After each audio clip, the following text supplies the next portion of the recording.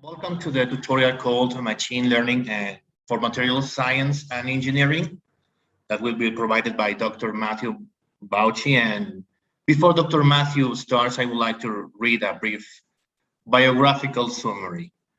Dr. Mathieu Bauchy is an associate professor at the University of California, Los Angeles, and established the physics of amorphous and inorganic solids laboratory.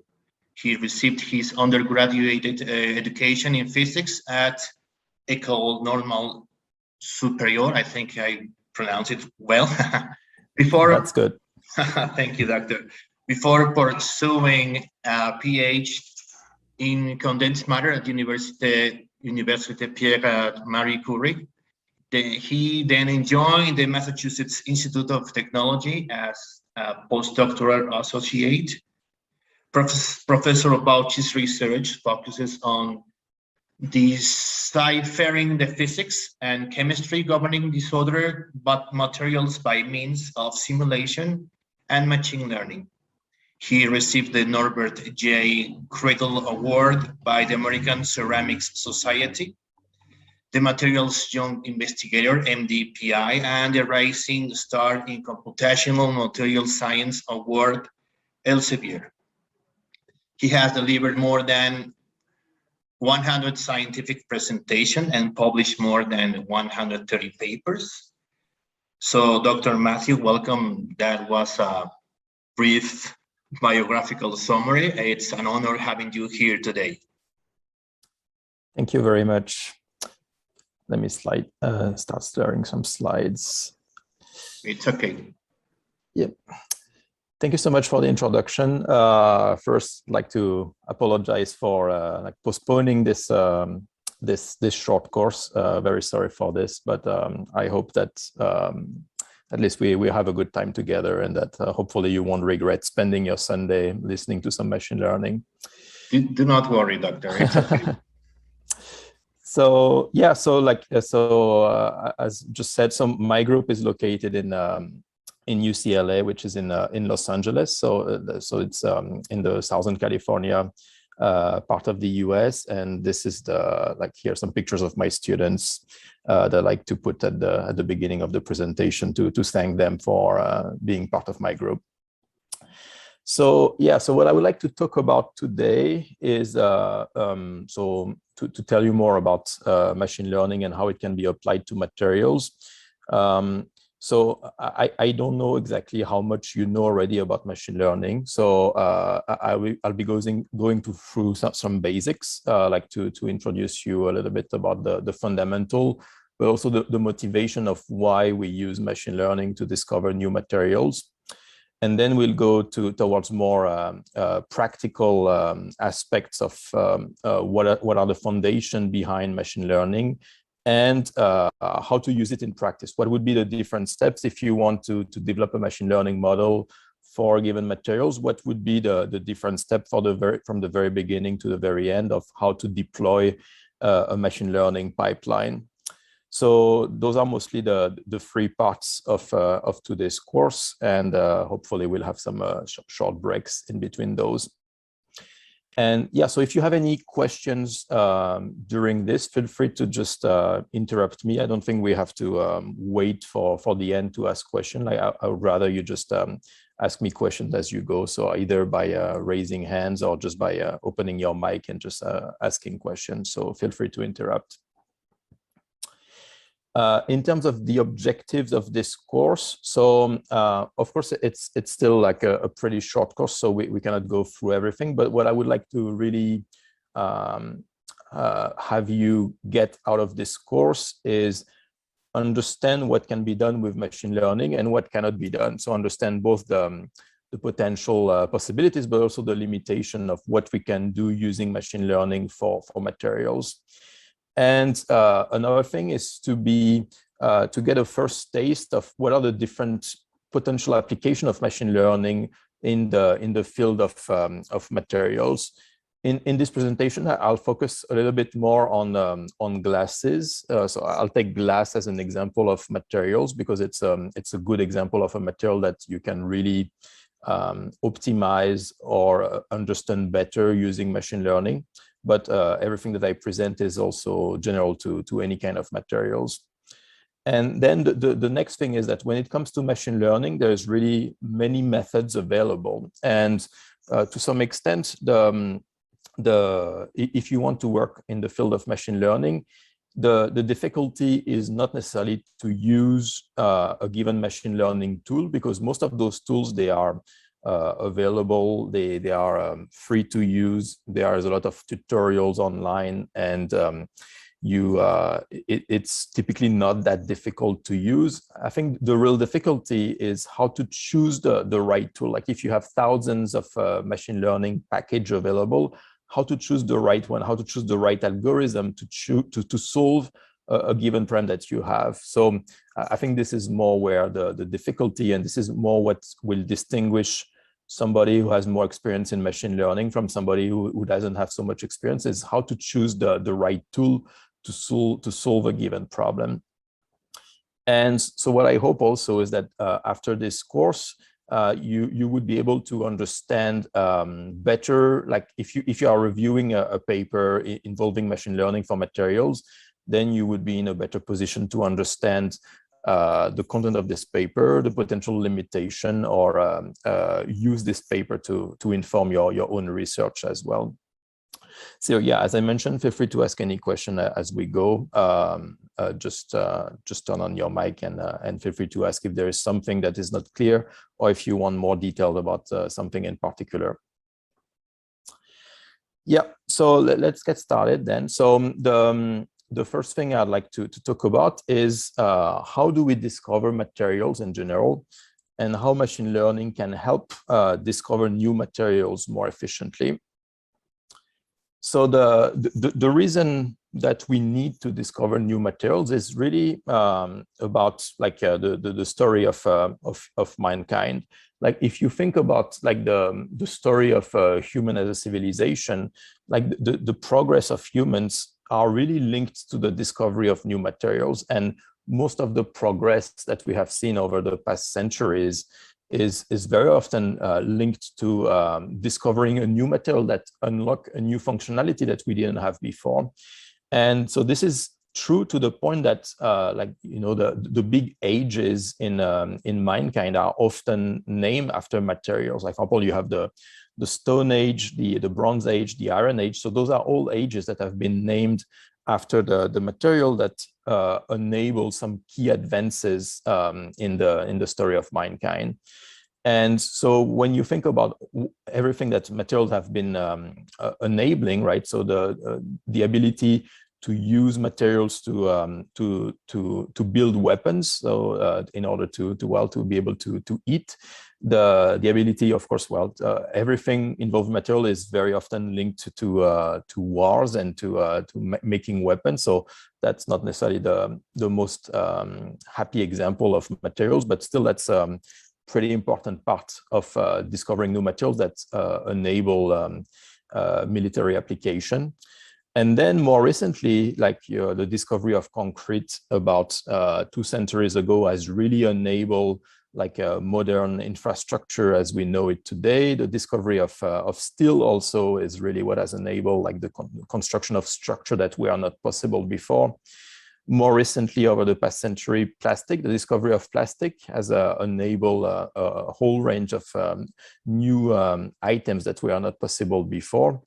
And to some extent, now we are still living in the Silicon Age, where everything revolving about transmitting information or computing, everything relies on some silicon for chips. And so over the past year, like the discovery of silicon and the ability to build silicon chips with a very fine resolution has really enabled like the modern information age, where you can process a lot of information, share information, and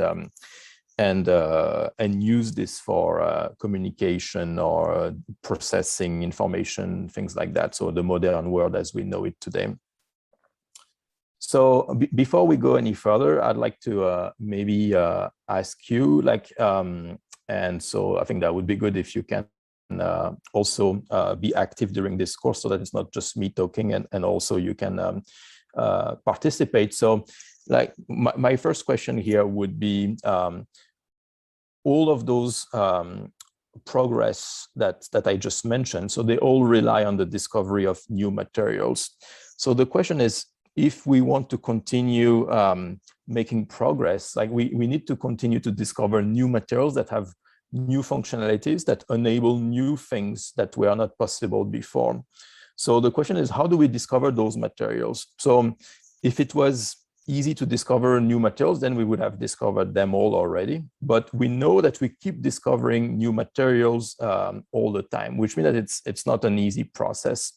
So like the first question that I would like to ask you is, if you want to discover a new material, either like a completely new types of family of materials, or simply a material that would be part of an existing family of material, but that you want to optimize, like you have a given material and you can change its composition, you can change its structure, you can change its processing, temperature, pressure, whatever. How would you discover, what would be your process to discover a new materials that has desirable properties or desirable behaviors that existing materials don't have? So like what would be your process to discovering a new material? Does anybody has any idea on that? Like how would you discover new materials?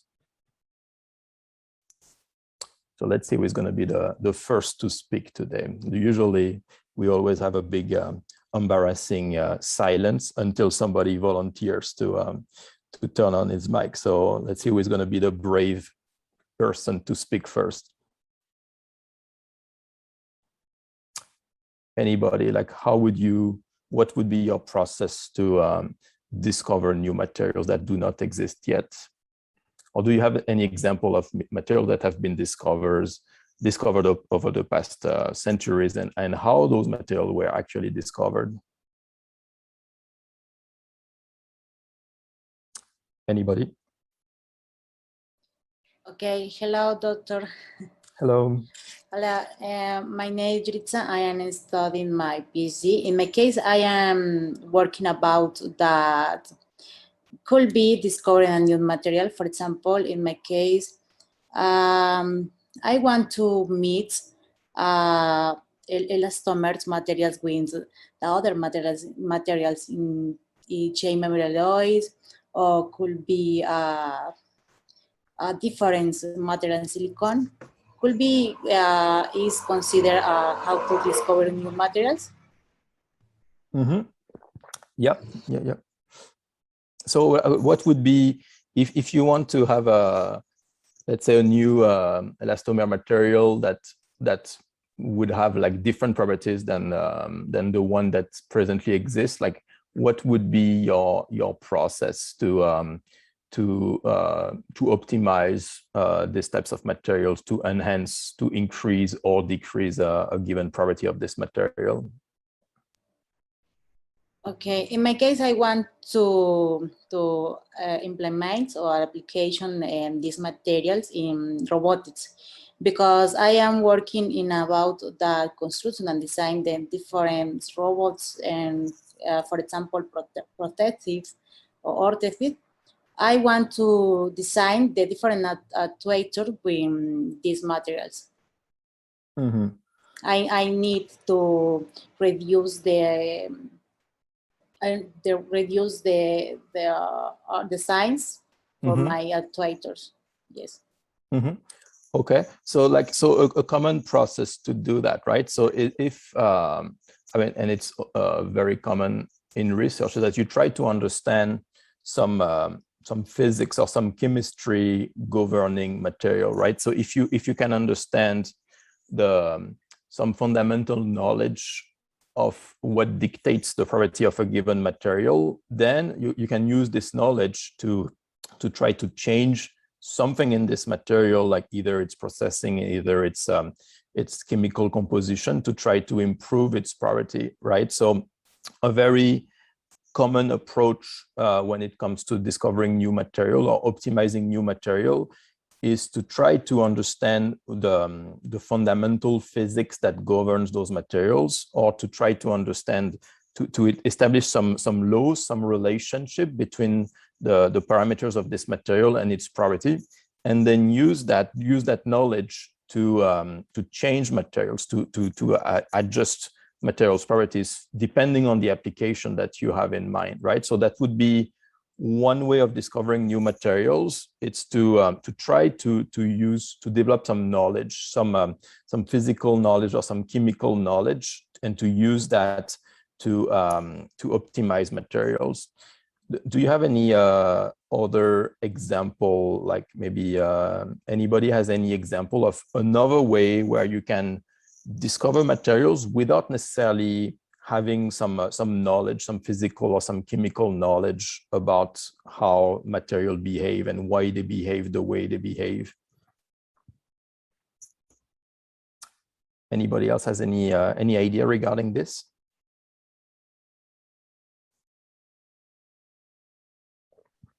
Do you have maybe some? Yeah, go ahead. You can repeat the question, please. Mm-hmm.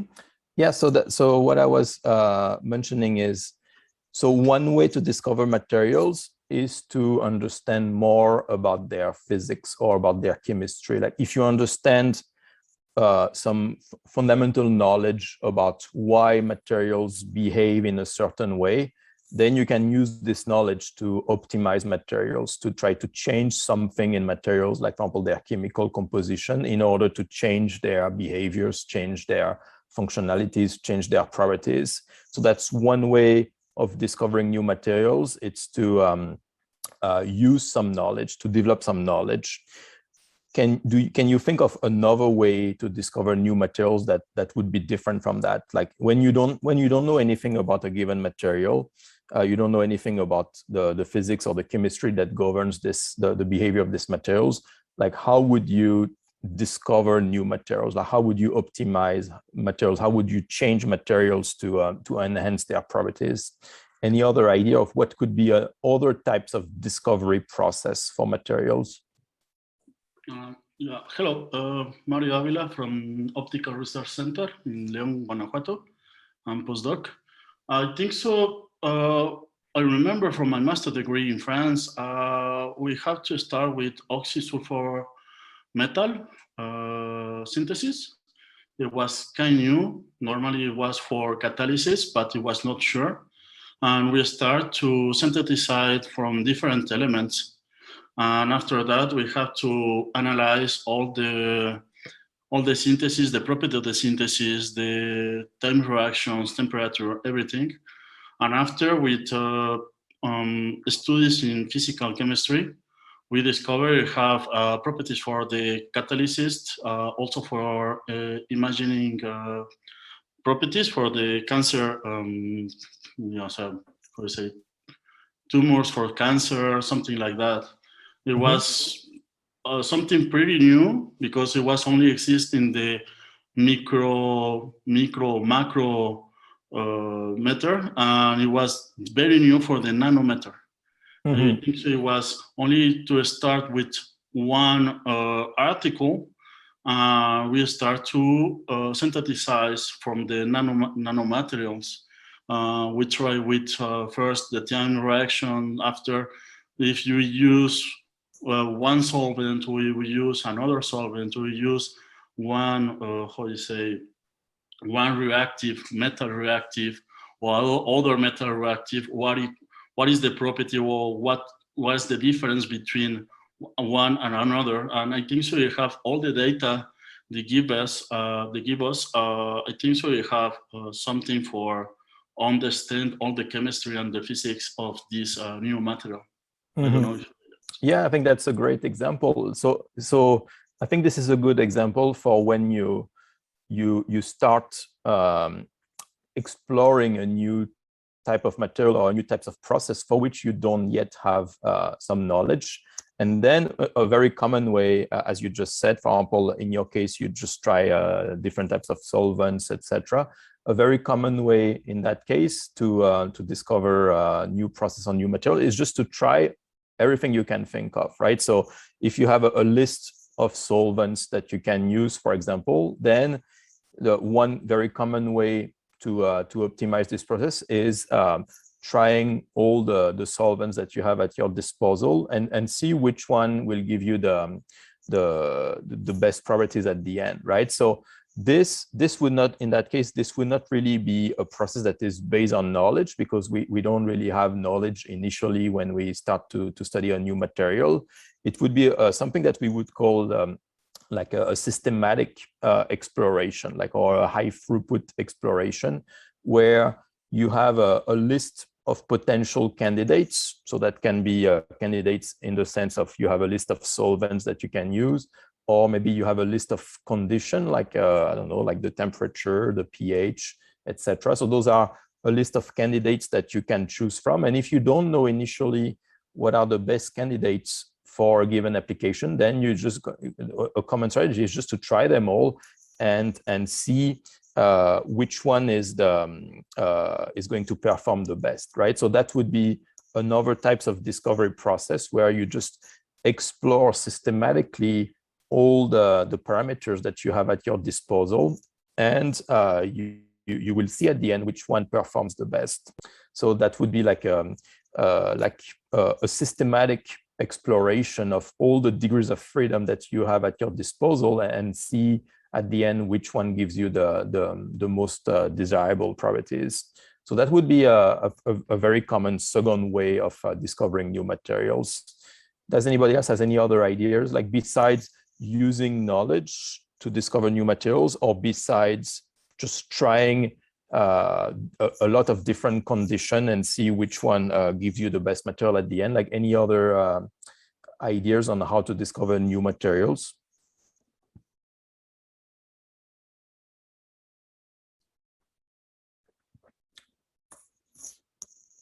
Okay, so let me review a little bit like what I think are like the main ways of discovering new materials. So one thing when you discover new materials is a lot of these things sometimes rely on intuition, is especially when you have worked with a given types of material already. In many cases, you already have some intuition about what are going to be the right condition, the right the most promising condition to make a given material. So in many cases, like if it's a scientist is trying to optimize a given material, is going to use his previous experience, use its intuition, and use this knowledge to optimize materials. And in that case, a very common process would be, first you try, so you synthesize this material, so you follow a given recipe to prepare a given material. Then based on that, you are going to experimentally test this material. So you are going to measure the performance of this material.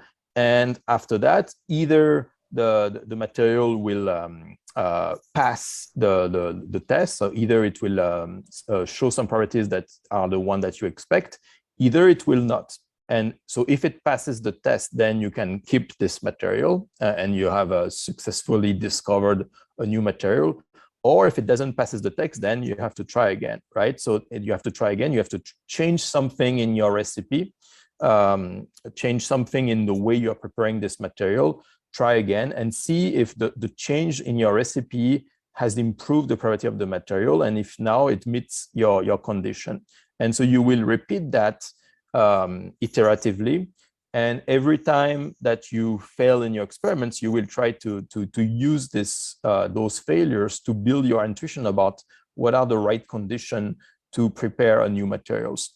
And at the end, once you have found your material, then you will usually, it's one thing to test it in the lab, but you will also want to test it in operating condition, like to test it in real life, to see if what you tested in the lab also translates to operating conditions. And if the material perform well in operating condition, then you have found the material that you wanted to find. And if not, again, you need to go back to change something in the way you prepare this material until you have found the material that performs as expected.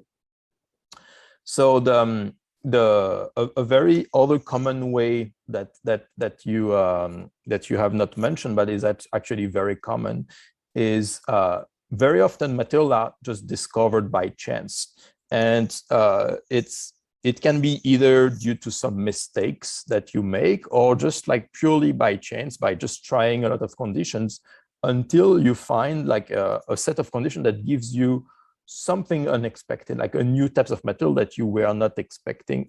It's very common, for example, that scientists would try to change something in a material to optimize it, and in the process, either due to a mistake, either due to luck, they will discover completely new types of materials that they were not necessarily expecting. So like for example, one example is the material of glass ceramics. So this is the material like vitroceramics like this that is used on certain types of cooking station like this. It's a metal that can sustain like very high temperature or very rapid changes in temperature. It can go from very cold to very hot very quickly without breaking, unlike glass that would be subject to thermal shock. So like this is an interesting material because it was, in this case, this glass ceramics completely discovered by chance. So it was discovered like about 50 years ago by Dr. Stuckey, who was a scientist at Corning, which is a company that makes a lot of glass and a lot of ceramics. And so the way it happens is that, so this scientist, Dr. Stuckey, was trying to discover new glasses. And the way to make glasses is to melt something in a furnace and then to quench it very quickly to prevent any crystallization and to form an amorphous glass. And so what he did by mistake is that he left a piece of glass in a furnace and just left it like all night long and forgot to remove it from the furnace before he left. And so what he discovered in the next morning when he came back to the lab is that this material that he has left in the furnace overnight was not transparent like you would expect for a typical glass. So it became like pretty dark. So like basically this material had crystallized overnight, like it was not amorphous anymore. And so what he did is that then he just realized his mistake and just take this piece of material and just throw it in the trash. And then realize that after throwing this material in the trash, that this material actually did not break. Like if you take a typical glass and if you drop it, this piece of glass is going to fracture because it's a very brittle material. But this material that he had synthesized like was very tough and actually didn't break when he just threw it in the trash. So then that's the point that he realized that actually he had discovered like something, a new way to synthesize material that can result in material being very, very tough. So material that can be used where for application where you don't want the material to break. So that's one example where sometimes you just do a mistake or something happens by luck and you can discover this new family of materials, this glass ceramics that did not exist before. So discovering material by luck is actually something that is pretty common way of discovering new materials, especially when it's material that you did not really envision, that you had no idea could really exist. Then it's very hard to discover those materials because you don't have any intuition about how those materials would work. So in that case, it's very common that they are discovered just by chance. Another way of discovering new materials would be more like a trial and error approach. And so that's actually the way that Edison invented the light bulbs. And so in this case, like what Edison wanted to have is to create a type of glass that can be used for a light bulb, where you have like that you can use for light. And in this case, like the type of glass that were existing before, they could not sustain the change in temperature between when the bulb is initially off and when you turn on the lights, like the temperature inside the bulb will increase a lot very rapidly. And most of glasses that existed at this time, if you increase the temperature too fast, then that will cause the glass to break. And so in that case, to enable the design of those light bulbs, what Edison had to do is really to try a lot of different glasses. And actually, in this case, Edison did not really have any good intuition of what would be the right type of glass for this application. So what they simply did is just to try a lot of them. So what they did is like they spent like 2 to 3 years just trying thousands of different glasses, thousands of different design, until they can find the one that works. So in this case, so that's what we would call, like now we would call it an Edisonian approach, where you just try everything. You try to change all the condition. Like you try to make a new material, you change its composition, you change the processing of these materials, and you just do this by trial and error, like pretty randomly. You try a lot of different combination until you can find the one that works for your application. So that in that case, that would be a process that can be pretty long, but if you just try enough for a very long time, ultimately you will be able to find the material that works for the application that you have in mind. So if we want to summarize what are the different ways that you can discover materials, I would say like they can be classified in terms of 4 big paradigms. And so the first paradigm, and that's the way material used to be discovered before I would say the 15th century, is relying on empirical science. And in that case, it means that at this time, the knowledge of, for example, of thermodynamics or the knowledge of physics and chemistry governing materials was very limited. So in that case, at this time, we didn't have really a lot of knowledge about materials. And in that case, the main way to discover new materials was just to rely on empirical observation, like just to try different things, see what works, see what doesn't, and build on this experience to discover new materials, even though we don't really understand why they behave the way they behave. And that's the way materials were discovered initially, like the discovery of glass initially by the Egyptians was purely based on empirical knowledge. Like they didn't have any idea of what governs the formation of a glass, but they just were able to make it just based on their own experience. The discovery of concrete, like for example, the Roman Empire used a lot of concrete, like to build big structures. And this again, like they had no clear idea about why concrete can initially be some kind of slurry and then gradually turn into a stone that can be used to make some construction. They just know it works, and that's enough to use it. But they don't really understand. They don't have a clear knowledge about why concrete can gain some strength over time. So those are some examples of material that were discovered just based on empirical experience, not based on knowledge. At some point, over the more recent centuries, then there has been more progress in science, and especially more progress in thermodynamics.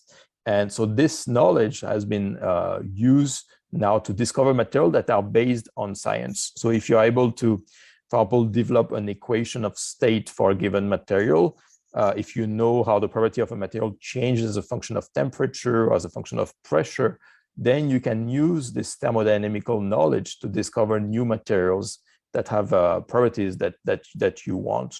So this is more like between the 1600 to like the 20th century. There has been more knowledge being generated by scientists, knowledge that can be used, for example, to understand how the relationship between the structure of a materials, the processing of a materials, and how does it impact its properties. So like understanding those relationship between the characteristics of the materials and its property, that's something that you need some theory in order to understand that. So that's the second paradigm in the material discovery, is to use knowledge to discover those materials. Then a third paradigm that is more recent, like especially over the past 50 years, is to use simulation, to use computational material science.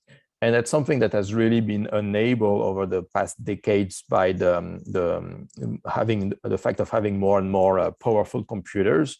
Now we can use those computers to simulate materials.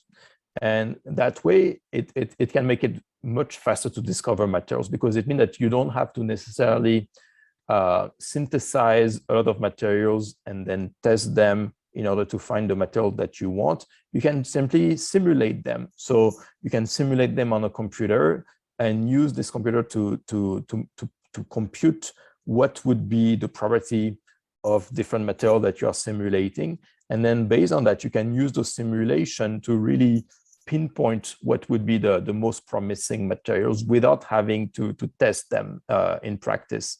So that can really accelerate the process of discovering new materials, because rather than just synthesizing thousands of different materials, then it's much easier, much faster, and much cheaper to just simulate thousands of materials and really limit the experimental synthesis of materials to a lower number of materials that you have found to be promising based on some simulation. So this would be the third paradigm of material discovery. It's using simulation, using computational material science. So when it comes to computational material science and using simulation, like the big advantage of this is that you can bypass the traditional material discovery pipeline. So like the traditional way to discover materials, as we mentioned before, is that you just select a candidate. So you select a given composition, you select some given condition like the temperature, pressure, pH, etc. And then you try synthesizing this material, you measure a property, and then you test if the property meets your constraints, meets your objective or not. And if it meets your objective, then you're going to keep this material. If not, then you're going to go back, loop back to change something in the way you make this material. So that's the traditional way to discover materials. But what can be different if you use simulation is that you can iterate much faster. Like rather than going through this entire route here, which takes a lot of time and will take at least several hours before you can select a new candidate, just because synthesizing a material is long and testing a material also takes a lot of time. So this loop would be pretty slow. But if you are simulating a material, then it becomes much faster, because you can, again, select a given candidate. So select a given set of condition or a given composition for your materials. And then you can directly simulate this. So you can simulate this material and quickly figure out if this material looks promising or not. If this material doesn't look promising, then you don't need to synthesize it. You can directly move to a new candidate. But if the simulation predicts that this material looks promising, then you will synthesize it and test for its property and decide if you want to keep it or not. So by having this, the ability to simulate materials, you can really accelerate the way you discover materials, because you don't have to synthesize materials all the time. You can just disregard very quickly materials that are not going to be very promising, so that you really focus your experiments on the most promising materials. So even though that sounds good, there's still some limitation behind this, because the first thing is that if you want to use knowledge to discover materials, then well, sometimes you don't have this knowledge. So this knowledge is not always available. So if you don't have enough knowledge about how the composition or the structure of a material impact its property, then you cannot use this knowledge. And when you don't have this knowledge, and if you just want to use trial and error, so just try a lot of potential candidates and see what works and what does not, this is something that can still takes a lot of time, because like if you, for example, if you want to discover a new glass and you are going to try different potential composition for this glass, like different oxides that you are going to melt in your glass, then you really have a lot of choices. Like you can pretty much put the entire periodic table inside your glass. So that would be a very, very high number of potential potential composition for your glass. So you would have like billions of possibilities. So you cannot just try all of them one by one. That would take a lifetime and probably more to come up with the best solution. So if you have a very small number of parameters that you can change in the way you make a glass, then it's okay to try all of them and just to see which one works, which one does not. But if you have more parameters that can change, then just using this traditional like Edisonian approach and trying all the possibilities would be a very slow process, very poorly efficient process. So we need to find some other ways of discovering new materials. And well, as we will see, machine learning will be a very efficient way to accelerate this process. So let me illustrate this. So let's assume that you want to discover a new material. So if you want to either find a material that will have the best possible properties, or just discover a brand new material that you have never worked with before, the way you have to do that is you have to explore a given design space. So what I mean by design space is the design space is going to be the list of all the parameters that you can change in the way you make a material. So you can think of the fact of making a material, it's the same as cooking a cake. You have a given recipe to make this cake. So the recipe will involve like some raw materials, like for example, you can put some flour, some milk, some butter, etc. So you have different ingredients that you can put. So in that case, the parameters that you can change is what are the ingredients that you are going to put inside your cake, and what are going to be the fraction of all those ingredients. Like, are you going to put like more milk, less milk, etc., more salt, more sugar? So you can change the fraction of the materials that you can put initially in your recipe. So that would be one example of design parameter. And then you can change the processing. You can change the temperature at which you're going to cook your cake. You can change how long you're going to cook your cake, etc. So you can change, when it comes to material, you can change the temperature, you can change the duration of the processing of the annealing, you can change the pressure, etc. So you have a lot of parameters that you can change. So the design space would be the list of all of those parameters, either the composition of the material that you are going to use, or the processing temperature, processing pressure. So this is a list of different parameters that you can change. And so this can be represented as a space where the axis of this space would be the parameters, would be the composition, would be the pressure, etc.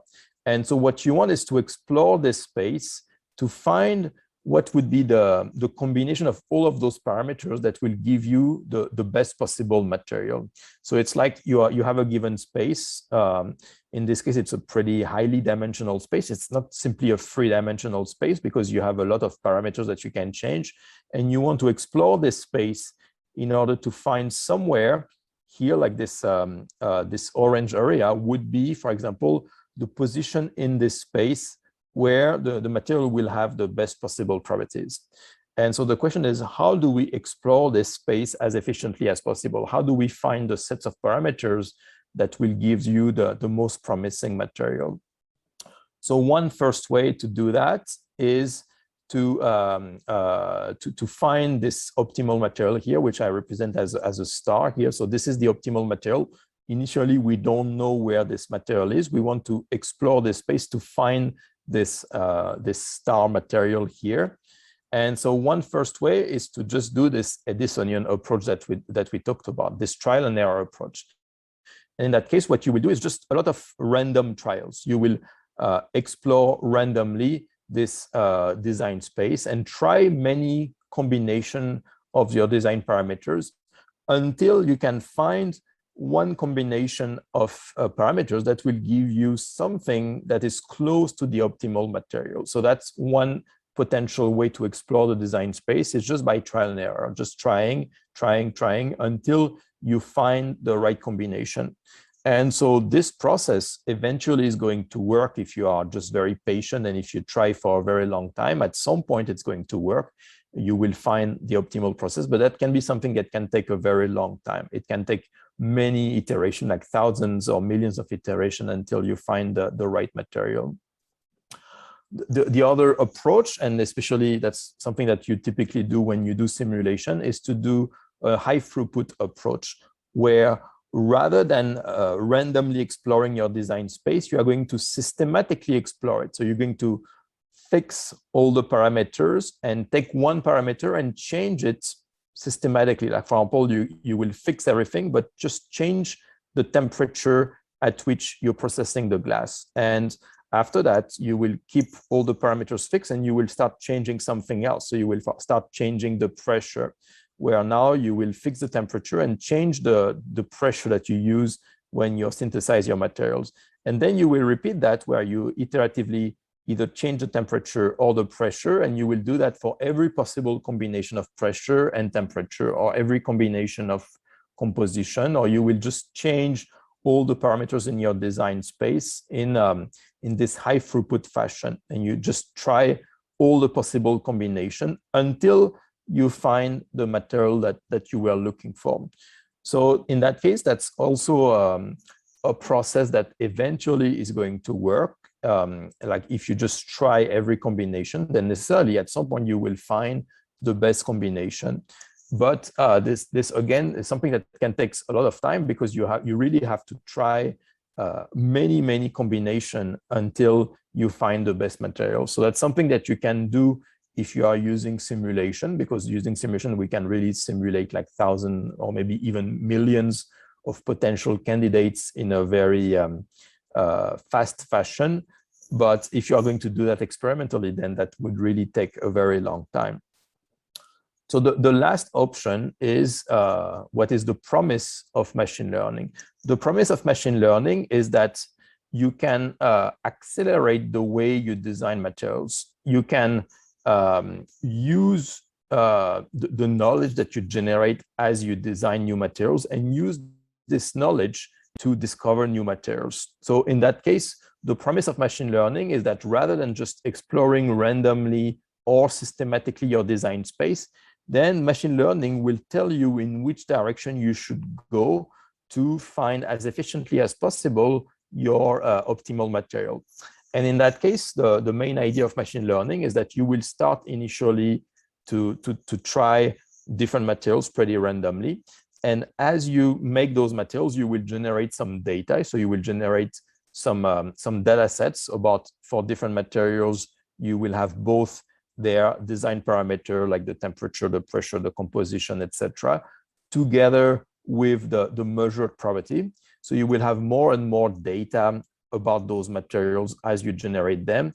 And then what you will do is use this data to train some machine learning model. And the machine learning model will tell you what should be the next material to try. So in that case, that's the promise of machine learning, is that it will tell you which material to try next based on all the data that you have accumulated so far. And in that case, so that's an efficient process, because it can really it can guide you towards the most promising materials by minimizing the number of experiments that you need to get there. And that's also a very powerful process, because this process of discovering materials with machine learning does not require knowledge. It doesn't require you to understand some physics or some chemistry about the material. You just need some data.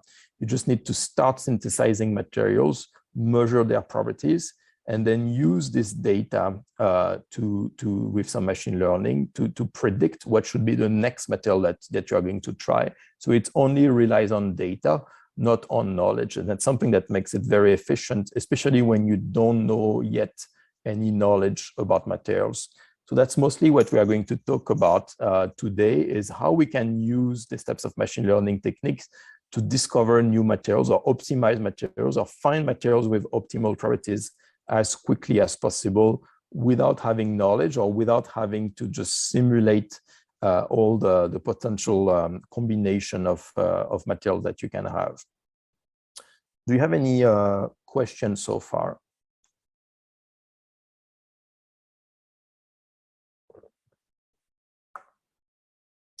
Okay, so just as a reminder, like if you have any question that comes in, just feel free to ask as we go. Like you don't need to wait for me to stop talking or anything like that. Just feel free to ask questions. Okay, so now let's go to to a new part, which is like, how do we use machine learning for the process of optimizing a material? So like in this case, like the idea is that you want to come up with a new material that has better properties than existing material. And in this process is called like a material optimization. You want to optimize something in a given material. And the question is how to do this as efficiently as possible. So when it comes to optimizing a material, there is always a balance between different things. So here I'm taking an example of a glass, but this is true for any types of materials, is if you want to change a given materials to make it more appropriate for a given optimization, you have a balance between two things. First, you have the product attributes. So the product attributes are going to be the properties of the materials that are going to make this material useful for a given application. So for example, if you come up with, let's say you want to come up with a new glass that you can use to make a screen for your smartphone. So in that case, as a consumer or as a glass producer, you will want this glass to be as light as possible so that it doesn't make your phone too heavy. So you will want to potentially minimize the density of the glass. You may want to have a glass that is as hard as possible so that it's hard to scratch. Like you cannot scratch this glass and make some big scratch if you put your phone and your keys in your pocket. Like you don't want the keys to scratch your phone. You want the glass to be as tough as possible. Like if you drop your phone, ideally you don't want the glass to break. So you want to have a toughness that is as high as possible. And you want like also a high chemical durability. You don't want the glass on your phone to start dissolving if it starts raining. So you want to have a good chemical durability. So those are the attributes about the product itself. Like a given material will have a certain types of performance attributes, which will make it possible to use these materials for different applications. So those are the properties that dictate the performance of a materials for a given application. But then even if you have a material that has a very high performance, you still need to be able to manufacture this material. So this is going to be the second type of attributes. Those are the manufacturing materials. So those manufacturing materials, they do not dictate the performance of the materials, but they dictate whether in practice you can manufacture these materials or not, or they dictate how expensive is it going to be to make these materials. So for example, when you make a glass, there's a couple of things that are very important, like the viscosity of the melt at a given temperature, the glass transition temperature, the liquidus temperature, like the temperature at which you need to heat material to melt them. So those are all properties that as a consumer, you don't care about. Like if you want to just make a glass to use as a smartphone screen, you don't care about the glass transition temperature or things like that. But like still, if you want to be able to make this material, then you need to make sure that that this material will be able to be made. So you need to make sure that this material will be processable, that it won't be too expensive to make this material, or that you can make it using the material that you have at your disposal. So when you want to come up with a new material, very often you will have to find the right balance between maximizing the performance of the materials, but also ensuring that these materials can be made in practice and that it won't be too expensive to make these materials. And very often it's a competition between those two things, because usually when you increase the performance of the materials, then it means that it's going to be more challenging to produce this material. So very often you will have to find the right balance between those two things. So finding the right balance between the performance of a materials and whether these materials can easily be manufactured or not, that you can summarize this as an optimization process. So for example, if I take an example of glasses, is you want to come up with a new glass that for example will be very tough, like a glass that would be very resistant to fracture. And in that case, what you can do to change a given glass is change its composition. So you can take pretty much any element of the periodic table, put it in a furnace, melt it, and then quench it very fast and form a glass out of this. So you can take all the elements of the periodic table, pretty much mix them with different fraction, and form a glass out of this, and see then if the glass is going to be performing as you want, or if the glass is going to have a high toughness, for example.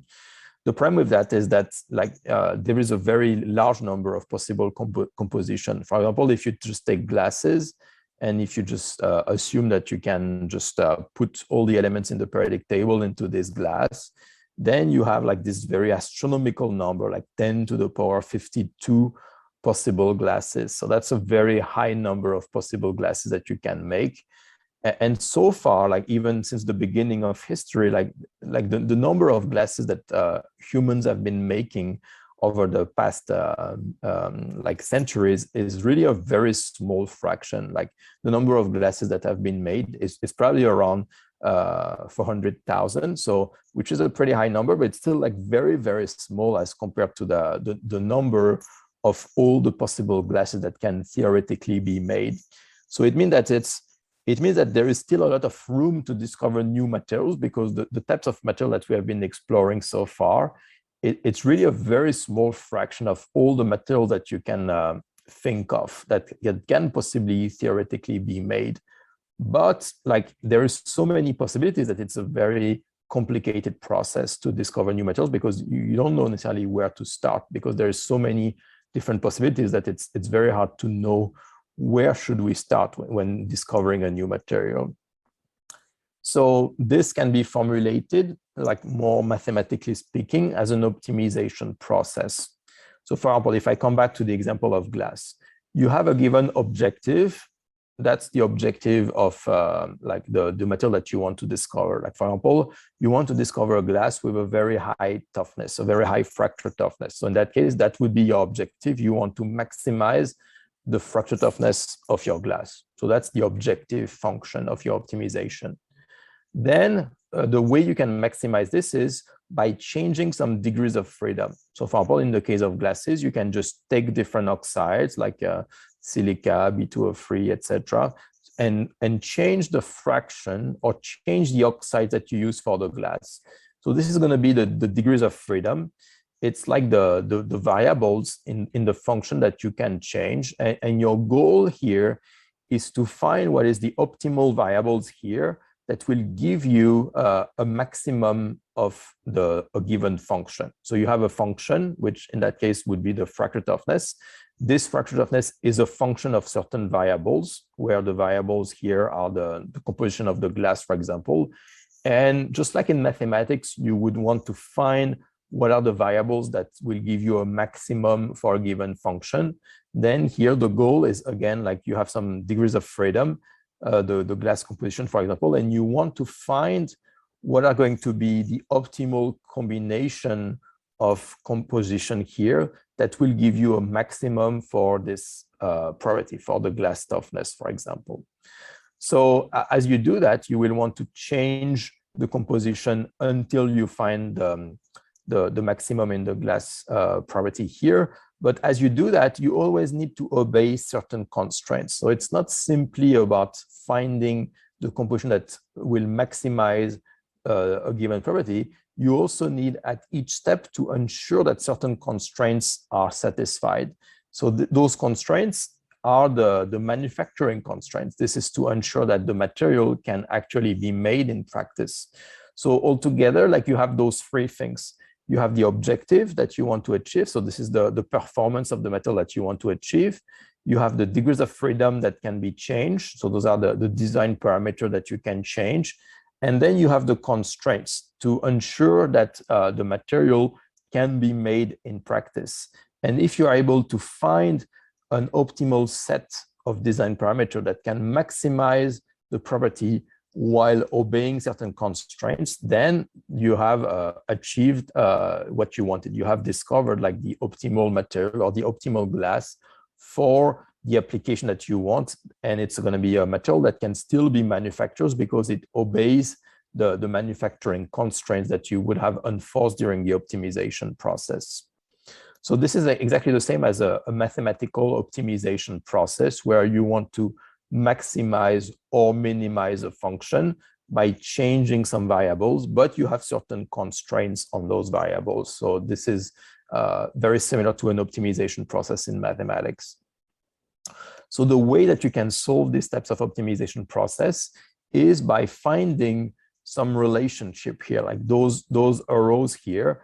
They symbolize some relationship between the design parameters and the properties, or the design parameters and the constraints. For example, if you have a model here that can tell you the relationship between the glass composition and the fracture toughness, and if you have another model that will tell you the properties with between the composition and the viscosity, liquidus temperature, etc., then you can use those models to very efficiently solve these types of optimization problem. You can use those relationships here to quickly find what is going to be the best composition that will maximize a given property while ensuring that certain constraints are met. And if you don't have those models here that tell you the relationship of how composition is affecting properties, of how composition is affecting your constraints, then it's something that would be very difficult to solve. So here, like what we, one of the main objectives that we will want to achieve using machine learning is to build some models that can tell you those relationships here. A machine learning model that would be able to use as input, for example, the composition here, or the temperature, or the pressure, and use this as input for a model that can then predict how those inputs will affect a given property. So this is what we hope to do with machine learning, is to find a model that can be used to transform some design parameters into some properties. If we have this model here, then it makes it very efficient to solve these types of optimization process. So for this, we need some models. We need some models that we can use to map some design parameters to some properties. So we need to find some models that can take as input some design parameter, like the temperature or the pressure of the processing. And this model will then predict what will be the performance of the material as a function of the design parameter. So for this, there is when it comes to developing new models like this, there is a various models that are available, or various families of models. So you can either use what you know about the physics or the chemistry of those models. So those are the models that are rooted in physics, for example. So if you understand enough about the physics of the material, then you can develop a model that is based on physics and will relate composition, pressure, temperature to the properties of the materials. Or on the other hand, sometimes you don't know anything about the physics of those materials. So then you will need to follow like purely empirical approach. And so this is where machine learning will go. So this is where, if you don't have any physical or chemical knowledge about the materials, then you can use machine learning. If you have some data, then you will use those data to train some models that can learn based on those data to find a relationship between the design parameters and the properties of your materials. So here in this case, like this family of models, those are the models that are based on data only, rather than being based on knowledge, based on physics or chemistry, those models will be based on data. And so the main idea of machine learning is that if you have data, then the machine learning model will look at those data and try to learn by example how to use those data to develop a model. And that is very similar to the way humans learn in practice. Like if you are a child, and the way you discover how to do certain action, like how to eat, how to walk, it's very often, if you discover how to walk as a kid, it's not because you understand the physics of equilibrium, of how to stand on equilibrium on your legs. It's not based on knowledge that you learn how to walk. You learn how to walk by watching other person walking, or you learn how to walk by just trial and error, just trying different ways until you find the right way of walking. So in this case, that's a very similar process of machine learning, is that you will learn relationship between material parameters and material properties simply by observing many materials with many different features, many different design parameters combination, and observing how those design parameters change the properties of materials. And simply by observing previous data that you have, then machine learning will be able to develop some models that can relate those design parameters with the properties of those materials. So in that case, machine learning, they really learn by example. You have some example of materials, and machine learning will learn from those examples without learning anything about the fundamental physics or the fundamental chemistry. So that in that case, it really mimics the way we learn as when we are a kid. Like, we learn everything simply by observing, not really by understanding the fundamental knowledge governing the action that we do. We mostly observe other person and mimic what they are doing rather than understanding the fundamental reason of why we do things in a certain way. So this is really what machine learning can do. And the main reason machine learning has become more popular over the past decades is that machine learning is only based on data. Machine learning models will learn some relationship based on existing data. And the main reason we use machine learning more now, more than ever, is because we have really a lot of data. We produce much more data than we used to.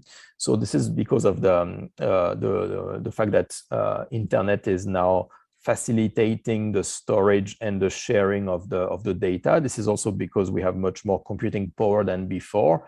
So it makes it possible to really generate much more data than before. But still, like, and now, like, every year we produce much more data than the year before. And this is really this accumulation of a large number of data that has really enabled the development of new machine learning methods that were not possible before, just simply because we did not have enough data available. So now there is more and more of those data, and more of those data becomes available to everybody. So this is really what has enabled the development of machine learning over the past decades.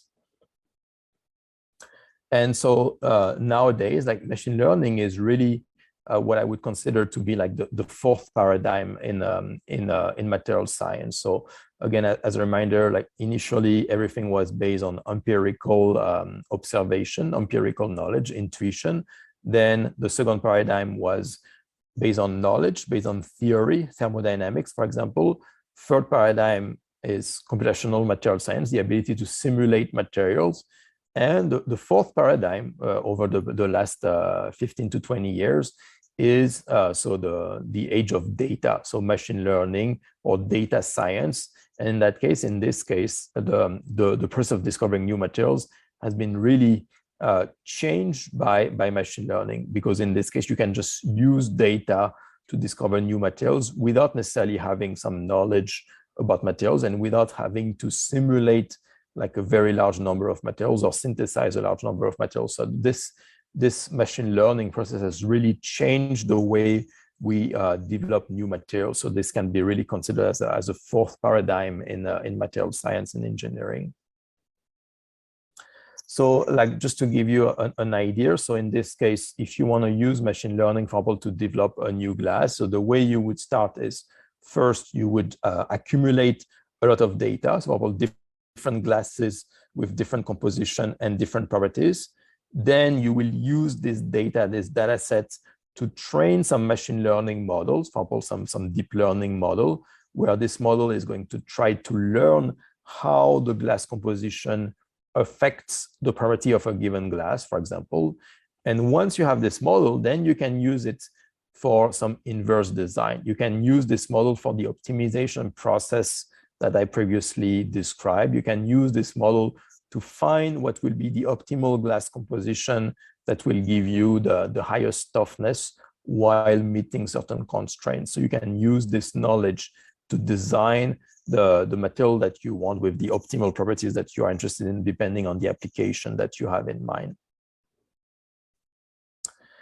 Okay, so let's jump now to more specific introduction to machine learning. So what I would like to do in the next few minutes is really to try to come up with a definition of what is machine learning. So the first thing before being able to see how to use machine learning is really to find what is the best way to define machine learning, what would be the best possible definition of machine learning, and how does it differs from alternative approaches to design materials, for example.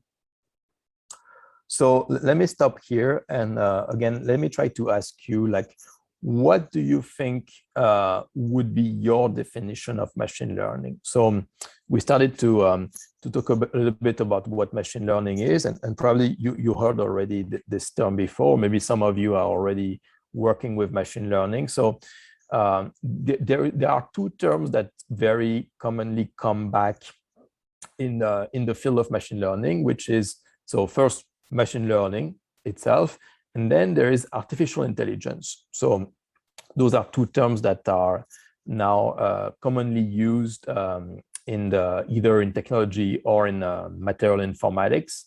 So does anybody has an idea of how can we define machine learning and how can we define artificial intelligence? Is it the same thing? Is it two different things? Is machine learning part of artificial intelligence or artificial intelligence part of machine learning? Like, how can we define those two terms and what is the relationship between those two terms? So does anybody has any idea about what would be a good definition for machine learning or a good definition for artificial intelligence? Anybody has any idea regarding this?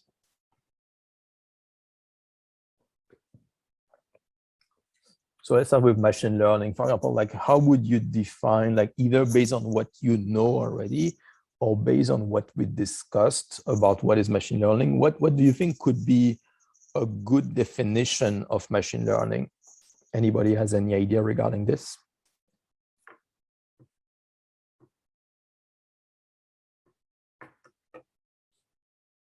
Any idea? So when it comes to defining something, there is, I would say, three ways you can define a concept.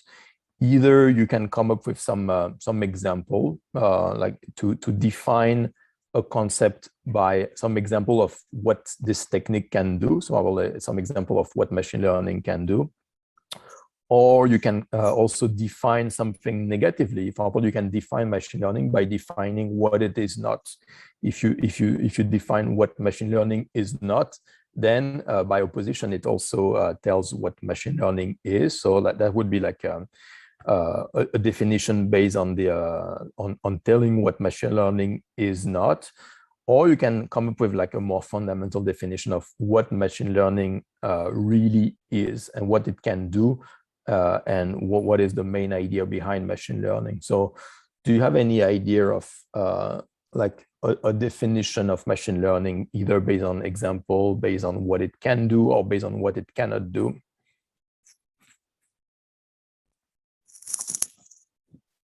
Anybody has any idea?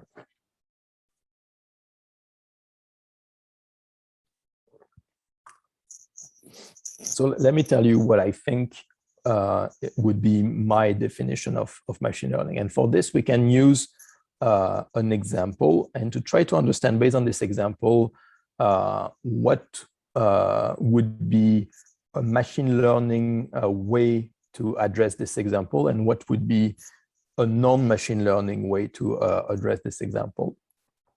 So the example that I want to take here is, let's assume that you have a plant that produces some glass containers. So for example, you have like a factory that where you build some containers that are going to be used to store liquids or something like that are made out of glass.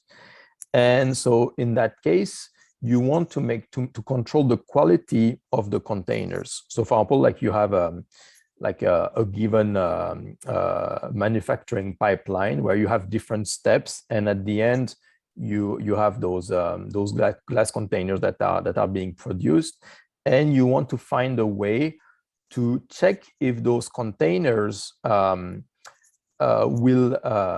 satisfactory or not. Do they meet certain quality control or not? So one way you can do that, for example, is that every time a new glass container is being produced, Then you're going to take a picture of it, for example, and then based on this picture, you want to have a model that will tell you based on this picture whether this container looks okay or whether it looks like there is a defect. For example, like it looks like it is cracked, or it looks like there is some kind of bubble in the glass, or maybe the glass doesn't have the right color. So you will use those picture of the container as they are produced, and then you will have a model that will tell you, is the quality of this glass okay, or is it not okay?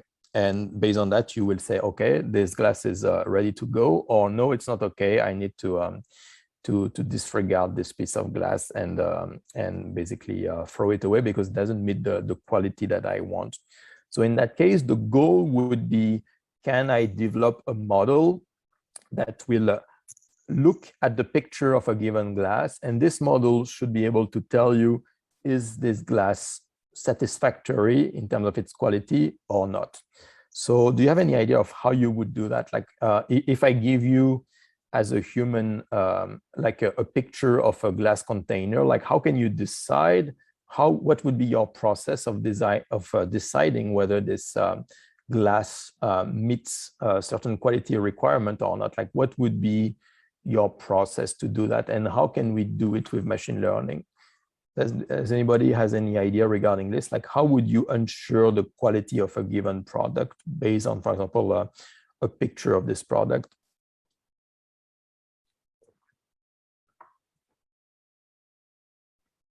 So I think a first way, if you were to do it as a human, if I give you some pictures of different glasses, the first way is that you can come up with some rules. You can come up with some rules. Like for example, you can say that if the glass is not transparent, then it doesn't meet the quality control. Or you can say, if I can see a crack on the glass, then it means that the glass is broken. It doesn't meet the quality requirements. So this would be, in that case, you would have a given number of conditions, and either those conditions are met or they are not met. So in that case, that would be a first way of checking the quality of a given material, is that you already have some knowledge about what distinguishes a material that is good versus a material that has some defects, and then you use this knowledge to decide if the material meets the quality that you want or not. And so for this, you need to have some knowledge already. Like for example, if you know that a given glass, if you see some cracks, you know that the fact of seeing some cracks in your glass means that the glass doesn't meet the quality that you want, then you will use this knowledge to decide that I should disregard this glass container. So that would be a first way, and this is what I would call explicit programming. Like you can, if you want to automate this process, then you can take a picture of this glass and then use this picture and put this picture to a program, and this program will try to see, is there a crack in the glass? Is the glass transparent or not? Is there some bubbles in the glass or not? And based on those conditions, you will have a given algorithm that will say, if I can see some cracks, then the glass doesn't meet the quality. If I can see some bubbles, then the glass doesn't meet the quality requirement. So this would be explicit programming, because you would explicitly code in your program what are the conditions that distinguish a glass that meets the quality requirement from a glass that doesn't meet a quality requirement. So that would be the first way to develop a model, is that you will write the condition explicitly. You will explicitly write in your program what are the conditions that makes a glass container satisfactory and what are the conditions that makes it non-satisfactory. So that's what we call explicit programming, because we explicitly give to the program the rules of what distinguishes a good glass from a bad glass. But then there's an alternative way, which would be to use machine learning. If you use machine learning, then it means that you don't necessarily already know what is the difference between a good and a bad glass. You don't know how to distinguish it yet. But what you know is that you have some example. You have some example. For example, you have some example of 1,000 glasses that you know are meet quality requirements, and you have another 1,000 example of glasses that do not meet quality requirements. And so this is what you have already. So you have, for example, you take 1,000 pictures of example of glasses that meets quality requirements, and you have another 1,000 of glasses, one other example of pictures of glasses that do not meet quality requirements. And then you will use those example of pictures of glasses, and you will give that to a machine learning model. And then what the machine learning will do is to analyze those pictures, analyze those example of pictures of glasses that either meet quality requirement or do not meet quality requirement. And by analyzing those example of pictures, the machine learning model will try to understand what are the rules that distinguishes good glass from bad glasses. So in this case, it's a very different process. When you do explicit programming, then you already know the rules of what distinguishes a good glass from a bad glass, and you will use those rules to build your program.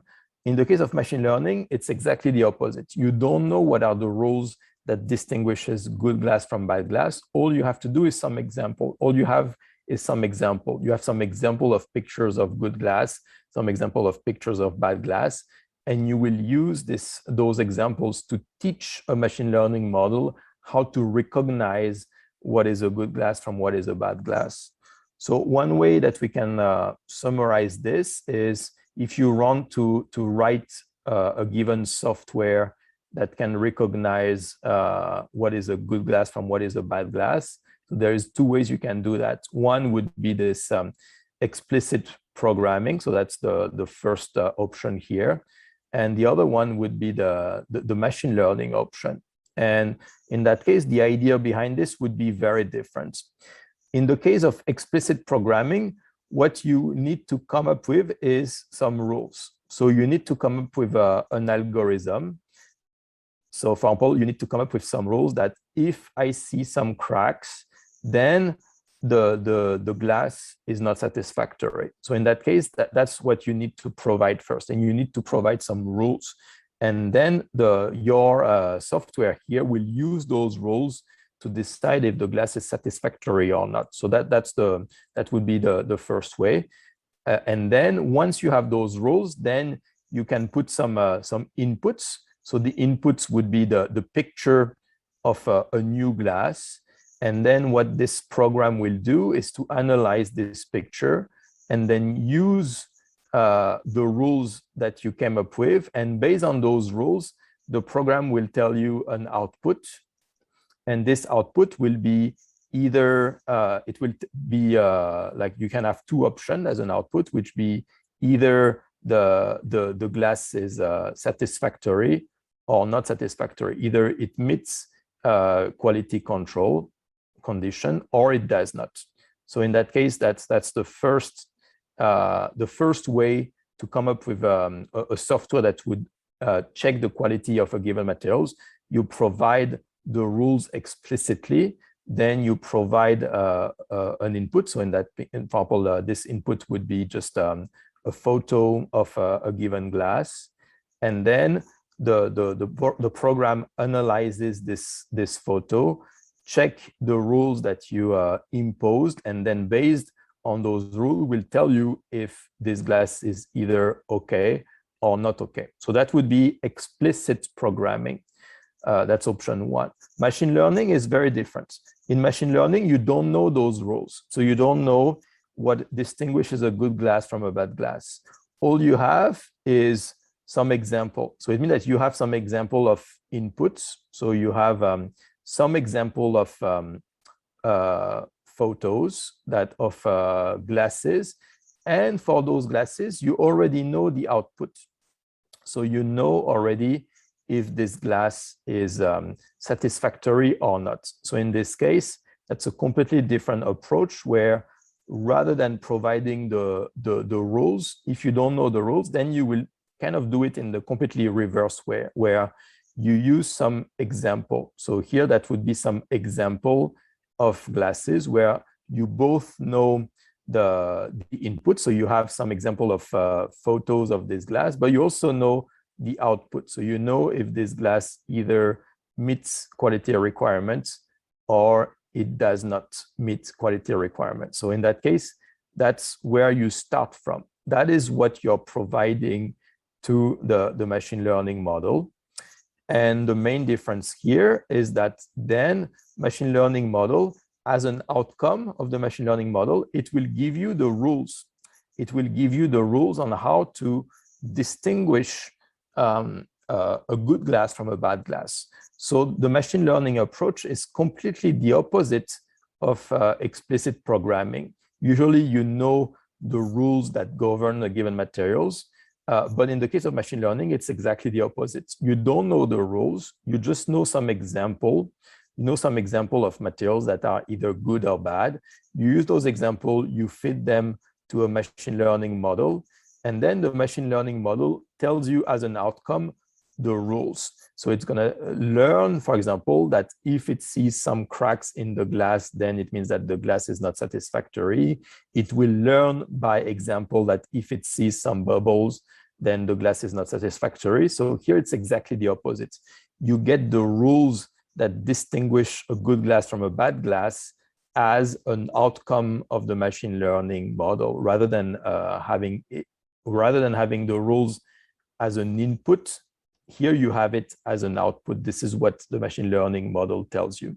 And once you have those rules, then you can use those rules to come back to a more traditional approach, where you will use those rules and based on that, analyze new photos of new glasses. And based on those rules, you can decide if the glass is satisfactory or not satisfactory.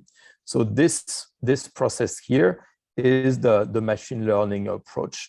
This is where you don't know the rules that dictates the material's behavior, but you have some example of materials, and you will use those examples to teach some machine learning model to try to come up with the rules. So that's completely the opposite of the traditional way of studying materials. Is rather than using some rules to make some prediction, here you just start with some example, and the machine learning model will give you the rules rather than the opposite. So that's a completely reverse way of approaching materials. You just approach it based on examples, based on data, rather than based on rules, rather than based on knowledge. So to some extent, in the traditional way, you use some knowledge to make some prediction. Now in machine learning, that's completely the opposite. You use some example, and based on that, you can generate new knowledge, or you can generate new rules that then you can use to inform your materials, or discover new materials, or check if a material is satisfactory or not. So it's a completely reverse way of thinking about materials. Do you have any questions regarding this difference between explicit programming versus machine learning here? Any question about this, those schematic here, or any questions about this machine learning approach?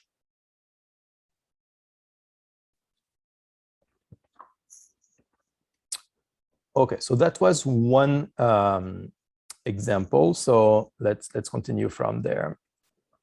So based on this, so the way I would define machine learning, so I mean, everybody can have a slightly different definition of machine learning. There's different way of defining what machine learning is, but the way I would define it is as follows. So I would define machine learning as the science of getting a computer to learn how to perform a given task by example, without being explicitly programmed on how to perform this task. So just like many definitions, like every word in this definition is important, right? So the first thing is that machine learning is a science, so that's one thing, and it requires computer. So machine learning will require a computer to be trained. So that's the first thing. The goal of machine learning is to perform a given task. So again, based on the previous example, a given task can be based on a given photo of a given glass. tell me if this glass meets quality requirement or not. So that could be an example of a given task, or another task could be based on a given composition, predict what will be the property of this material, predict what will be the density of this material, predict what will be the modulus of this material, the toughness of this material, etc. So predicting a given property. Or it can be based on a certain condition of temperature and pressure, predict if a material can be made or not. Is a given material going to be formed or not under certain condition? So that would be some example of task that you would want your machine learning model to be able to do. So that's the next thing. Now the question is, how do you learn how to perform this task? So what we said for explicit programming is that in that case, you would do this task based on explicitly putting some instruction. For example, if you know already, you have some physical knowledge about how the composition of a material is going to affect its property, then you are going to use this knowledge to build a model like a recipe, where you will tell your software if the composition contains these oxides, then the material will have this property, or if there is more than a given threshold, then the property will be affected in a certain way.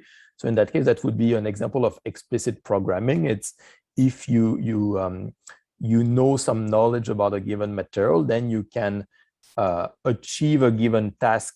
A computer can achieve a given task by you providing some instruction of what to do, what are the list of instructions of some conditions, etc., to achieve a given task, to make a prediction based on certain list of instruction.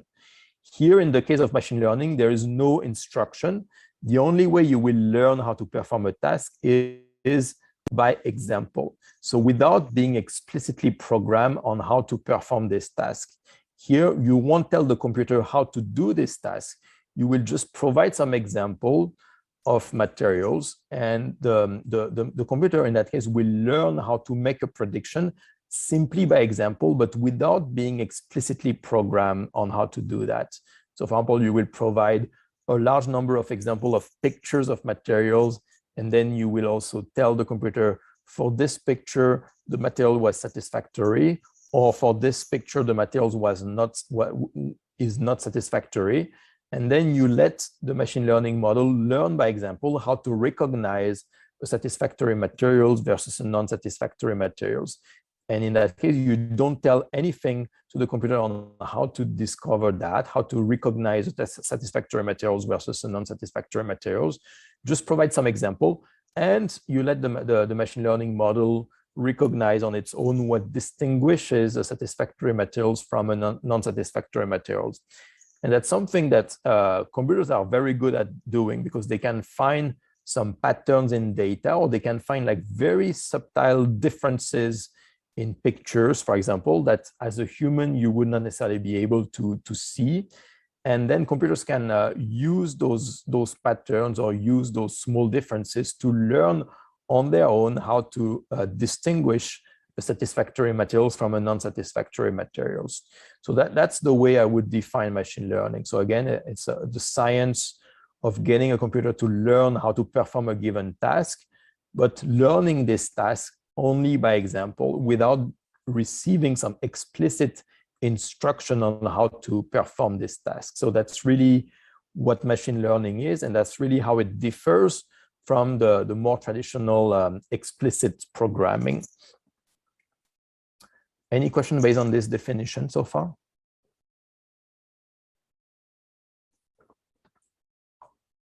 So then the next thing is, so if this is the definition of machine learning, what is the definition of artificial intelligence? So artificial intelligence, I would define it this way. So artificial intelligence is the science of getting a computer to learn how to perform a task that usually requires human intelligence. So that's the definition of artificial intelligence. It's actually pretty close to machine learning, but there is some differences. So in artificial intelligence, again, you want to have a computer learn how to do a task. So that's still the same objective. It's still about performing a given task. And this task is a task that typically requires intelligence. It's not something that that can be done like it's a task that typically would require some intelligence on how to perform this task. So the key difference here is that artificial intelligence, the definition, as you can see here, it's more general than machine learning. Machine learning, you will really learn how to perform this task by example. In the case of artificial intelligence, you teach a computer how to perform a given task, but there is no condition of how the computer will learn how to do this task. So in the case of artificial intelligence, one way to teach a computer how to perform a task could be by example. So that can be by machine learning, but it can also be by actually providing some instruction. Like that would be another way. You can just tell, if you are building a robot, for example, then you can tell the robot, if you see this thing in front of you, then you need to stop. That would be an explicit condition of, if you see an object in front of you, then stop, don't continue running towards this object, so to avoid a collision. So that would be, for example, an example of an explicit condition that you would provide with a robot. Like you would teach the robot how to navigate in a given room, and you would give them some instruction. If you see something in front of you, then you need to stop. So that would be an example of artificial intelligence where you provide explicitly some instruction to the robot. But another example, using machine learning, you would provide the robot with some example of motion that is safe versus some example of motion that is unsafe that led to some collision. And in that case, the robot will just learn directly from those examples how to avoid collision. So the robot, you won't teach explicitly the robot that it needs to stop if it sees something in front of you, but the robot in that case will just learn this on its own, because it will have seen some example of previous condition where the robot would have collided with something in front of him, and it will use those examples to learn how to avoid collision in the future. So like this process of learning by example, it's very similar to the way babies learn. Like they learn by example. If they do something that make them feel painful or something like that, or if they do something that and then an adult tell them that this was something bad, then they will learn based on this example that they should not do this thing in the future. Or if they do something that leads to something happy at the end, like if they eat something and something that tastes good, then it's something that they will tend to do again and again, because it's something that they got rewarded for this. So this is the process of learning by example, doing something, and either you will receive a penalty based on what you did, or you will receive a reward because you did something good, and then you will tend over and over to do things for which you receive a reward, and you will tend to avoid things for which you receive a penalty. So this would be a process of learning by example. This is very often how kids learn, but artificial intelligence can be more general by that. You can also learn based on some condition. So artificial intelligence, or more commonly abbreviated as AI, it includes more things than just machine learning. It includes logical reasoning, like planning, how to plan different actions in a way to achieve a given task. Perception, how to perceive your environment, how to analyze what you see, how you analyze what you hear, or what you can feel, like with all the five senses. So the perceiving information about your environment, that's also a subfield of artificial intelligence. Interacting with your environment, like taking some actions. Natural language processing, this is about understanding language, understanding some written instruction or some vocal instruction, or the process of learning in general. So those are all subfields of artificial intelligence. So again, artificial intelligence is something that is more general than machine learning. Machine learning is a more specific subfield within artificial intelligence. And then the last thing, another common term that is used is data science. So data science, the way I would define this is I would define it as the science of extracting meaningful insights from data. So in that case, that includes the process of learning from data. If you have some data, you want to learn something based on those data, that's data science. It also includes statistics. So generating some statistics based on some data, that's part also of data science. So those are three things: machine learning, artificial intelligence, data science. Those are three fields that that can be used for materials informatics, that can be used to discover materials or optimize materials. And so if we were to summarize this, so you have like the field of AI. So we can represent it as a potato like this. So that's the field of AI. And then you have the field of data science. And so if you see the definition here, data science includes learning from data, and AI also includes learning from data. But data science, it also includes other things, like for example, statistics. The fact of coming up with some statistics based on some data, that's something that falls within the reach of data science, but it's not part of artificial intelligence. So to summarize, like we can represent this like this. You have AI, then you have data science. They have some intersection. There is some intersection between data science and AI, but it's two different things. So it's like two circles that have some intersection like this, but it's not like one is completely containing the other.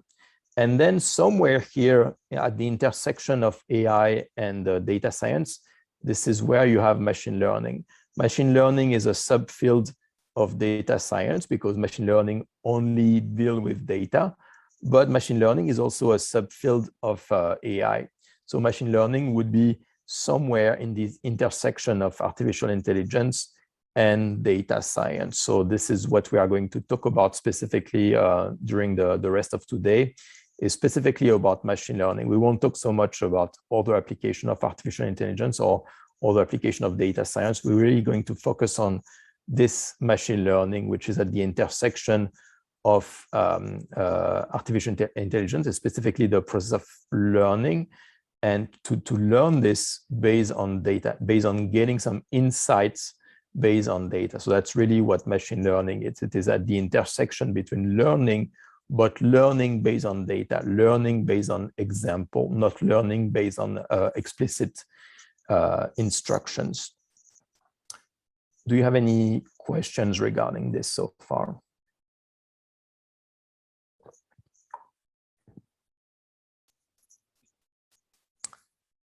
Okay, so I think maybe now is a good time for a short break so that we you can relax a little bit before we continue. So just as a reminder, so this course is supposed to be about 6 hours. So I think so it's about 2 hours already now. So I think we can have a 15-minute break, and we can restart in 15 minutes. So like at least for my time here, it will be noon, 12 p.m. So we can restart at 12 p.m.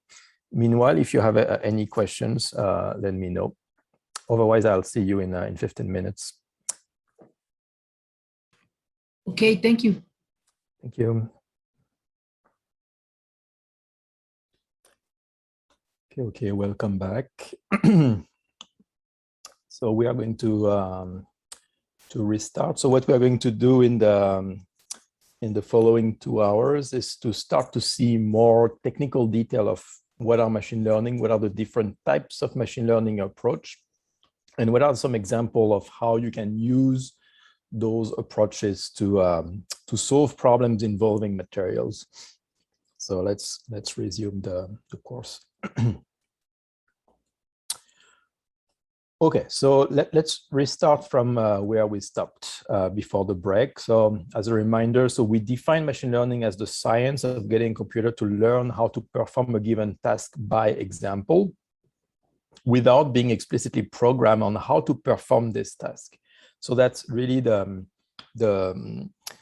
key aspect of machine learning, is that you don't have any predetermined rules, like you don't have any recipe that you can know to make a prediction. Like, for example, if you want to predict a property of a given materials based on its chemical composition, you don't have any rules regarding how composition will affect the property. You will just learn this by example, by examining existing data. So that's the main difference between explicit programming, when you have some rules already, some knowledge, and machine learning, where you have no rules. You want actually to generate those. You want machine learning to tell you what are the rules that you should use to convert a composition into a property. So the key steps of any machine learning approach will be those 3 steps. First, you need to have some data. That's the first thing about machine learning. Machine learning does not rely on knowledge, it relies on data. So if you don't have data, and if you don't have good data, then you won't be able to use machine learning. So you need to have some data. So that can be some data about some information about different materials, together with the property that have been measured for those different materials. Or it can be some data about the same materials subjected to different condition of temperature, different condition of pressure, different condition of irradiation, and then the knowledge of how those conditions have affected the performance of the material. So anytime you have some data about materials, then this is where you can start to use machine learning. Then the second step is once you have those data, then you will move to the learning process. So you will use a given machine learning method. And what this machine learning method is going to do is to try to look at those data and infer some patterns. So, do you mind muting yourself if you... let me see if I can see who is... sorry about this.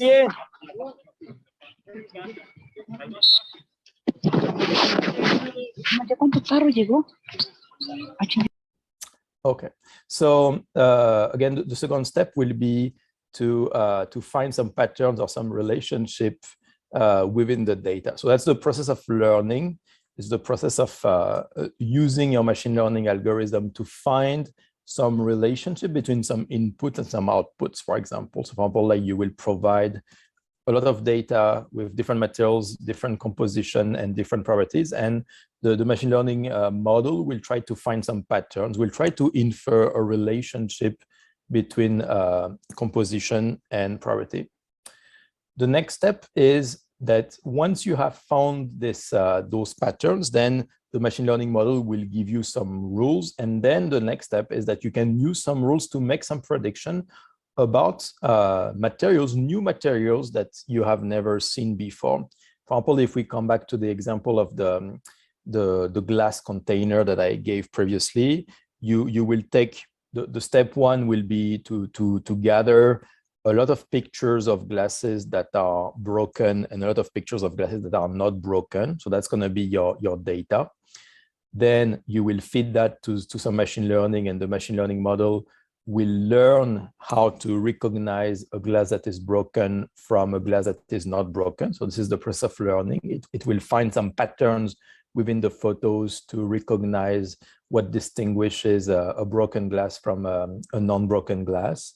And then once the model has learned, then it will have generated the rules that can be used to distinguish a glass that is broken from a glass that is not broken. And now the last step is you can use those rules and now take a new picture of a glass for which you don't know if this glass is broken or not. And then you can apply those rules that the machine learning model has learned and make a prediction for this glass. The model will predict, is this glass broken or not broken? So once you have used the data coming from the previous example to come up with the rules, now after that, you can use those rules to make some prediction about new materials that you have never seen before. So that's the basic aspect of machine learning. That's what makes machine learning powerful, is that you start with some example.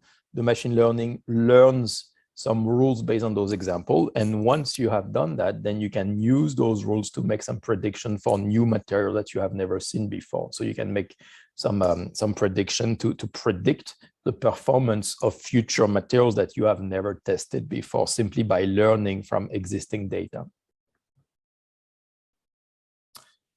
So an example for this, so for example, like you would consider the set of materials. So you have a list of materials for which something is changing. That can be the composition is changing, or the manufacturing condition is changing, like the temperature is changing, pressure is changing, or relative humidity is changing, something like that. Something is changing either in the material itself or in the condition, the environmental condition.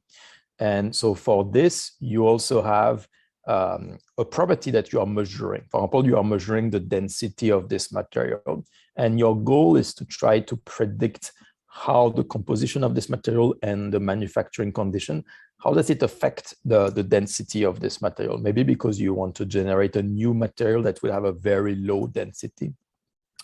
So then the second step is, once you have this data set, you will expose this data set to a machine learning algorithm, and this machine learning algorithm will gradually learn by looking at those data. It will learn how to convert the composition and the manufacturing condition, how to use that to predict what will be the density. And once it has learned how to transform the composition and the manufacturing condition into a density, then you can use it to predict the density of new materials that you have not tested yet. So you can say that if I take this material and if I change its composition, or if I change its manufacturing condition, then I predict that the new density will be equal to a given value, which will be the value predicted by the model. And so that's very powerful, because then it means that once you have this model that is trained, then you can directly predict if you change the design parameter of your model, how will that affect the performance of the model. So you can do that without having to actually make the material and having to test it. You can just simply use your machine learning model to quickly predict how each design parameter will affect the properties of the material. Okay, so now let's move more into the more details about machine learning and the different types of machine learning techniques that are available, and how you can classify those techniques into different groups of machine learning. So when it comes to machine learning, there is really two main families of machine learning techniques. There is what we call unsupervised learning and what we call supervised learning. And so we're going to talk about the difference between those two. So when it comes to unsupervised learning techniques, the idea of unsupervised learning techniques is when you have some data, but those data do not have any label. What I mean by that is, let's assume that you have different types of materials, but you have not tested their property yet. You just have different types of material. You know some information about those materials. You know their composition, you know the temperature, you know the pressure that you use to synthesize these materials, but you don't know any properties. You don't have any label attached to those materials, any property that have been measured. So in that case, if this is the information that you have, then the type of technique that you can use is unsupervised learning. The types of action that you can do using unsupervised machine learning is to analyze those materials that you have and group them into clusters, into groups of different materials that have some similarity between each other. So I'll show you some example of that, but you can think about this as, for example, if you have a list of different materials with different compositions, different processing temperature, pressure, etc. If you are interested in grouping those materials into different families or different groups of materials, then you can use unsupervised machine learning. Unsupervised machine learning, in this case, will analyze all the data and will try, for example, to find some similarity between groups of data, identify groups of materials that appears to be similar to each other. So that's one thing that you can do using unsupervised machine learning. This is when you don't have any label attached to the material. You don't have any property that have been measured for those materials.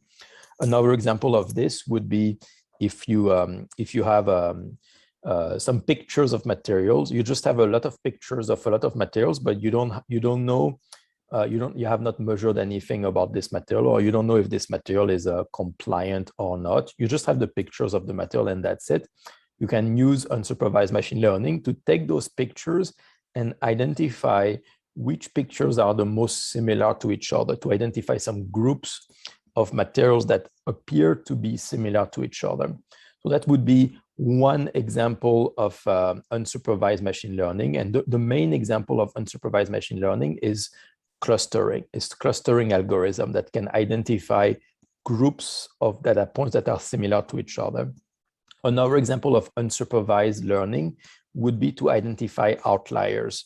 If you are producing materials and at some point there is one material that you produce that appears to behave very differently from all the other materials, either because there has been a mistake in the measurement or there has been some kind of something that went wrong in the synthesis of this material.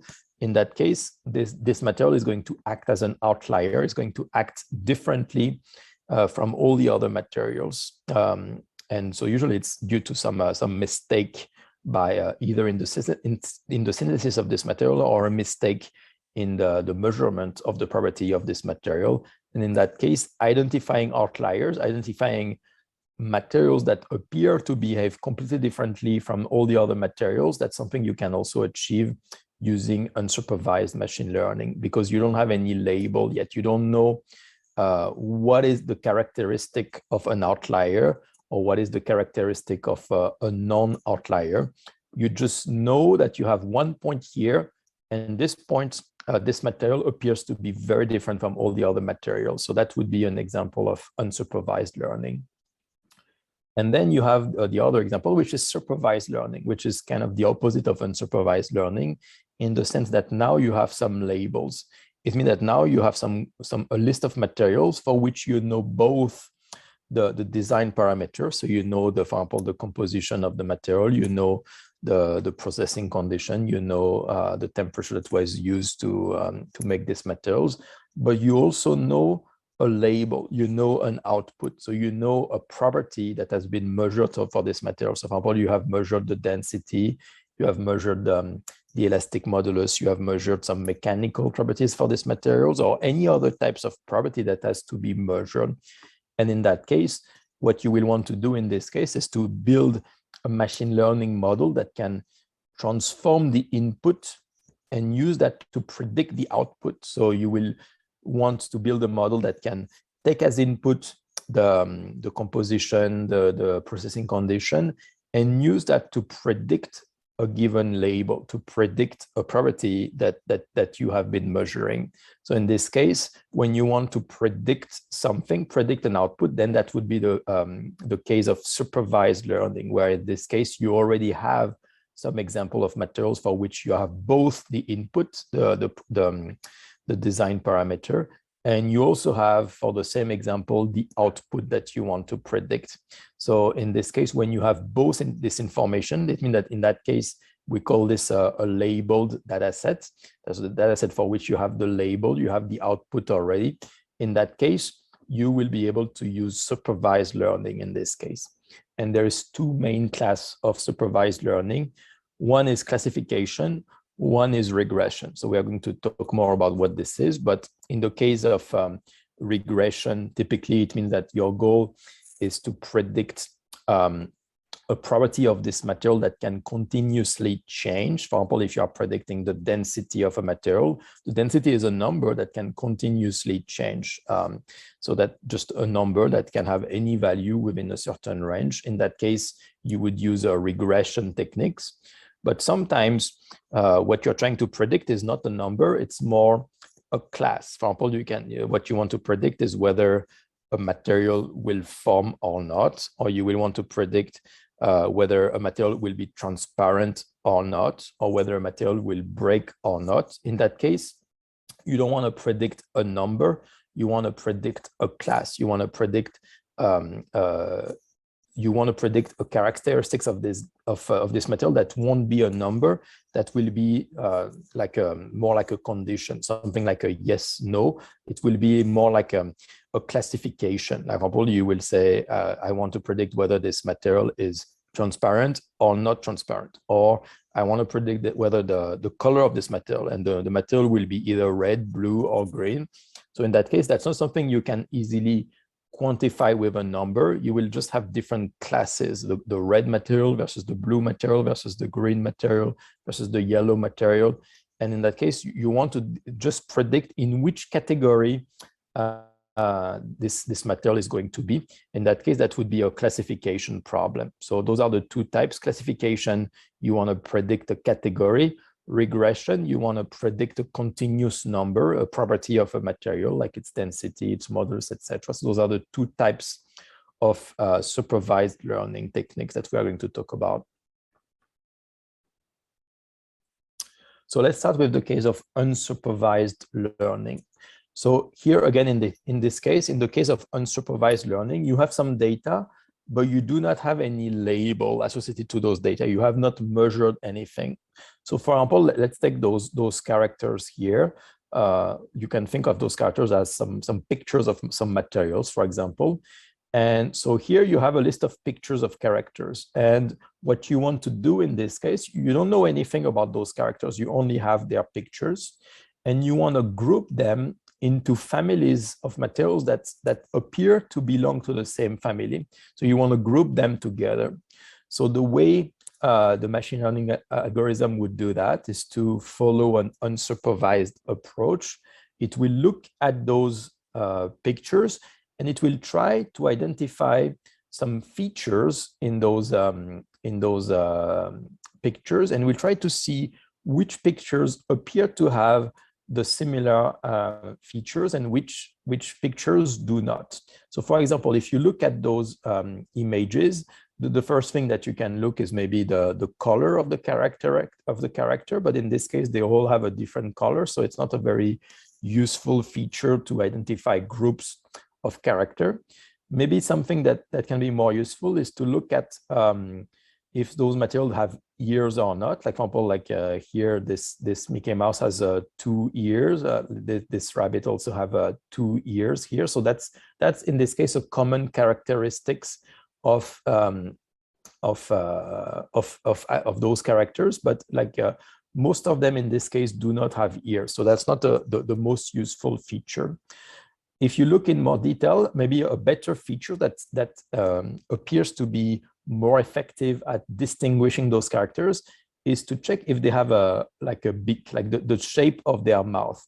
Here, if you look at those 3 characters here, like this one, and this one, they all have a similarity that they have this yellow beak here. So they have like a very similar shape for their mouth.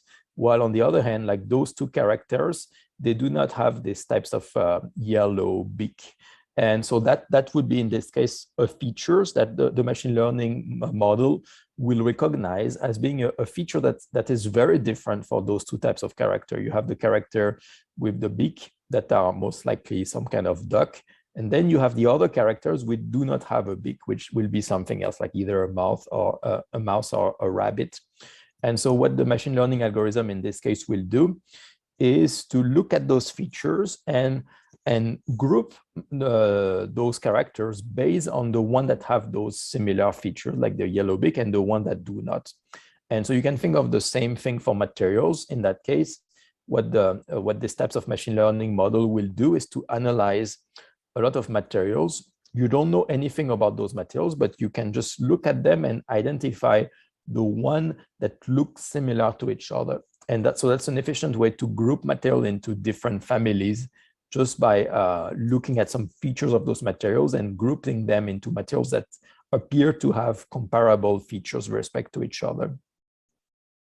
So some example of application of this would be, again, like you have different materials, but you don't really know how to classify them into different families. So you can use these types of unsupervised learning to group materials together into several families of material. You can also use that to identify some outliers. For example, like here, if you were to find a character that is completely different from the other, like for example, all of those characters here, they have 2 legs and 2 feet. If there was a character that has 3 legs, then that would be an outlier. That would be a character that is completely different from the other. And you can use that to detect that, yeah, there is something abnormal, something unusual about this character. So that would be an outlier. Something went wrong with this example. So in the case of materials, you can use that to identify if a material is behaving completely differently from the others, then that would be an example of an outlier, a material that either something went wrong during synthesis or something went wrong during the measurement of a property. And so this material either needs to be checked, either needs to be retested. It's an outlier. So this is something you can achieve with unsupervised machine learning. The last thing that you can do is to, if you have some information about the atomic structure of those materials, then you can also use this information to identify groups of materials that appear to have similar atomic structure with respect to each other. So again, that would be, in that case, an unsupervised learning process, because you don't know anything about those materials except you know their atomic structure. And in that case, you will just use that to group material that appear to have similar atomic structure and separate them from others that have different atomic structure. So that's about unsupervised learning. The second type of machine learning is supervised learning. So in that case, that's the case where you have some label. So in that case, you have something that you already know about this material. So you know you have some property that you want to predict. For example, in the case of the unsupervised learning, you just have the picture of those characters, but you don't know what types of animal they are. Like you don't know that those are ducks, mouse, or rabbit.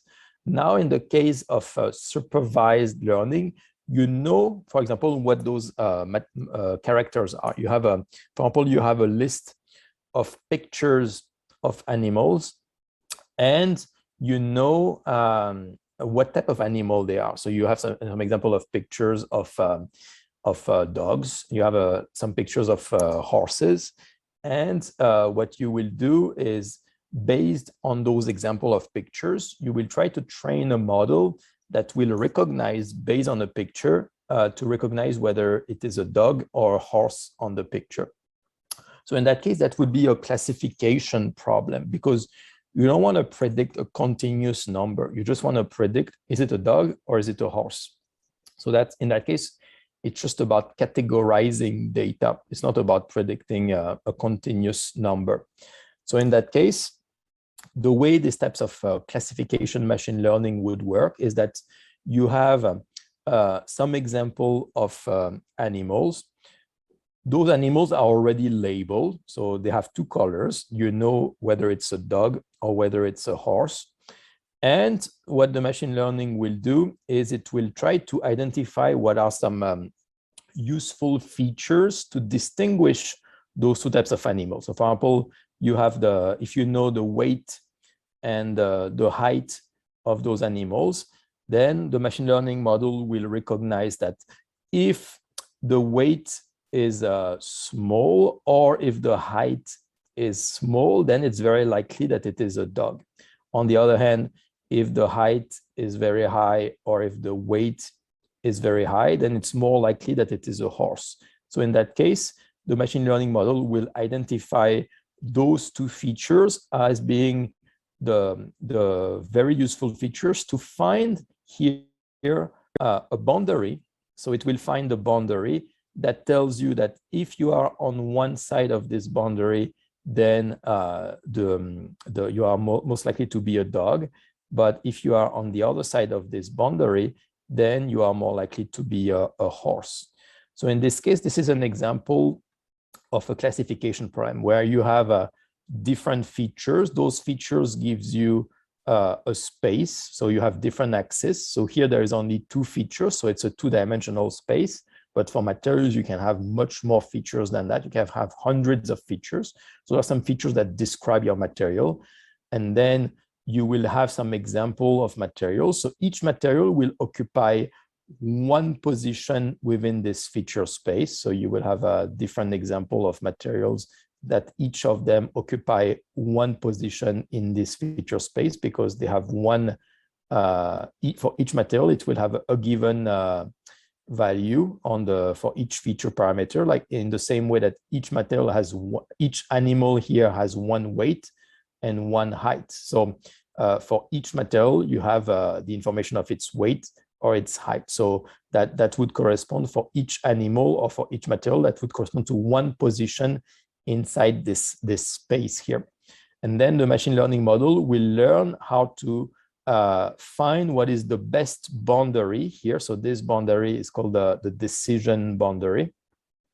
And so this decision boundary is like a hyperplane, or it's like either a line or a plane that separates the two classes of material, or the two classes of animals in this case. So the goal of this types of classification machine learning algorithm in this case is to find what is the best boundary to separate different types of materials. So by looking at various features of those materials, it will try to find what is the best boundary to distinguish, to classify those two materials into different families. And then once you have this boundary, it means that now if you make another material, and so in this case, or if you encounter a new animal, and if you don't know what this animal is, you can measure the height of this material, of this animal. You can measure the height of this material, so that gives you a new point here, and then you can check on which side of the decision boundary are you.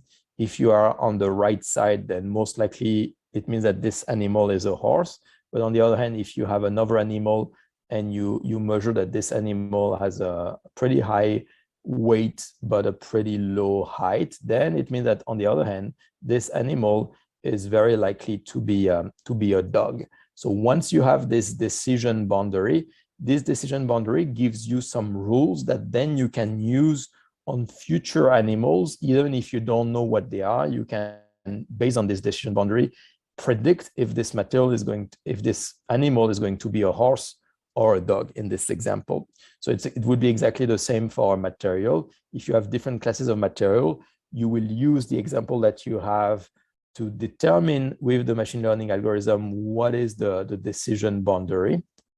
And then once you have this decision boundary, then every time you encounter a new material, then depending on which side of the decision boundary it is, then you can predict if this material belongs to category number 1 or to category number 2. So that's an example where you take some example of data that you already have, you use this to train your machine learning model. And once your machine learning model is trained, then it gives you a set of rules that you can use in the future for new material that you have never seen before. Your model will be able to predict which category this materials belongs to. So one example of this would be, for example, to predict the glass forming ability of various materials. So the glass forming ability tells you if you have a given material, if you melt it, and then if you quench it very fast, is it going to crystallize, form a crystal, or is it going to form a glass? Does it mean, is it going to freeze without crystallizing and form like a frozen liquid, like a glass?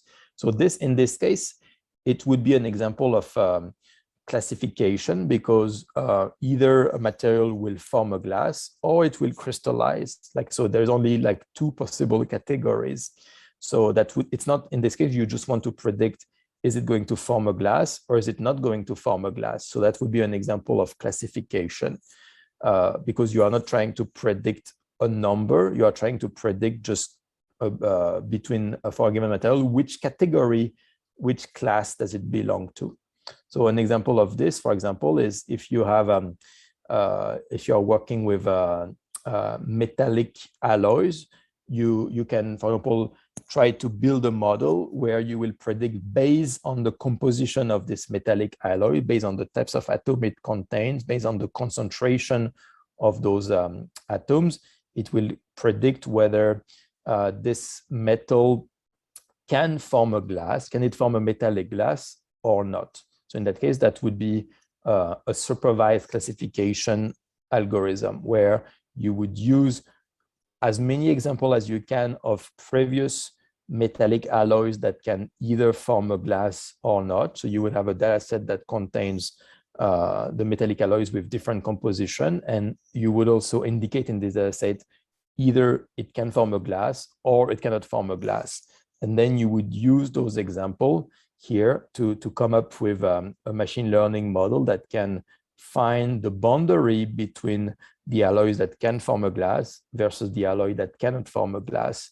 And then once you have this model, then you can use this model for future metallic alloys that have different composition. You will be able to use that to predict if this alloy can form a glass or not. So that's an example of classification. Another example is would be this types of quality control that we talked about. It's like, for example, if you have a factory to produce some bottles, some glass bottles like this, then the question is how to recognize whether the glass has a defect or not. So in that case, that would be another example of classification, supervised classification, where you would do like you would consider for each bottle, like you would measure certain features of those bottles. Like, for example, you can measure their weight or measure the density. You can measure their transparency. You can look at what they look like on the picture. Like, is there any specific color or specific bubbles? So that would be some features that you would measure about those bottles. And then you would also have some example of bottles that you know are defective, and you would have measured all of those properties for the defective bottles.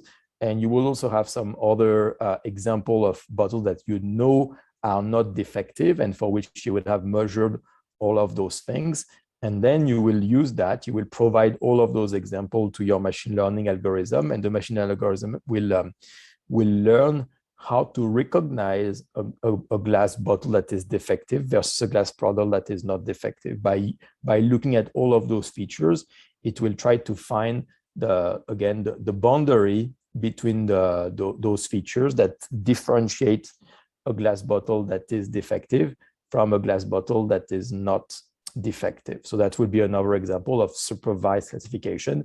It is supervised because you provide some example of data where you already know what you want to predict. You already know, for some example, whether this glass is defective or not. And it's a classification algorithm because you only want to predict different categories. You don't want to predict a continuous number. So that would be an example of supervised classification. Then the last example would be supervised regression. So it's still supervised. It means that you know already the label for each data. So you know for each material, you know something that has been measured about this material. That's what you want to predict. But in that case, what you want to predict is not a class. You want to predict a number. So for example, an example of supervised regression is if you want to predict the price of a house, and what you know about this house, for example, would be its size. You know the surface of this house. Maybe you know some other things about this house. You know how many rooms it has. You know in which district it is located, if it's a good neighborhood or a bad neighborhood. You know if this house, like how old this house is. So you know various features about this house. And in that case, what you want to use is to use those features that you know about this house and to build a model that can convert those features into something that you want to predict, which is the price of this house, how expensive this price is. So in this case, that would be an example of regression problem, because what you want to predict is a continuous number. Like you want to predict the price of this house, which is going to be a continuous number that can continuously change. So in that case, that would be an example of regression model, where you would start with some example of houses for which you already know their price and you already know their features. So you already know their surface in this case, but maybe you already know some other things like the number of rooms, the age of the house, etc. And then in this case, what the machine learning algorithm is trying to do is to find, to fit those data, to find a relationship here that you can use to transform the surface into the price. So in this case, the idea is that if you know the surface, which I can call X, that's the input, then once you have this model here, then you can use it to predict an output Y. So in the case of material, you can think about those inputs are going to be the composition of the material or the temperature or the pressure, etc. And based on that, the regression model will convert those inputs into an output, which will be a property of this material, like for example, density, modulus, etc. So in that case, that would be some example of regression problem, because what you want to predict are not some classes, but you want to predict a continuous number. And it's going to be supervised because you are going to do that based on some example. Like in this case, you have all of those examples of houses for which you already know their features and you already know their price. But it's going to be the same for materials. If you have already a data set of materials for which you already know, for example, their composition and you already know their priority, then in that case, those data are already labeled. And so you can use that for supervised regression. You already have some example of materials for which you already know the priority that you want to predict.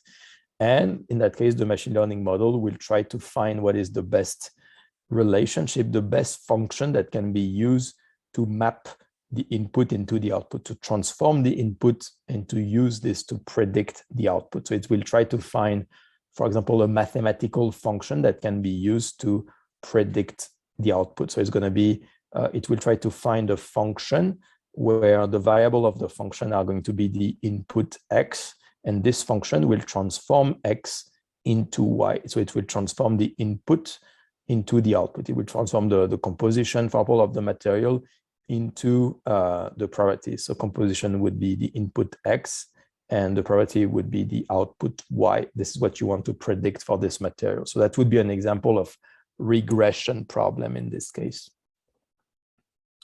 So some example here would be, for example, if you have some glasses or other types of material and you want to predict how certain properties of these materials will depend on their composition. So in this case, those are two examples here of glasses for which based on how much SiO2 or based on how much B2O3 or how much Na2O, like based on the oxides, based on the concentration of the oxides that they contain, then the glass will have a different density of different Young's modulus.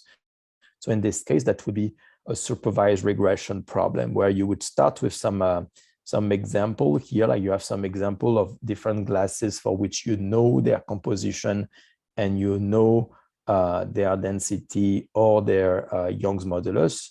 And so you will use those examples to train a supervised regression machine learning model, where now the model will be able to predict for any glass composition, even a composition that you have never seen before.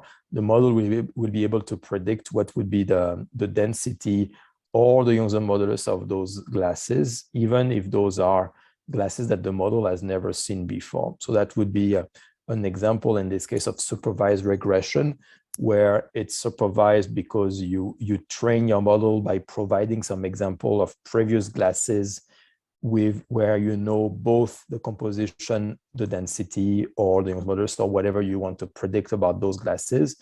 And it's a regression problem because you are trying to predict a continuous number. You're trying to predict the density, which is not simply a category, it's a number that can continuously change within a certain domain. So that would be an example of regression rather than a classification problem. Okay, do you have any questions regarding those differences between supervised versus unsupervised, or between regression and classification? No, all it's okay. Thank you. Thank you.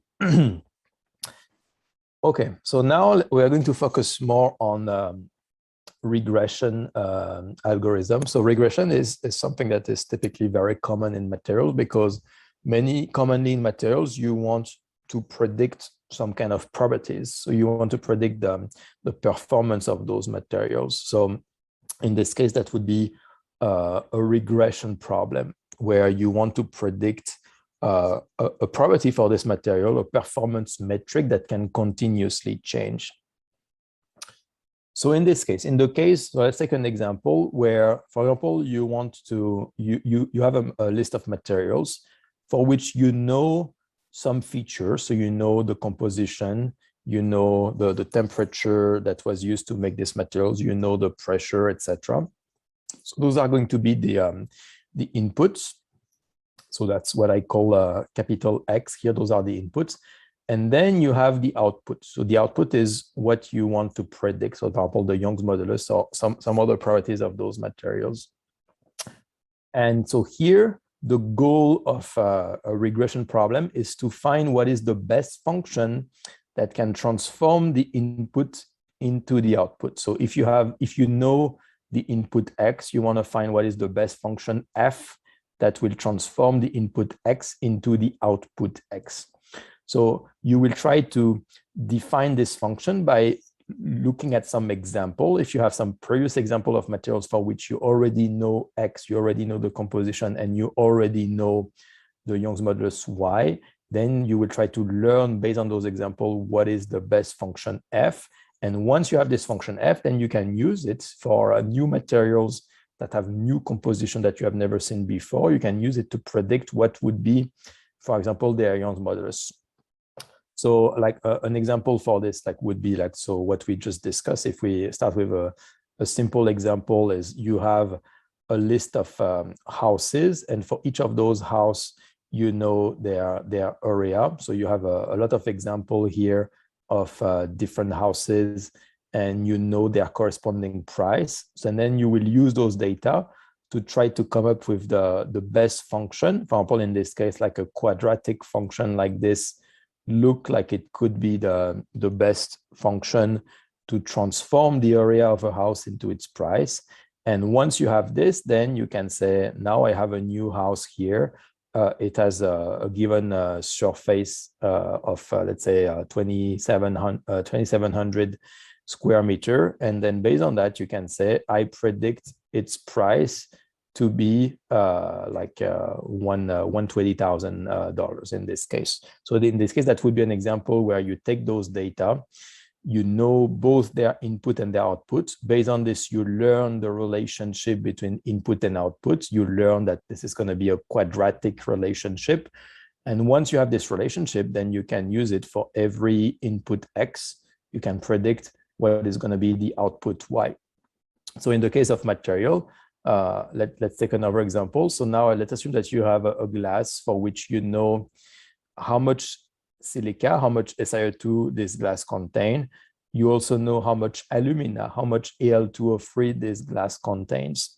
And so you have various examples here of data points for which you know already how much SiO2, how much Al2O3 it contains, and you know a property. For example, you know the glass transition temperature of this glass. So that would be, in this case, the third axis here. So you have two axes here and here. Those are some inputs. So that's going to be input X1, for example, input X2. That's about how much silica or how much alumina they contain. And then you want to predict the temperature at which the glass is going to melt. So the glass transition temperature.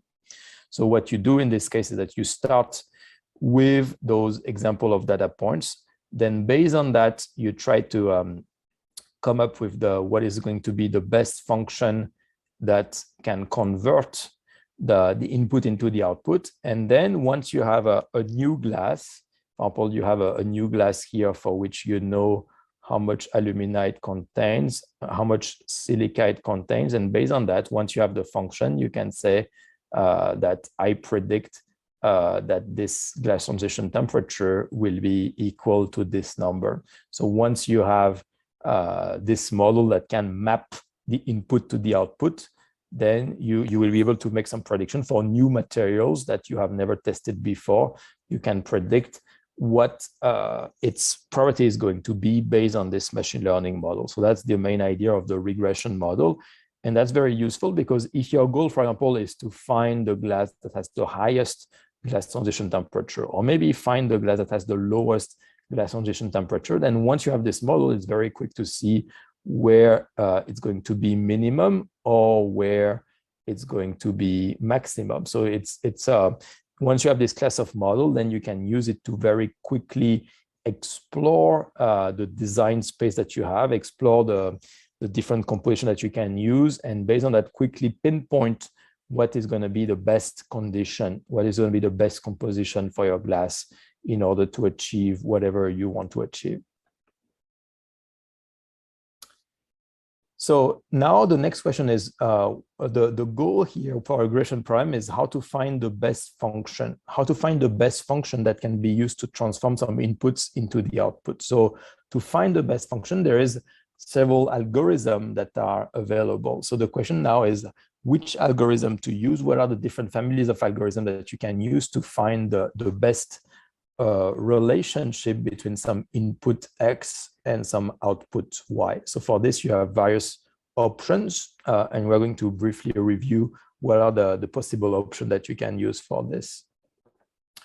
So a first option would be something that probably you have all done, which is polynomial regression. So in this case, the idea of polynomial regression is that you have some data for which you already know some input X, and you want to predict some output Y. So again, like the X could be maybe the composition of the material or something else, the temperature. And then you have Y, which is going to be a property that you want to predict. So then in that case, what you will do is first start with some data points of materials for which you know at the same time the composition X and the property Y.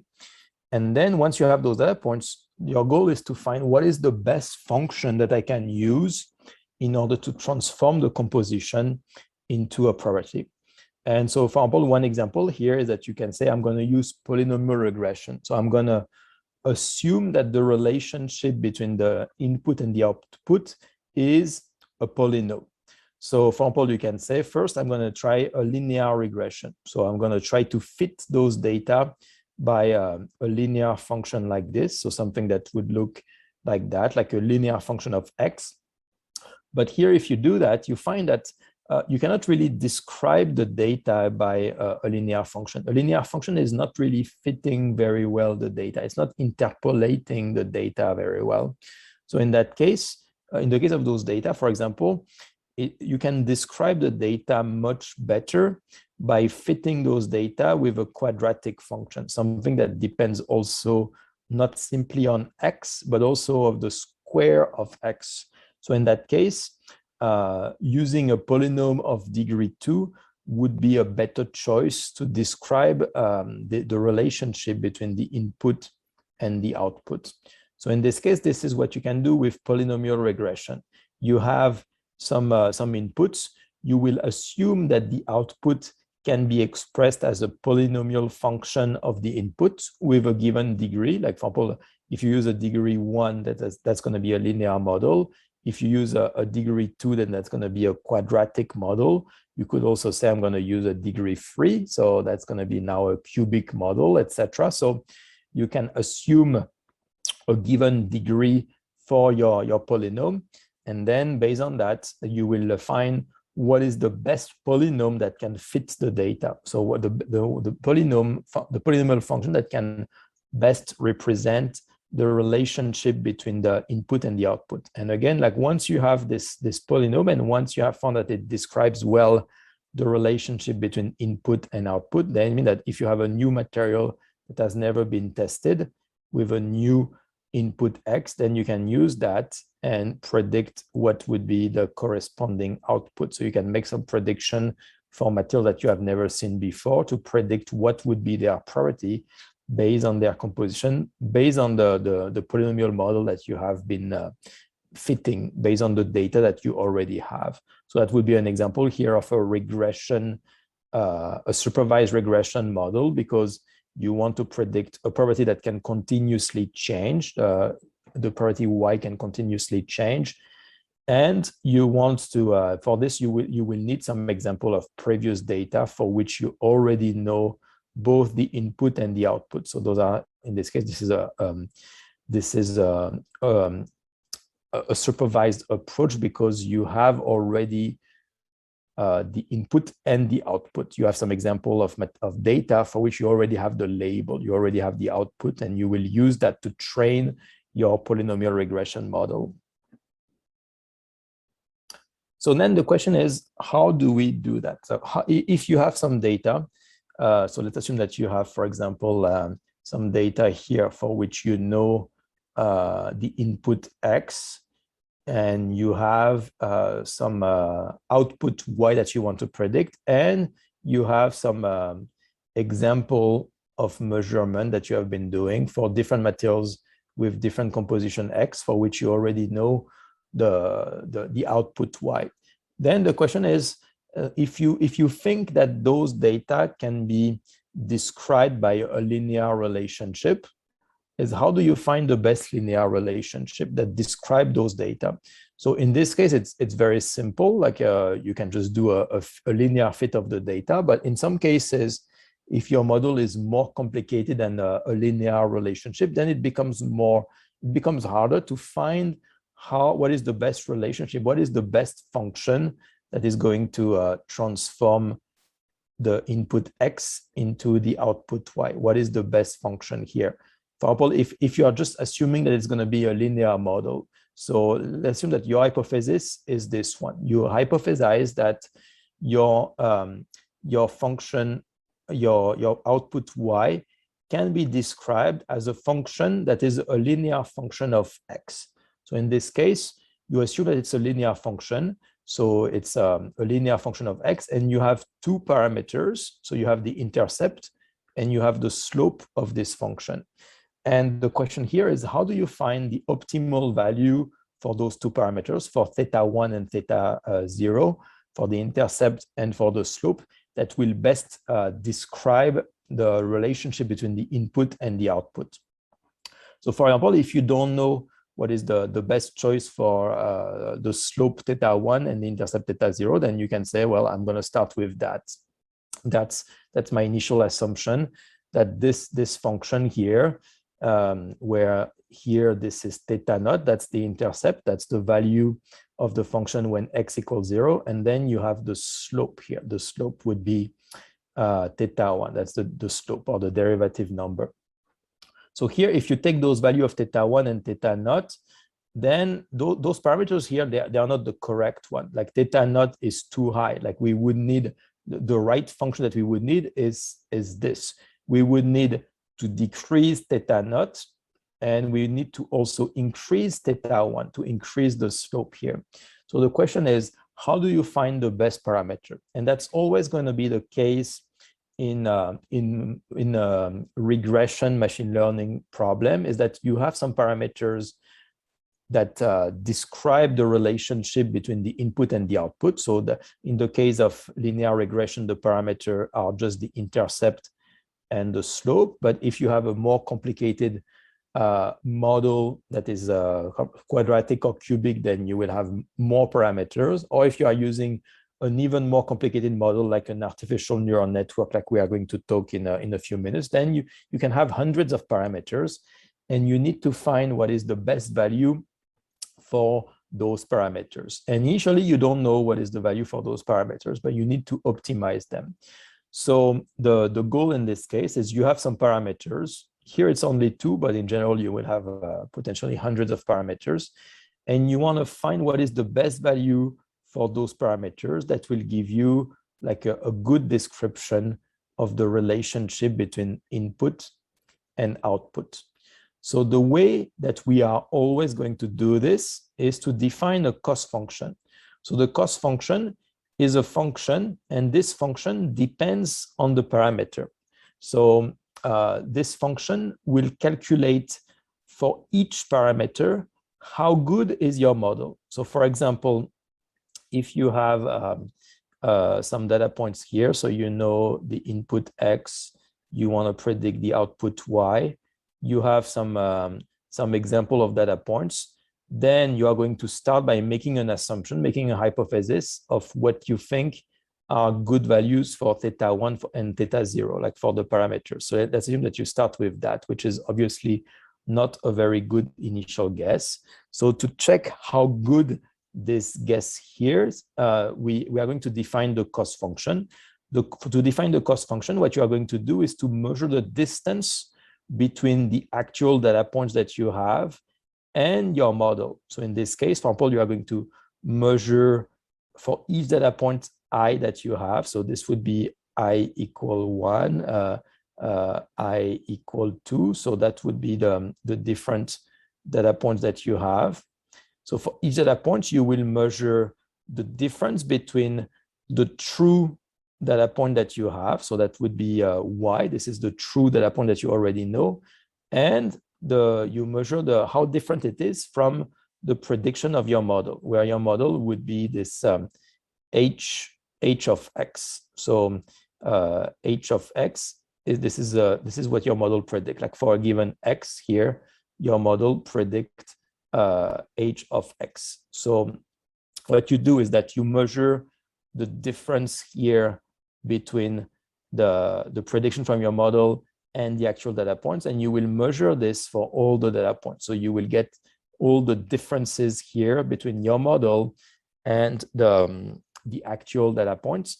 Then you put everything to the square so that it doesn't matter if you are making a positive or a negative error. And then you take the sum over all the data points. And if you want, you can divide by the number of data points, although it doesn't really matter. And so this will give you a cost function. This cost function is a number.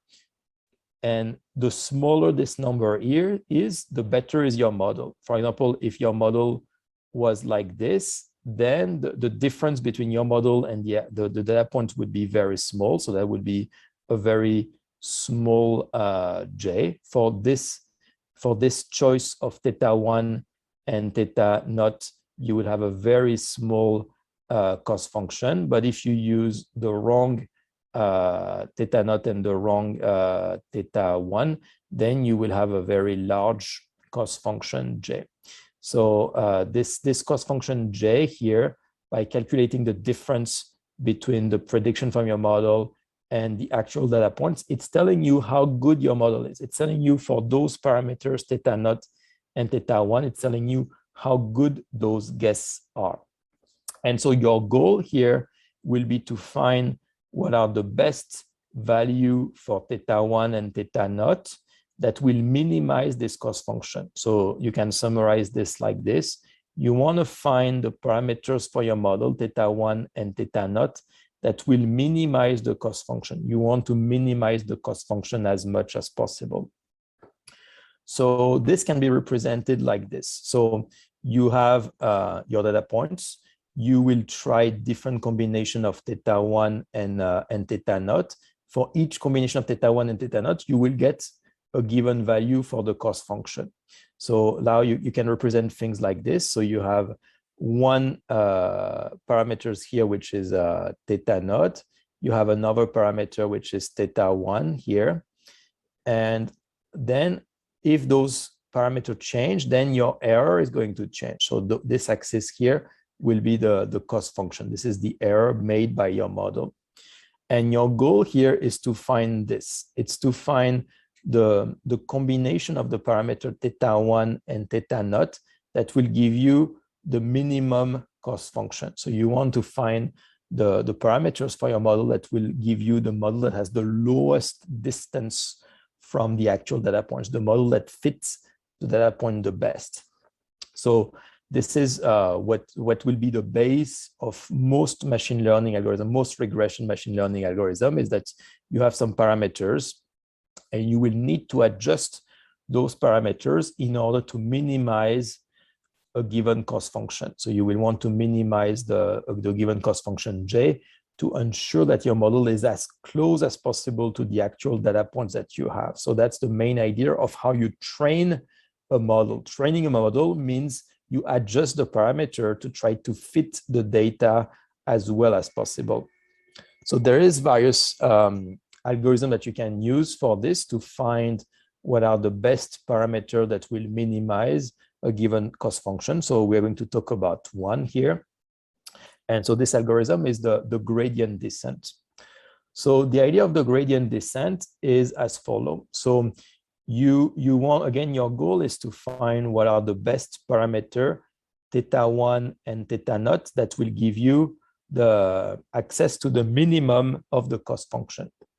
So of course, if you had this plot in front of you, then it's very easy to quickly see where the minimum is. You can just see that the minimum of the cost function is here. So if you have the evolution of the cost function as a function of the model parameter, then it's very easy to do. But in practice, you will never know that because you cannot test all the possible values of theta 1 and all the possible values of theta naught. You cannot try everything to build this entire plot here. What you can do is try initially with a given combination of theta 1 and theta naught, measure what is the corresponding error. And then based on that, you need to decide how are you going to change the value of those parameters. How are you going to adjust? How are you going to change theta 1 and theta naught to try to make your model becoming better? But you don't know initially where the minimum is. If you knew already where the minimum is, then that would be a very simple problem. But initially, all you have is just this point here. So you know a first point for which you know the value of the cost function for a given choice of the parameter theta naught and theta 1. And based on this point, you want to decide what should be the new theta 1 and the new theta naught that you should be trying next. So for example, in this case, what you want most likely is to decrease theta 1, and you also want to decrease theta naught because it's going to give you a new cost function that would be lower. You're going down, you're going towards a lower and lower cost function. So here the idea is how can we decide in which direction should we change theta 1 and theta naught? So this is what you can do with gradient descent.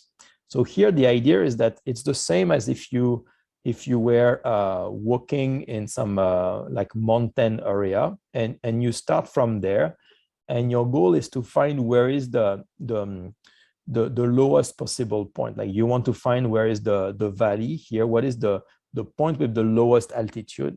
So again, if you can see around you and you can see where the point with the lowest altitude is, then that's a very easy problem. You will just directly go there. But if there is some fog, for example, if you cannot see around you, then the question is, if you are here, in which direction should you be moving? In which direction are you the most likely to find the minimum? And so the idea of the gradient descent algorithm is that you will calculate the gradient of where you are. You will calculate in which direction does the altitude decreases the most. You will try to look towards the direction where the altitude decreases the most, and then you will move towards this direction where the altitude decreases the most, because that's the direction that is the most likely to bring you towards the minimum, to bring you towards the valley where the altitude is the lowest. So here it's going to be the same idea. You start with a given data point, and then you need to find in which direction, how to change the value of theta 1 and theta naught. What is the direction of theta 1 and theta naught towards which the cost function j is going to decrease the most. And so one way to do that is to calculate the gradient.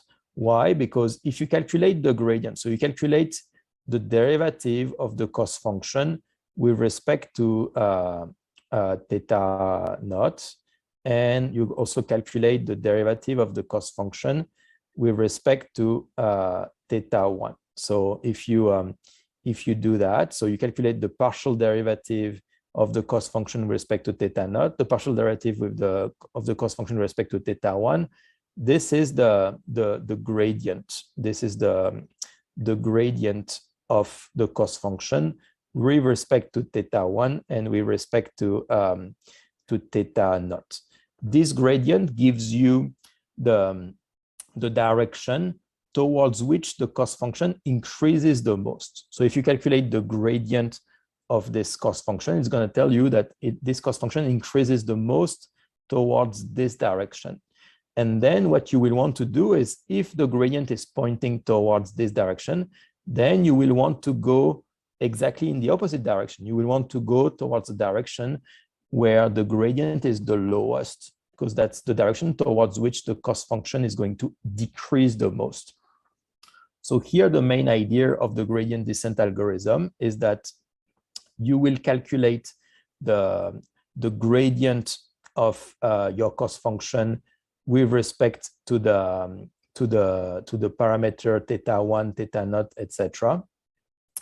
Then you know that if you are going to if you want to change those parameters in a way that will minimize the cost function, you need to move towards the direction that is opposite to this gradient. So you will need to add a negative sign here. If you add the negative sign, now it means that you will be moving towards the negative gradient, towards the direction where the parameters are decreasing the most. Then, so what you will do is that you will say that initially I had a parameter theta naught. That was your initial choice of parameter. So I'm going to call it theta naught 1. That's your initial choice of parameter. And what you will do is that you are going to change to adjust this parameter theta naught. So for example, in this case, you find that you can decrease the cost function by decreasing theta naught. Why? Because the derivative of j with respect to theta naught is positive if you go towards the right. So it means that you should go towards the left. So what you can do is here, you calculate the gradient of the cost function with respect to theta naught.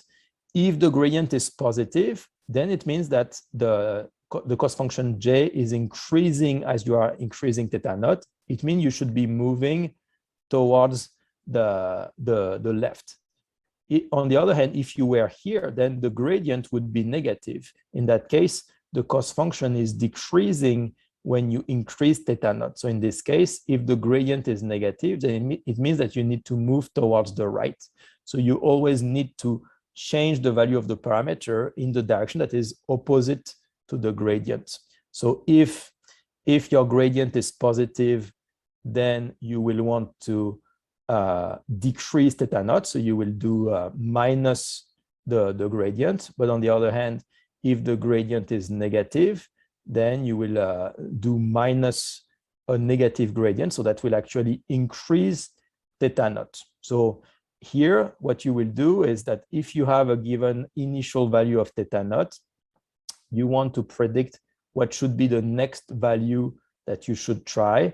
What you will do is to take the initial value of theta naught, and either you will increase this theta naught or you will decrease this theta naught. If the gradient is positive, then you will decrease theta naught. If the gradient is negative, then you will increase theta naught. So you will always move towards the direction of the negative gradient. Then the next question is, how much do you move? Like if you realize that theta naught is too high or theta naught is too low, then you will need to increase or decrease theta naught. But you cannot increase it too much or you cannot increase it too little. So you need to decide how much are you going to change theta naught if you realize that the gradient is positive or the gradient is negative. And so for this, what you're going to use is to add a parameter here. This parameter alpha, it's called the learning rate. And this parameter alpha tells you how much you are going to change the value of the parameter of your model if you realize that the gradient is either positive or negative. So here the idea is as follows. If you are here, for example, so here your model is increasing a lot, like the error of your model, J, is increasing a lot. It has a very large gradient. So in that case, this gradient here is going to be very large. So you will want to move a lot because you know that the gradient is very large. It means that most likely you are very far from the minimum. But on the other hand, if now you are at this point, you are very close to the minimum, the gradient is much lower because you are closer to the minimum. The slope is much lower, so you will want to move less. So when the gradient is very high, you will move a lot, but when the gradient is very low, then you will move a little bit. So the change in delta is going to be proportional to the gradient. So you will have a number here. This learning rate is a proportionality constant.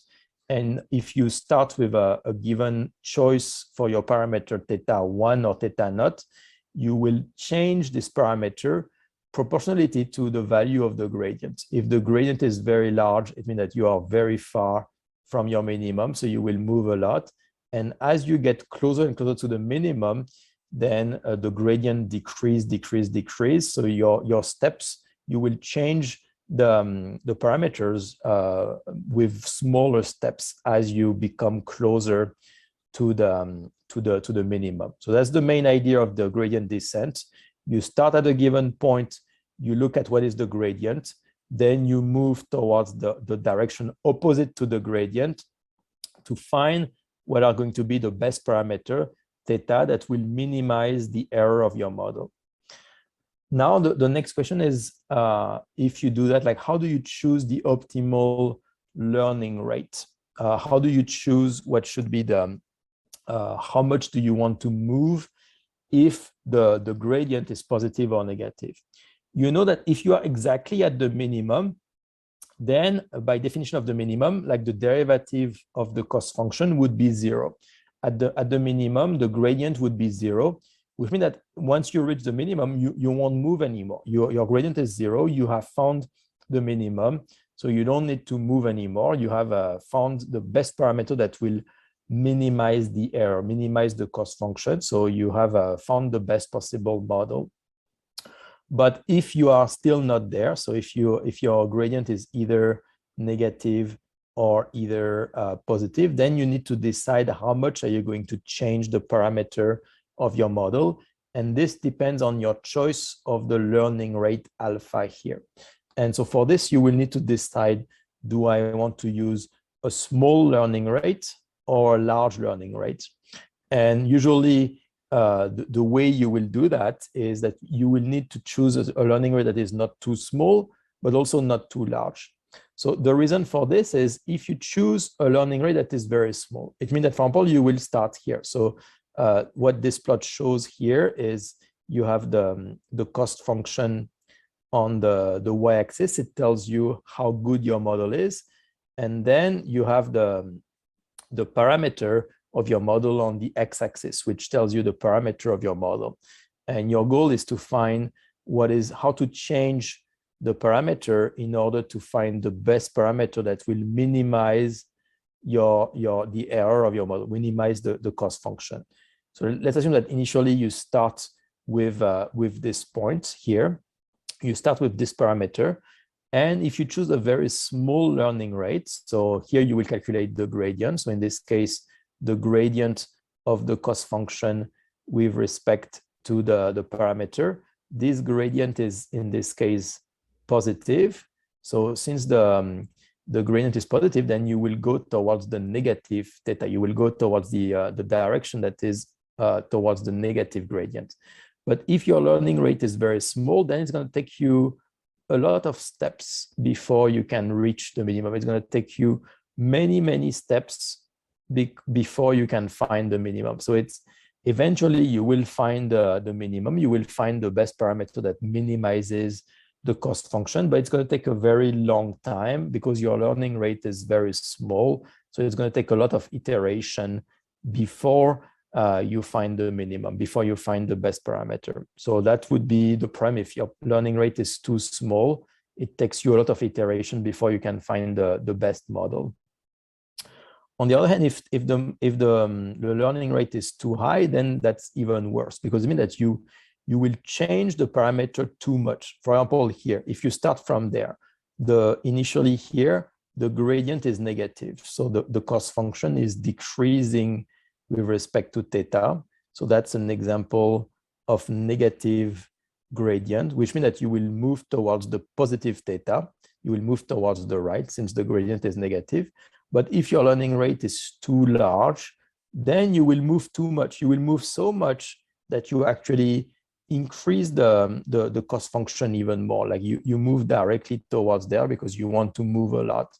So now you reach a point where now the gradient now becomes positive. So it means that you will want to move now towards the left. So you will move, and again, you will move a lot. So you will really overcompensate. Now you're back to a region where the cost function has a negative gradient. So you will move towards the right. And again, you will move too much. And the more you go towards the right or towards the left, the gradient becomes larger and larger because you go far away from the minimum position. So since the gradient becomes larger and larger, then you will move more and more. So you keep going you keep going further and further from the minimum position. So this would be an example where your learning rate is too high, and you keep overcompensating. If you make a given error, you keep changing the parameters too much so that you actually go further and further away from the optimal value of those parameters. So ideally, the way that you should do it is that you should choose a learning rate that is going to be in between those two extremes, a learning rate that is going to be not too small so that you will still find the answer without too many iteration, but also not too large so that your optimization is not unstable, that you can actually decrease the cost function. So like typically what you should do for this is, if you're trying to train a machine learning model, so it's going to take several iterations where you start with a given choice for the initial parameter. Then you are going to slightly change those parameters step by step using this gradient descent technique. You're going to try to increase or decrease the value of the parameter. And so you will do that iteration by iteration. And what you hope is that gradually the cost function will decrease. So if you start initially at iteration number one, your cost function is going to be initially like this. If your learning rate is too small, then your cost function will slowly decrease, but it's going to take a lot of time before the cost function becomes close to zero. So it's going to work, but it's just going to take a very, very long time. So this would be if your learning rate is too small. On the other hand, if your learning rate is too high, then you will be in this case here where your cost function is actually keeps increasing. So in that case, your model becoming worse and worse. So that would be a case where your learning rate is too large. So what you want ideally is to find the optimal learning rate that will give you something like that, where your cost function quickly decreases and then converges towards a cost function that is very close to zero. So that would be the case where you have, in this case, an ideal learning rate that is not too high, not too low. So the idea here is, if you want to find the best learning rate, initially you won't know what is the best learning rate.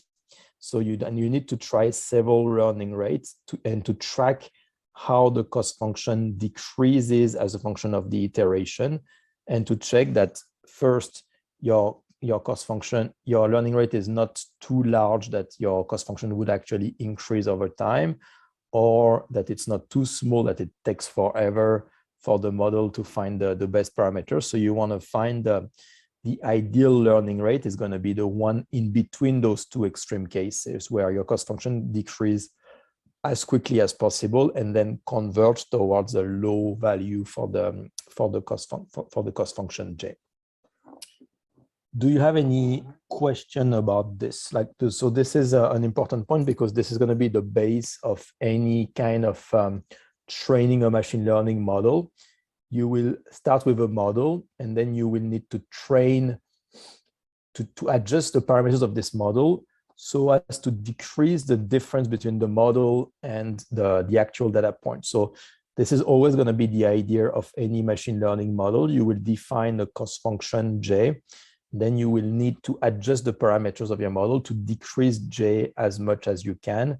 And typically you will do this using this gradient descent algorithm here, where you adjust step by step the parameters in order to decrease J. And for this, you will very often need to use these types of learning rate, where you decide if the gradient of the cost function with respect to the parameter is not 0, then how much are you going to change the parameter? Are you going to change the parameter very quickly, or are you going to change the parameter more slowly? And for this, you will need to find what is the optimal value of the learning rate so that you have a model that can learn as fast as possible what are the right parameters without taking forever or without being unstable, where your model becomes worse and worse at each iteration. Is there any questions regarding this? Yes, doctor. I have a question for you. Mm-hmm. Okay, your simulation is MATLAB programs, or what is? It can be anything, right? So you can do it in MATLAB or you can write it. So you will need to use some kind of language, right? You can many machine learning people use the Python language, for example, to do that. But you can do it in MATLAB or in C or like whatever language you want. Like the advantage of using MATLAB, for example, is that it will already come with some function that you can use to do these types of gradient descent, right? So in MATLAB, you already have some optimization techniques that you can already use to optimize some parameters of a function in order to decrease a cost function like this. So if you are using MATLAB, for example, then you can already, these types of algorithm will be already implemented, so you can directly use it. But it can be done with any programming language, MATLAB or something else. Okay, thank you. Another question, and in your experience, you recommending that use could be toolbox in MATLAB for machine learning? I would recommend you to use whatever you are already comfortable with. Like you can, I don't think there is necessarily a language or a software that is much better than another one, because you can do almost everything with MATLAB, or you can do almost everything with Python, or you can do almost everything in R, for example, which is another language that is used for machine learning. So I think the premise is not how to choose the best package. It's just you should use the software or the language that you are already familiar with, because that's going to make it easier for you to use it quickly without having to learn everything from scratch. So I would recommend, if you already know MATLAB, then you should just use MATLAB. If you already know Python, then you can use Python. I mean, if you don't know anything, if you're not familiar with any programming language, then maybe I would say if you have more an engineering background, then MATLAB is going to be maybe the easiest for you. If you are more like I would say a computer science background, maybe Python would be the best choice. So if really you're starting from scratch, then you can choose either MATLAB, either Python. But if you already know something, if you know MATLAB already or another types of language like this, then I would recommend to just use the one you know, because that's just going to make it easier for you to get started. And again, there's no big difference between what you can do with MATLAB versus what you can do with Python. You can do most of the machine learning model, you can do them with any language. So you should just use the one that you prefer. Okay, fine, doctor. Thank you. Any other questions regarding that?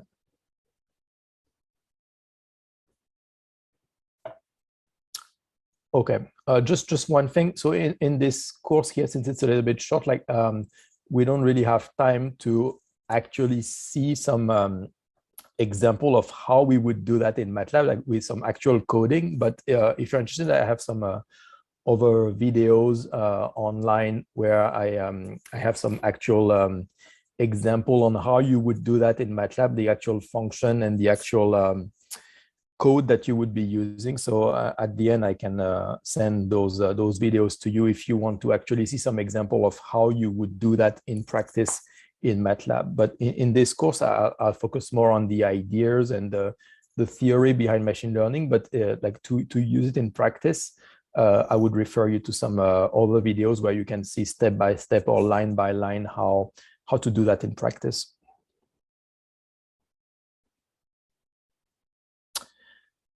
Okay, so I suggest we do another short break.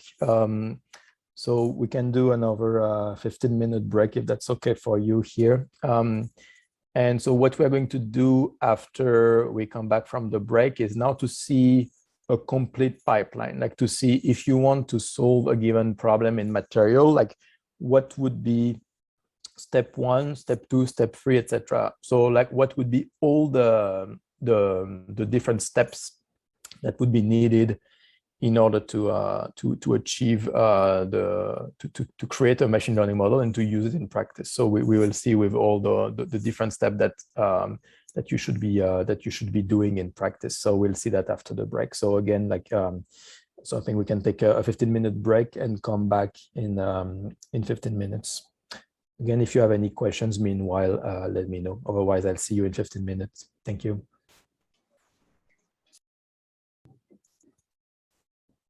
Welcome back.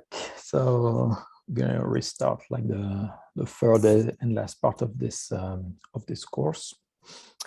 Again, if you have questions, feel free to stop me as we go. So now what we are going to talk about is how to in practice, what would be the different steps from the very beginning to the very end of if you want to develop and deploy a machine learning model to predict, for example, the properties of a given material.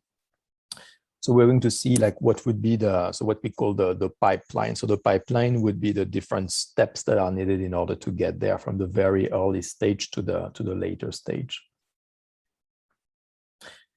Okay, so there in total, there's going to be like, I think 8 to 9 steps, something like that. So like, and each step is can be important, but some to some extent can be more important than other. And to some extent, like the most important step, because it really enables machine learning, is to accumulate data.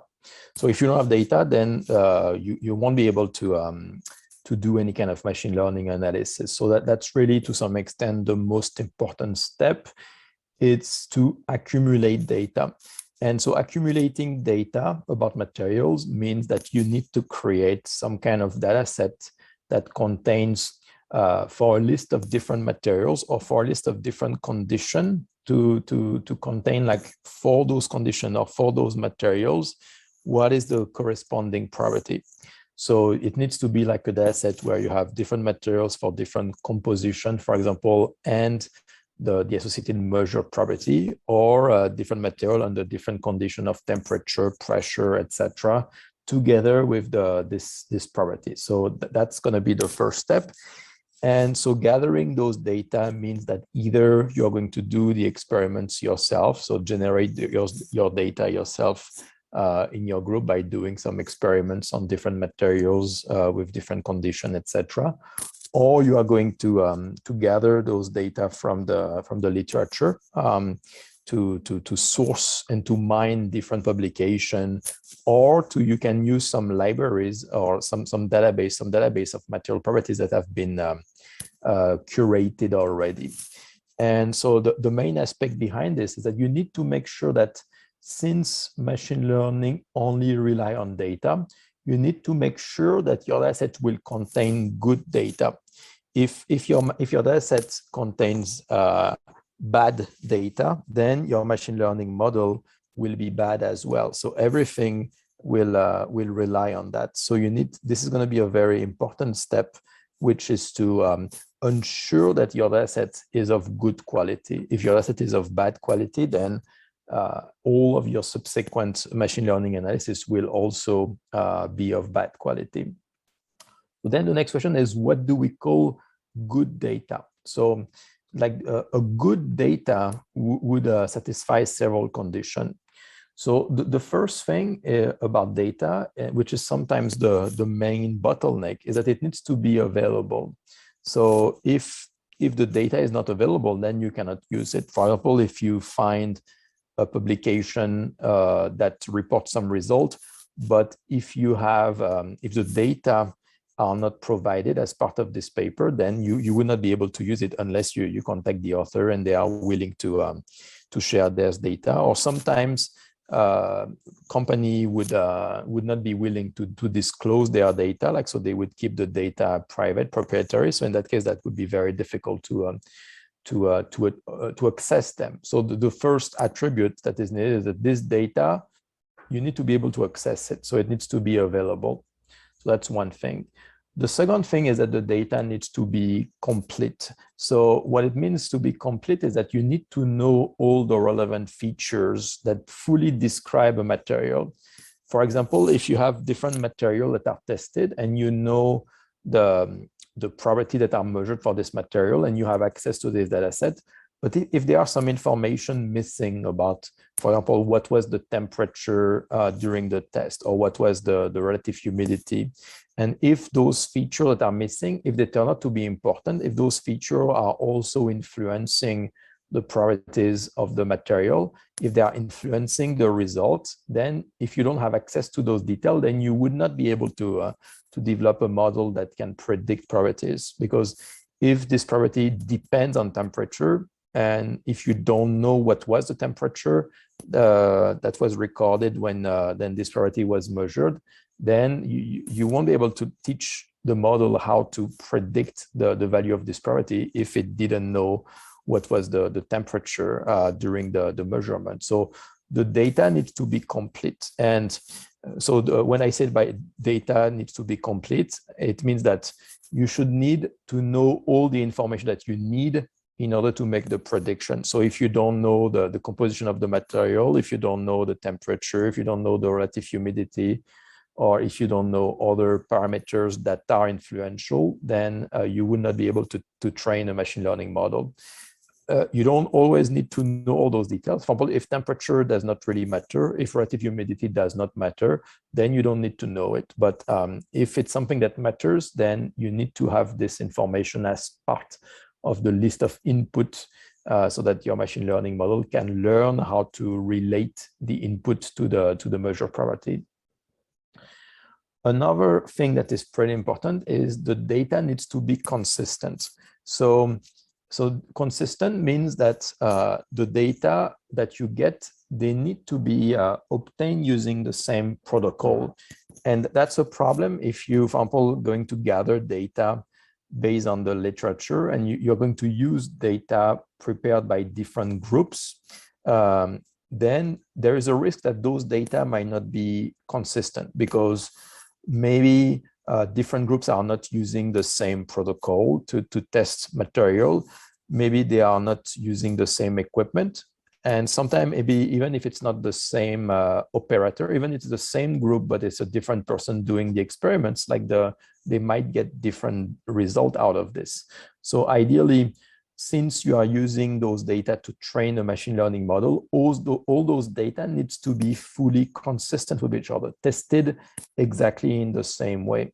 So if they are not consistent, then that's going to be very difficult for the machine learning model to find a universal pattern that can dictate how to predict the property that you are trying to measure. If the property that is measured is going to be different based on who is measuring this data, then that's going to be very difficult to find a universal pattern.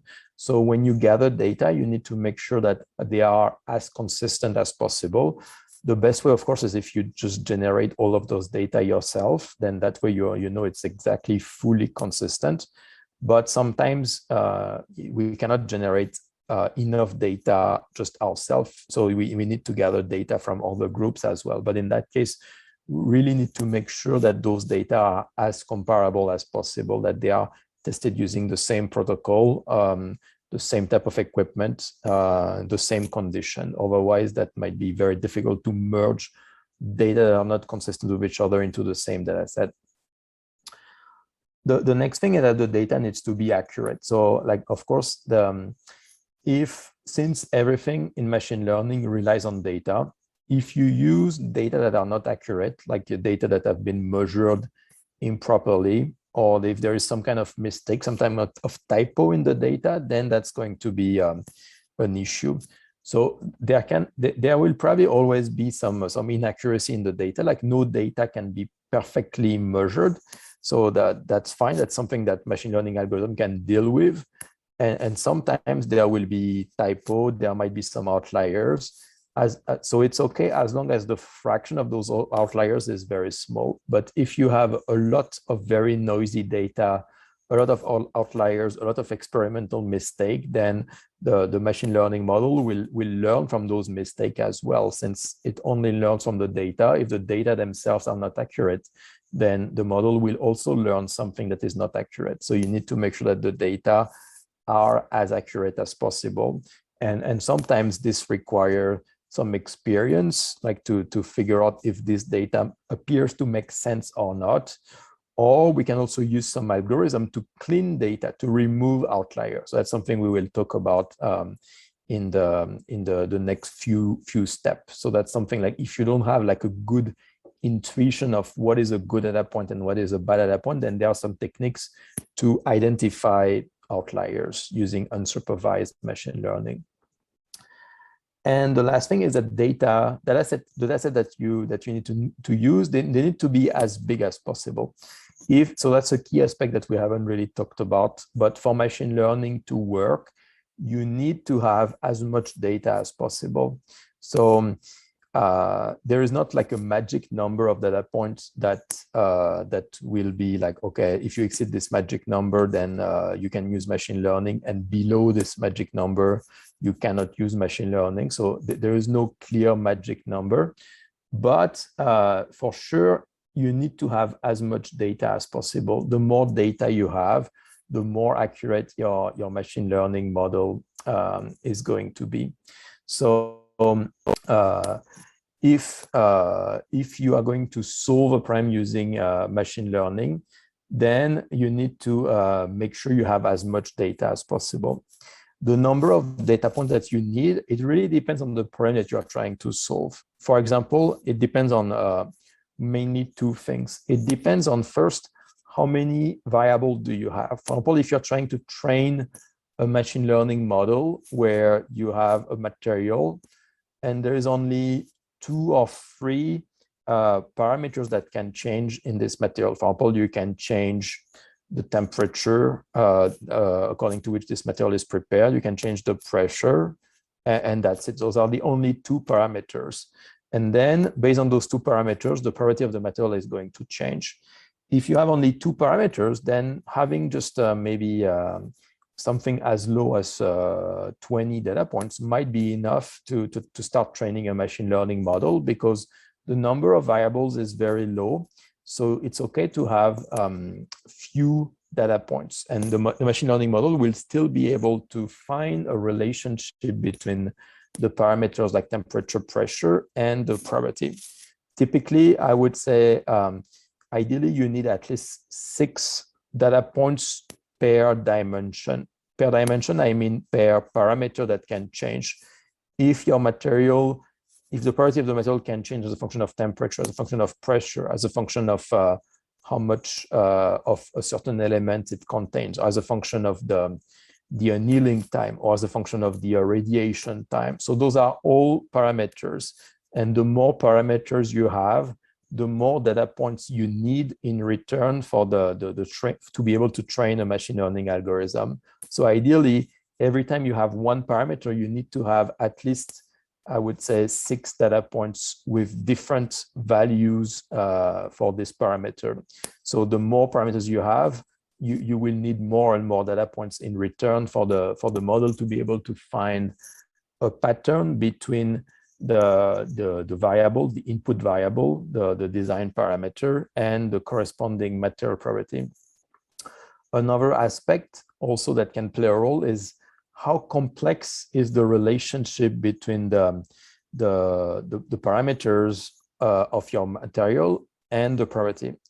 If, for example, you are trying to predict the density of a material as a function of its composition, then very often this type of relationship is very simple. Like usually the density is going to change linearly with the composition, the chemical composition of the material. So since it's going to be a very simple linear relationship, it might be enough to just have a few data points. That's going to be enough to train your model because it's a very simple linear relationship. But if you have a very complex relationship where you have a given input X, and then the way this input X is affecting the variable Y is very complex, like a very complex relationship like this that is non-monotonic, then you will need probably a lot more data points in order for the machine learning model to be able to learn this relationship. If you have just a few data points, like one data point here, one data point here, and one data point here, then your model will think that it just should be a linear relationship. Your model will not be able to guess some complex relationship if it doesn't have enough data points to be able to be exposed to the complexity of the relationship between the parameters of your material and its properties. So a very important aspect is to have as much data as possible, to have a data that is large enough to really be able for the model to learn the complexity of the relationship between the input and the output. Do you have any questions regarding this so far?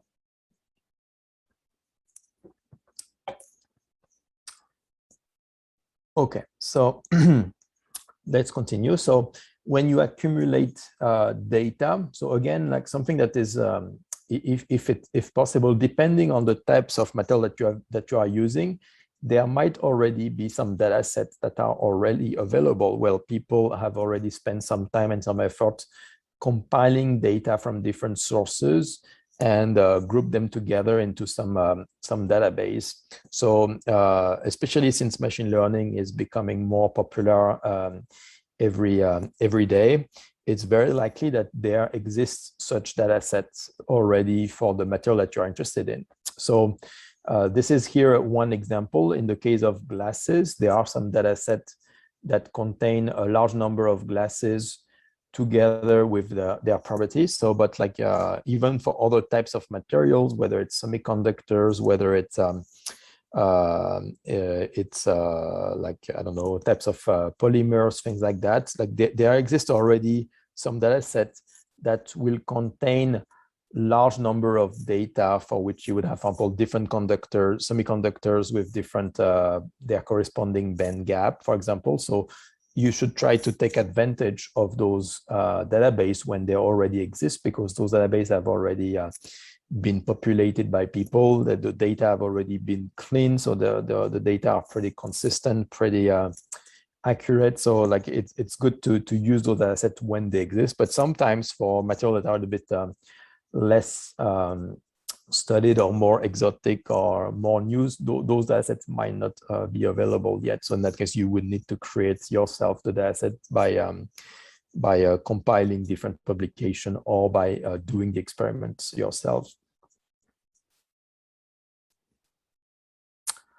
Then step 2 is, once you have the data set, then you need to make sure that the data points that you have in this data set need to be accurate. And so one problem that can really affect the quality of machine learning is when you have an outlier like this. Like for example, like here, this is an example where you have glasses with different composition and you measure the corresponding property of the glass.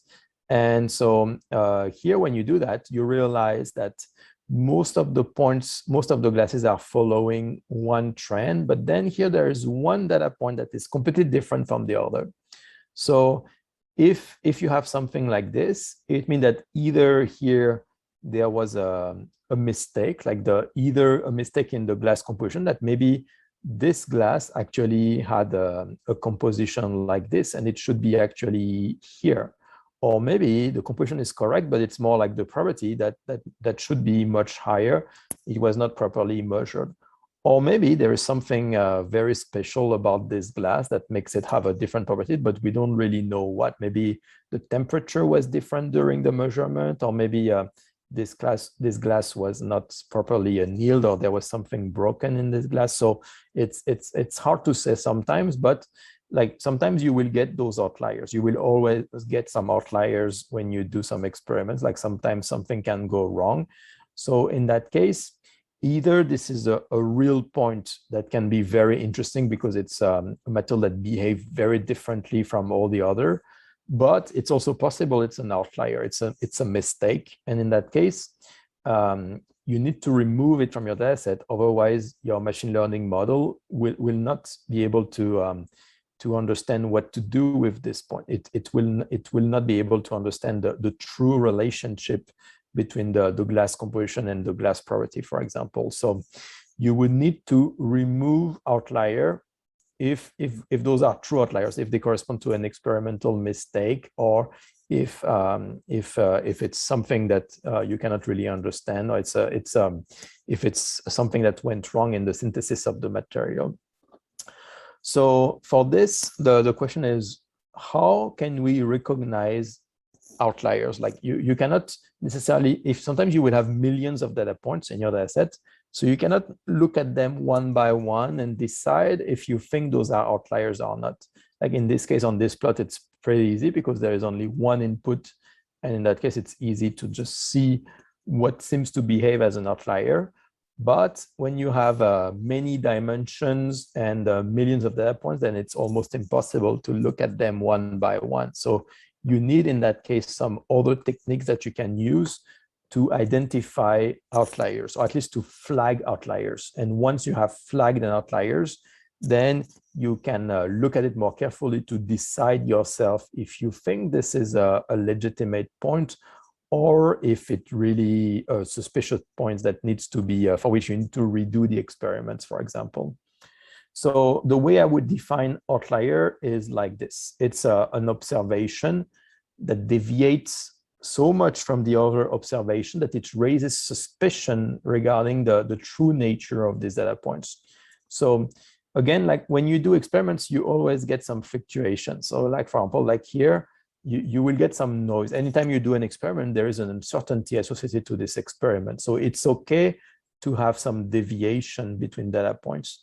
But when this deviation is so large that it really becomes suspicious that something went wrong, then that would be the case of an outlier. It's a point that is so far away from the other point that you can be very suspicious that something might have gone wrong with these data points. So in that case, it needs to be checked or removed. So the different thing that can cause outliers, so that could be like an experimental error, like maybe there was a mistake in the calibration of the equipment or something like that. So it can be an error like during maybe the synthesis of the material, or like the planning of the experiment, or the human execution of the material was not conducted properly. So that can be another thing. Like the composition of the material might not be the one you think. So there might be some impurities in your material, something like that. There can be some issue, like your material is not homogeneous, or it can be phase separated, partially crystalline. So this can be an issue about the quality of the material. So that's another potential source of error. Sometimes there is just some some measurements include some kind of randomness. For example, if you test the fracture of a material, the fracture of glass, for example, sometimes like you need to do the same experiment several times and take some average, because each experiment individually might give you a very different answer because of some intrinsic variability of the measurement. So if it's very sensitive to small detail of the material, so in that case, it might just be like a random deviation due to the variability or the sensitivity of a given measurement. So of course, another potential mistake is just like a human mistake. For example, if somebody did a mistake in the converting one unit to another or something like that. So that would be like a mistake from during the processing of the data. Something that is actually very common is just typos. Like you just if you write a given measurement on a piece of paper and then somebody else will read the number but cannot exactly see based on the handwriting, will think one figure is another figure, something like that. Or you enter data on the computer and you forget the point, so you forget the decimal point, so that would be like a typo. So those mistakes can always occur. So it's something that is going to be part of that. I said there's always going to be a small fraction of typos like this. Of course, there's also the possibility that something that looks like an outlier might not actually be an outlier. Like it might be just that there is, for example, in the case of a glass, there might be a very special composition for which the glass will suddenly behave very differently than if the composition is different. So for this, the only way to make sure of that, whether it's an outlier or actually a very special material, is to repeat the experiments, like to do the experiment again and see if this measurement is repeatable. If you redo it and you find out that actually the new measurement is now in line with the other measurement, then it means that it was probably an experimental error, like something like based on those reason 1 to 7. But if you keep getting the same measurement over and over, then it might not be an outlier. It might just be a point, a material that suddenly have very different properties. And sometimes that can happen, like there can be some very specific condition where material will perform very differently than for other conditions. So sometimes you need to be careful when you see outliers. You should not always say, okay, I'm going to delete it. You should really carefully check, like, is there a good reason that it's an outlier, or can I redo the experiments to confirm, to really see if it's a good reason, if there is a good reason to delete this outlier, or if it's actually something that you should keep, confirm, and check if it could actually be a very unusual material that deserves to be kept in the data set. That's step 2. That's what we call the data cleansing, or removing the outliers. So now the question is, how do you do that in practice? How do you detect which data point is an outlier and which data point is not an outlier? So for this, we need to use unsupervised machine learning, because we don't have some example of data that are outliers or data that are not outliers. We don't have any label for that. We just have some data points. Some of them are going to be different than others. Those are the ones that we want to flag as outlier, but we don't have previous example of data points that are outliers and previous data points of that are not outliers. So we need to do, since we don't have any label, we need to use unsupervised machine learning for this. So so we'll see here different methods. Some are very simple, some are more complex.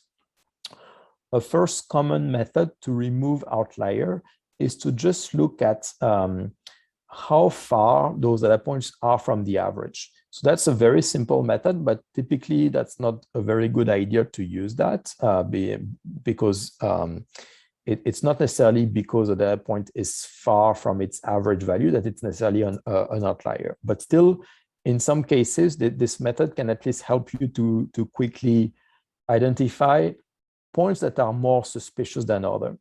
So here the idea, for example, is that you have some data points, and so those correspond to different materials. And for those materials, you are going to measure different things, like you can measure its composition, for example, or you can measure a given property. So you have different thing that can either be an input or an output for your machine learning model. Then what you can do is to look at all those features of the materials, all of those features like its composition, etc., or the property that are measured, and you can calculate the average of those features over the entire data set that you have. So you take all the material that you have and you calculate the average composition or the average probability. So that's going to give you the average mu. So this is the average value of this probability over the entire data set that you have.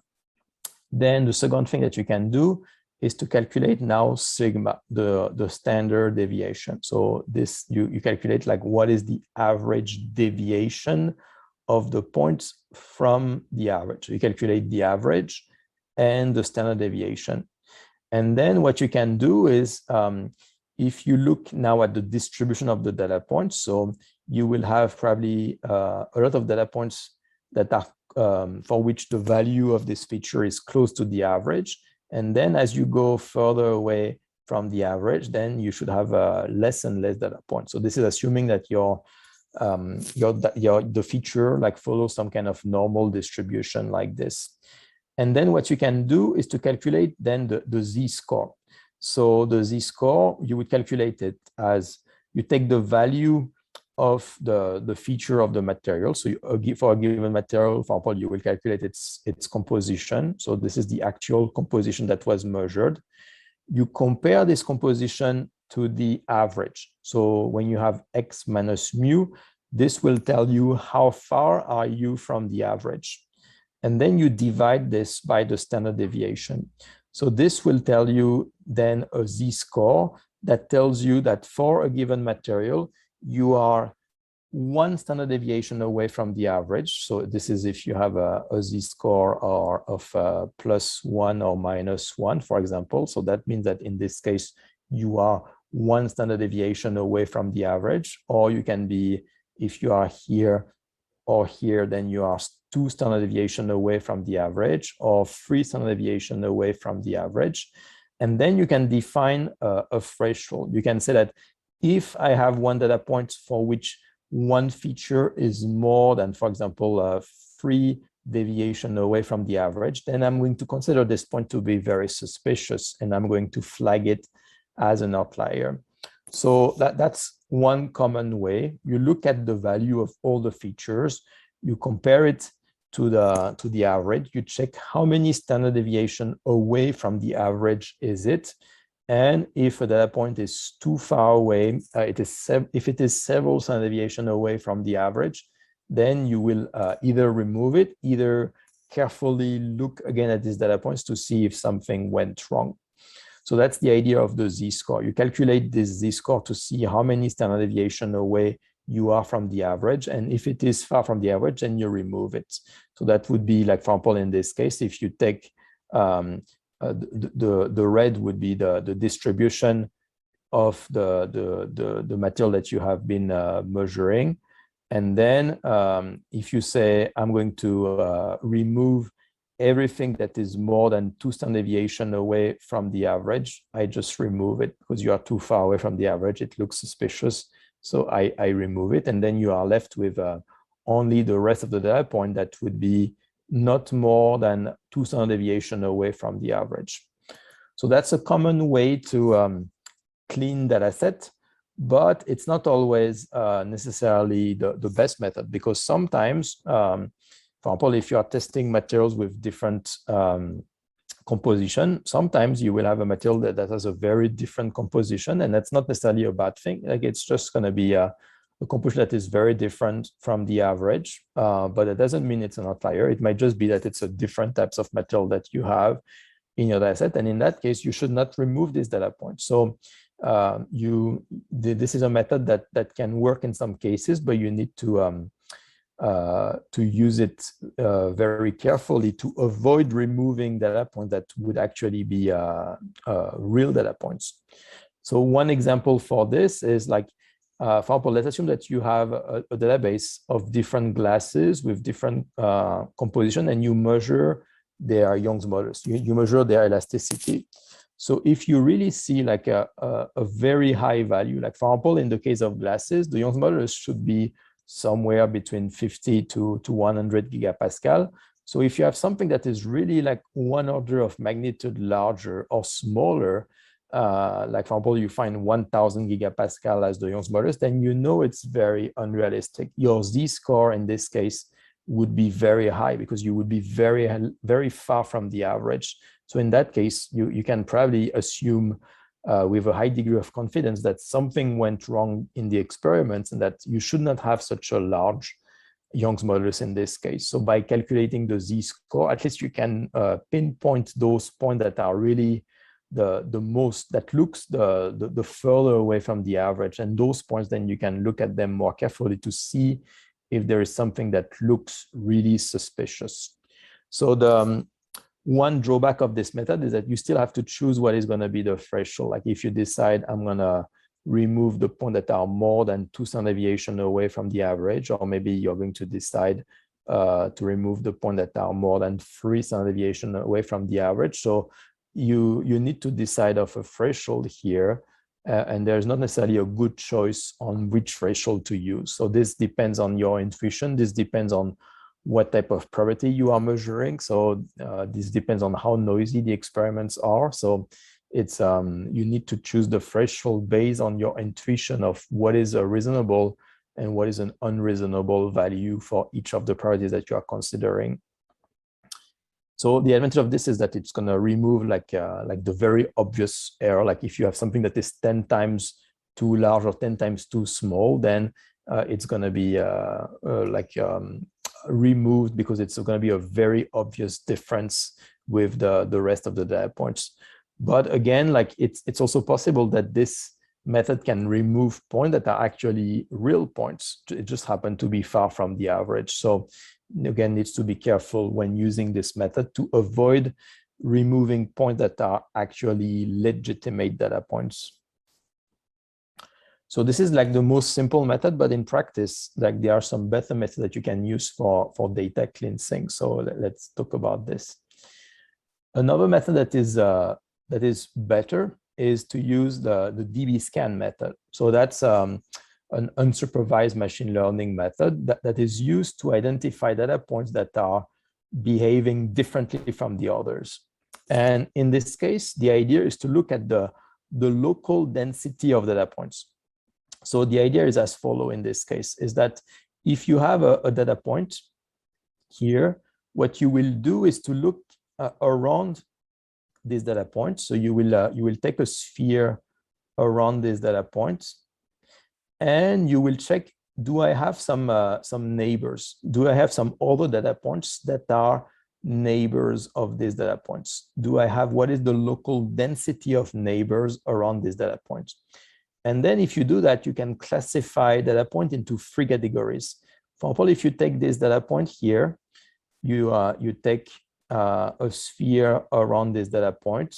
Here you find that it has 3 neighbors. So that's a point that has a high density of neighbors. So that's what you will call a core point. That's a point that has many neighbors. And a point that has a lot of neighbors, it's a point that you can be really confident about because it has some neighbors. It means that it's a point that behave similarly to other data points. So it's a point that is unlikely to be an outlier. It's behaving similarly than its neighbors.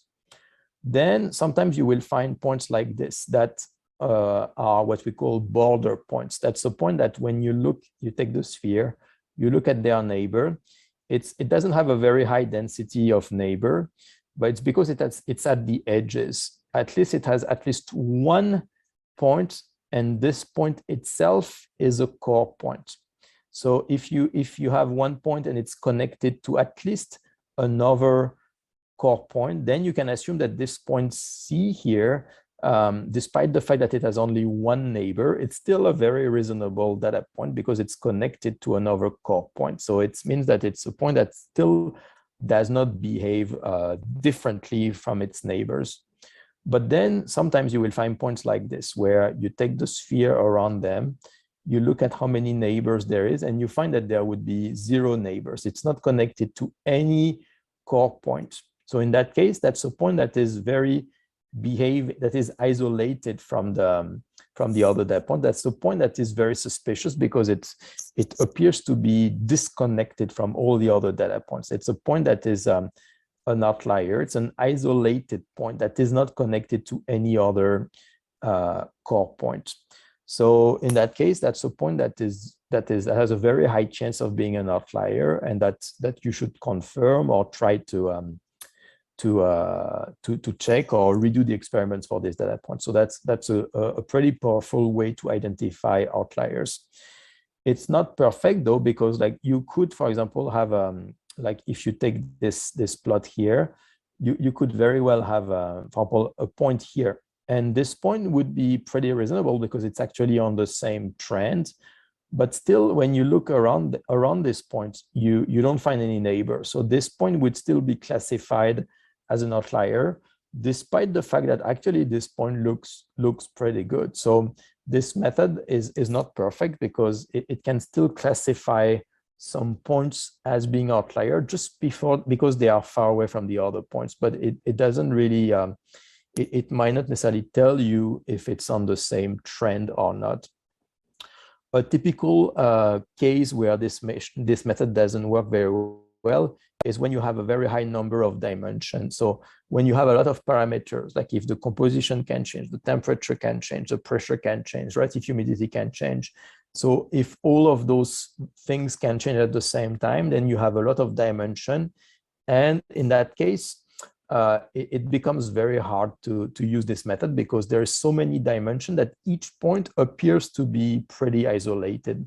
The more dimension you have, the more the database will look sparse, the more the points will look very far away from each other because you have so many dimensions. So if you have a very high number of dimensions, then, and if you use this DB scan techniques, it's possible that really a lot of data points will be classified as outliers just because there is so many dimensions. So that's one drawback, that when you really have a lot of dimension, like the DB scan method does not work very well. Another method that is probably one of the most powerful methods to detect outlier is what we call the angle-based outlier detection, or this ABOD technique. And so here the idea is that rather than looking at the density of data points, like rather than looking here at taking one data point and looking at what is the density of neighbors around this data point, here it's not based on density, it's based on looking at angles. And so the good thing is that if you look at angles rather than density, it's going to work better in when you have a high number of dimensions.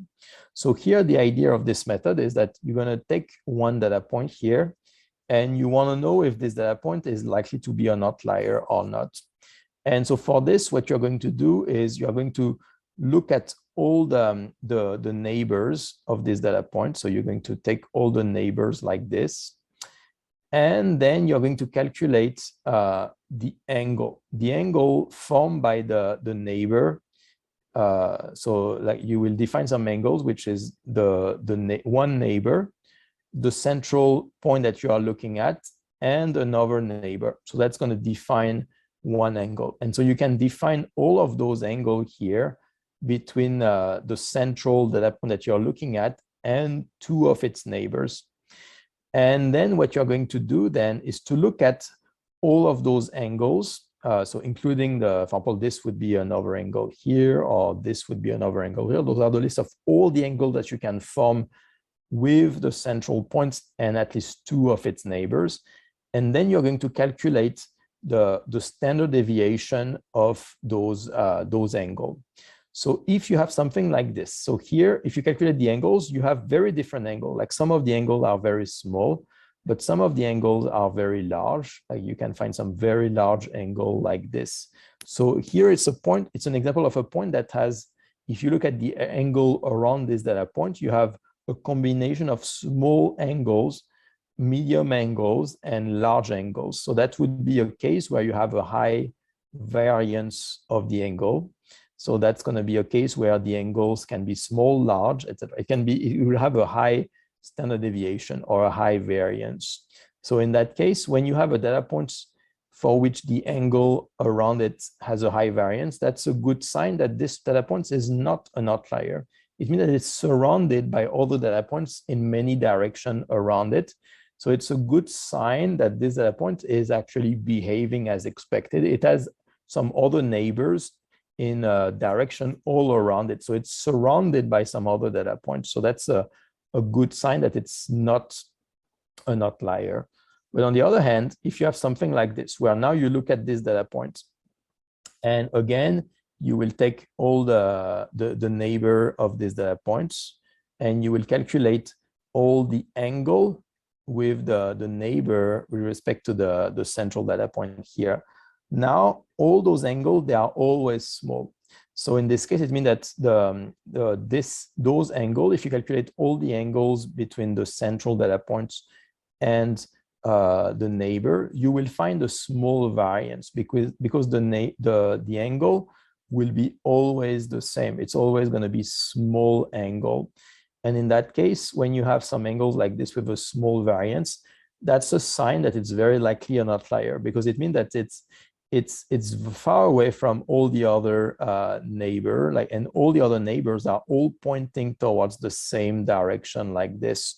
So in that case, that's a sign that this is an outlier. It's far away from the other points, and the angles are all pointing in the same direction. So that's a sign where you have a small variance for the angle, that it might be an outlier. And so these types of techniques works better in high dimensional space, because it's not based on the density of data points. It's only based on the angle around a given data point. So it's a good way to distinguish points that behave as outlier from points that behave more expectedly as points that appear to be more legitimate. So what you would do in this case is look at all the data points that have a small variance in their angles, and then either you remove them, or you need to double check them or redo the experiments to check what could have gone wrong with these data points. But at least it gives you a fast method that is pretty powerful to detect those points that behave very differently from the others. Do you have any questions regarding this data cleaning step?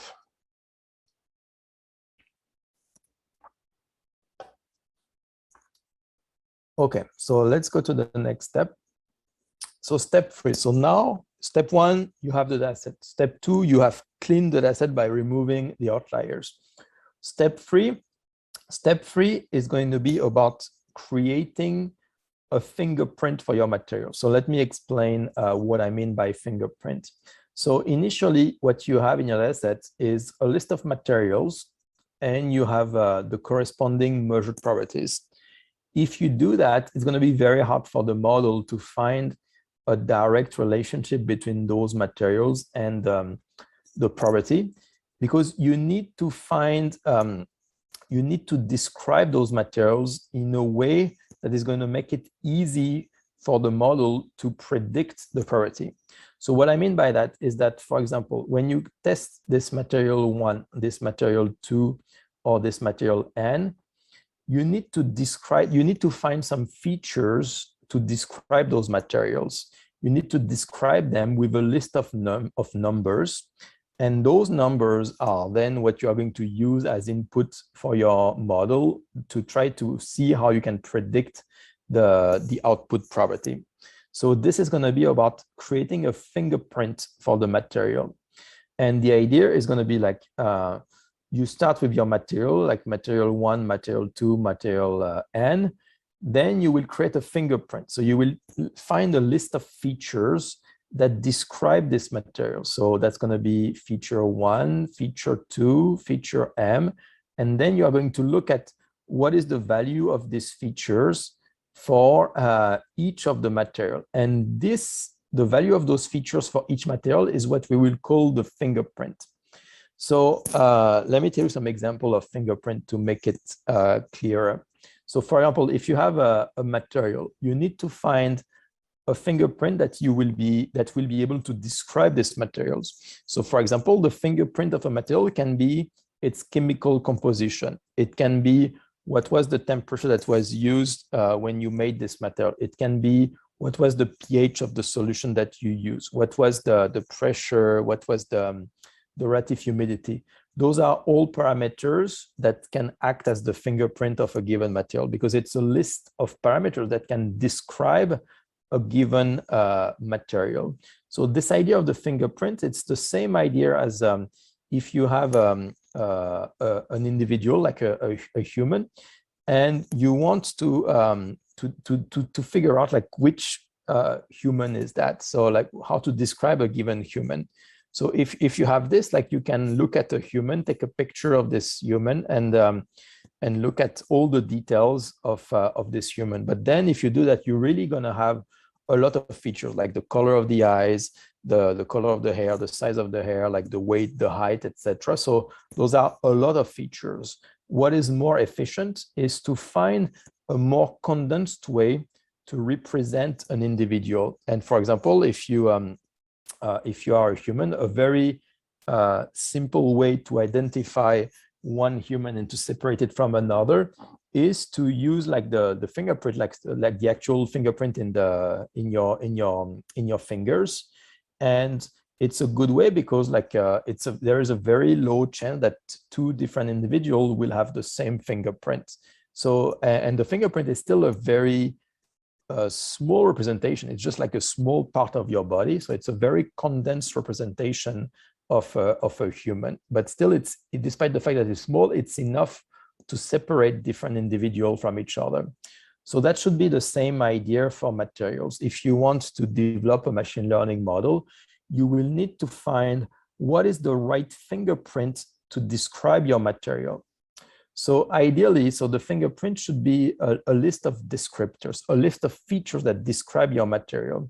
So a good fingerprint ideally should have various characteristics. So first, it should be a unique numerical representation of a material. So unique means that two materials that are different should have two different values for the fingerprint. Like if you define your fingerprint in a way that two materials that are different can still have the same values for the fingerprint, then your model will not be able to distinguish those two materials. So you need to have a fingerprint that is precise enough that each material that is unique, if two materials are different from each other, then they should have different values for the fingerprint. For example, if you define your fingerprint as being the composition of the material, the chemical composition, then if two materials have two different composition, then they will have two different values for the fingerprint. So that would be a good fingerprint. But if you just take a material and use its density, and you'd say the density of this material it's what I'm going to use as its fingerprint, then it's possible that you can have two different materials that have the same density, but still those are two different materials that are different from each other, two different chemical composition, etc. So in that case, that would not be a good fingerprint because it's a fingerprint that would not distinguish materials that are actually different from each other. So it should be unique. That's the first characteristic of a fingerprint. It should also be numerical. Like you need to be able to put some numbers. Like if you have a material, you cannot just say, this is material 1, material 2, material 3. You need to be able to come up with some numbers. For example, you can say, how much carbon do you have in this material? What's the concentration of carbon? Or what was the temperature that was used to create this material? So these are going to be some numbers. So it's going to be a numerical representation with a number that can change for each material. So that's going to be a good fingerprint if it can be quantified by some numbers. The second thing is that the fingerprint should be condensed. It should be a condensed signature of a material. Like you cannot have a giant fingerprint. Like if you have like 10,000 features to describe a material, then this is likely too much because the more features you have, the more you will need a lot of data points. Remember, in machine learning, if you have a lot of dimension, then you need a lot of data points to be able to train a machine learning model. So it is good if you can really find a very condensed way to represent your material. For example, if you have a list of different materials and The only thing that is changing for these materials is the temperature that is used during the processing of these materials. Then probably you should not use the pressure, or you should not use the relative humidity as being part of the fingerprint, because it's not really changing, it's not really influential. So you should really focus on the properties, like the features of your material that are the most important, and remove the one that are not very influential. So it means that your fingerprint needs to be precise enough so that it can distinguish material that are different from each other, but it also needs to be condensed enough, because if it's too large, then you will have too many dimensions. That's going to be bad for your machine learning model. You will need a lot of data. So it needs to be still as condensed as possible, that you need to describe your material with a small number of different features. The next thing is that your fingerprint needs to be easy to compute, easy to calculate, or easy to measure. Like, for example, if you have a given material, and if you are going to say, I want to use the melting temperature of this material as a fingerprint, or I want to use the band gap of this material as the fingerprint. Maybe that's a very good choice if the melting temperature or the band gap is an influential feature of this material. But then it means that you will need to be able to, for all the materials you have, you will need to measure their melting temperature, or you will need to measure their band gap. So that's something that might be hard to get if it's something that is hard to measure or hard to compute. So ideally, the good fingerprint should be something that is not too difficult to access, because otherwise it's going to take you a lot of effort, a lot of time to measure the value for this fingerprint for all the materials that you have. The next thing is that ideally your fingerprint, it should be based on some features of materials that are likely to have a physical or chemical relationship with the property that you're trying to predict. For example, if you're trying to predict the density of a material, then most likely you just need to know, for example, the composition of the material. Maybe you should know also the porosity of the material, and that's going to be enough to predict its porosity, because to predict its density, sorry, because the density is going to be very influenced by the porosity of the material and by the composition of the element that this material is made of. But in that case, maybe it's not that useful to know the band gap of this material, like, because the band gap of a given material is maybe it has nothing to do with its density. So even if you know the band gap, that's not going to be so helpful to be able to predict its density. So when you select the various features that you're going to use in the fingerprint, ideally you should choose the one that are the most the most likely to be influential, the features that are the most likely to be actually related to the property that you are trying to predict. So that's another thing. Like, if you have some intuition that this property should be influential or this property should not be influential, then you can use that to inform your choice of the fingerprint. So, like an example of potential fingerprints. So some fingerprint can be about the environment itself. So either the environment during the synthesis of the material or during the condition during which the material is being tested. So the temperature, the relative humidity, the solution pH, etc. So those are all potential information that can potentially influence the property that are being measured. And so in that case, it's important to include them in your fingerprint. Then you have the manufacturing attribute. Like, for example, if you form a glass, what is the cooling rate? What was the temperature at which you anneal your material? In which direction? How long did you anneal your material? Like, all of those things, it's about the manufacturing. It can influence the property of the material. So in that case, if it's something important, it needs to be included in the fingerprint as well.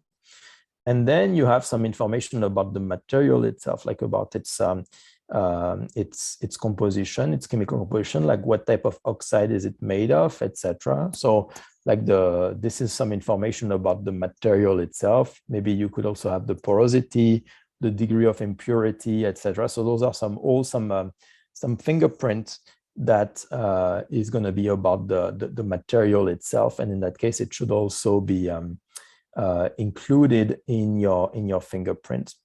So then your fingerprint is going to look like this. Like you will have a list of features that you are going to determine. So each feature in this case here would be one column of this table. So for each feature, for example, you will want to have the temperature, that's going to be column 1. You will want to have the solution pH, that's going to be column 2, or you will want to have the composition of different oxide, that's going to be column 3, 4, 5, etc. And then you will have different lines. Those lines are going to be the different materials that you are testing. So here, for example, if those are different materials that you are testing, each material will be a given line. So you have the feature as columns. So this is the features according to which you are describing your material as different columns. And then as different lines, you have the material. So those are going to be different lines here.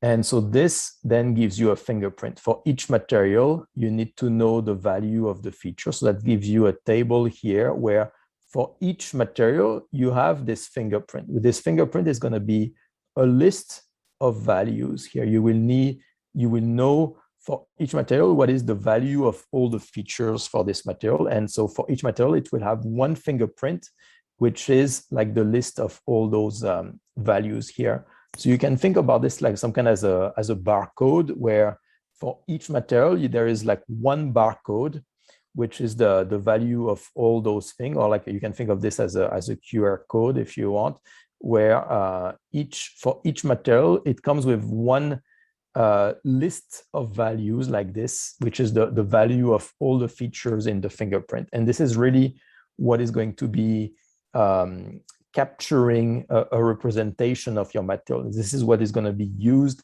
as input for the machine learning model. Do you have any questions about this, about this step of building a fingerprint for the material?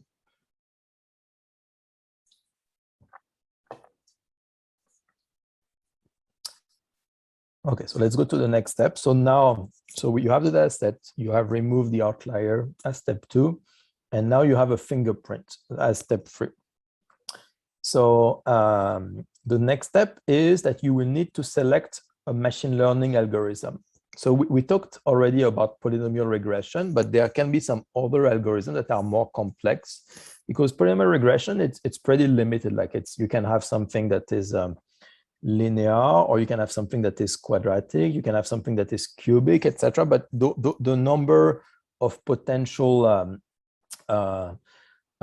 types of relationship that you can have, it's going to be limited by the polynomial nature of the function that you are using. So there are some other machine learning algorithm where you have more freedom, and you don't need to know in advance if the relationship between the input and the output is going to be linear, cubic, quadratic, etc. So a very common types of machine learning model is the artificial neural network. We will talk more about this in a few slides. The idea in this case is that you will use the fingerprint of your material. That's going to be the input. And then on the other side of the artificial neural network, you have the output that you want to predict. And then the way you're going to connect the input to the output is by this kind of network, where the inputs are going to be connected to some, what we call some neurons like this, which are going to be, I will talk more about what this is, but so there are going to be some intermediate nodes that are connected to each other. Those neurons can be also connected to some other neurons like this. And at the end, those neurons are going to be connected to the output. And then what you will need is to find what is the best network like this that can transform the input into the output. So it's going to be made of different layers. So you will have, this is the first layer, this is the second layer here. And so the inputs are going to be connected to the output through different layers like this, which are going to gradually transform the input into the output. So we'll talk more about this. So this is the artificial neural network, or usually we write it ANN like this. And so this is a very powerful method because it can find very complex relationship between input and output. And you don't have to make any assumption regarding whether the model is going to be linear or quadratic or cubic or anything like that. So these types of artificial neural network can learn very complex function, very complex relationship between input and output. So we'll talk more about this because this is one of the most commonly used method. Another example would be a decision tree. In a decision tree, it works like this. You start with a first node like this, and then you will ask one question. For example, you will ask, is the temperature lower or higher than a given threshold? And depending on that, depending on which one of those two cases is it, you will have two different branches. And so if the temperature is lower than the threshold, you will go to this branch. And if the temperature is higher, you will go to this branch. And then you will keep asking more and more questions like this. And every time you ask a new question, you will have different branches based on the value of the fingerprint. So for example, if your fingerprint contains the temperature of the material, and if it contains also the composition of the materials, you will have like a different branch where the branch that you will follow will depend on the value of the temperature or will depend on the value of the composition. And at the end of each branch, this decision tree will say that I think the probability is going to be equal to that. So every time you have one material, depending on the value of the fingerprint, you will need you will have a given path. You will follow certain branches, and at the end, you will reach a final node here that will say, I predict that the probability will be equal to a given value. So this would be a decision tree where you make a prediction by a list of conditions that look at the value of the features, and depending on the value of the features, you select a different branch until you reach the final branch of this decision tree. And in that case, each final branch will be associated to one prediction for the probability. Another common method is not to use a single decision tree. So that would be a decision tree. Like the reason we call it a tree is because it's made of branches like this, just like a tree. But something that is commonly do is rather than using one single tree, you will use an ensemble of trees. So you will use a tree number 2, tree number 3, etc. And so you will have this ensemble of trees that we call a forest. The forest is going to be a large ensemble of different trees. And then what you will do is that each tree will be slightly different from each other. And each tree will make a prediction like about the value of the probability. Each tree will predict something, and then you will look at all those trees and you will consider that each tree is voting for one value. So for example, this tree is going to think that the Young's modulus of a given material is 40 gigapascal. This one is going to think that it's 30 gigapascal. This one is going to think it's also 40 gigapascal. So all of those trees will be voting for a given prediction, and then you will look at what is the majority. What does the majority of those trees think? And that's you will select the choice, whatever is the choice that is the most trees are voting for this choice. That's what you will use for your final prediction. So sometimes, just rather than using a single tree, you use this forest, this random forest, this ensemble of trees, and then each tree makes a vote, and then you look at what is the overall consensus, what is the vote that is the most popular vote among all those trees, and that's going to be the prediction from your random forest model. Another example of model would be the Gaussian process regression. So random forest, it's typically we write it RF, and Gaussian process regression, that's typically abbreviated as GPR. And so in this case, the idea is that you have some data points here, and you are going to try to describe those data points with different Gaussian processes. So you will describe this with different types of Gaussian processes. And the good thing about this is once you have described those data points with different Gaussian process like this, it's gonna give you a model that you can use to predict, for example, if this is the input X and this is the output Y. Then once you have this model, you can say, for a given X, I predict that the output will be Y. But this type model, the big advantage is it's also going to give you a prediction of the confidence interval. For example, like here, if you have a point X, this model is very not confident in this. It cannot be sure like of the value Y. Y can be anywhere within this interval here. So the idea in this case is that this types of method, not only is going to give you a prediction of what it thinks the value of a property should be, but it's also going to give you a prediction of the uncertainty of the prediction. It's going to give you the confidence interval of the prediction, which other method typically cannot do. Other method will give you, for a given material, is going to predict one property, but it won't tell you how confident the model is in predicting that property. So that's one of the advantage of the Gaussian process regression. Not only it gives you a prediction, but it also gives you the uncertainty. It gives you how confident the model is when predicting this this property. So that's a big advantage if you want to know also how confident should you be about this prediction. Okay, so now we're going to talk more specifically about maybe one of the most popular model in machine learning, which is the artificial neural network. And the reason this model is pretty popular is because it mimics the way the brain works. It's an approximate representation of how the brain works, at least, and how the brain learns how to perform certain tasks.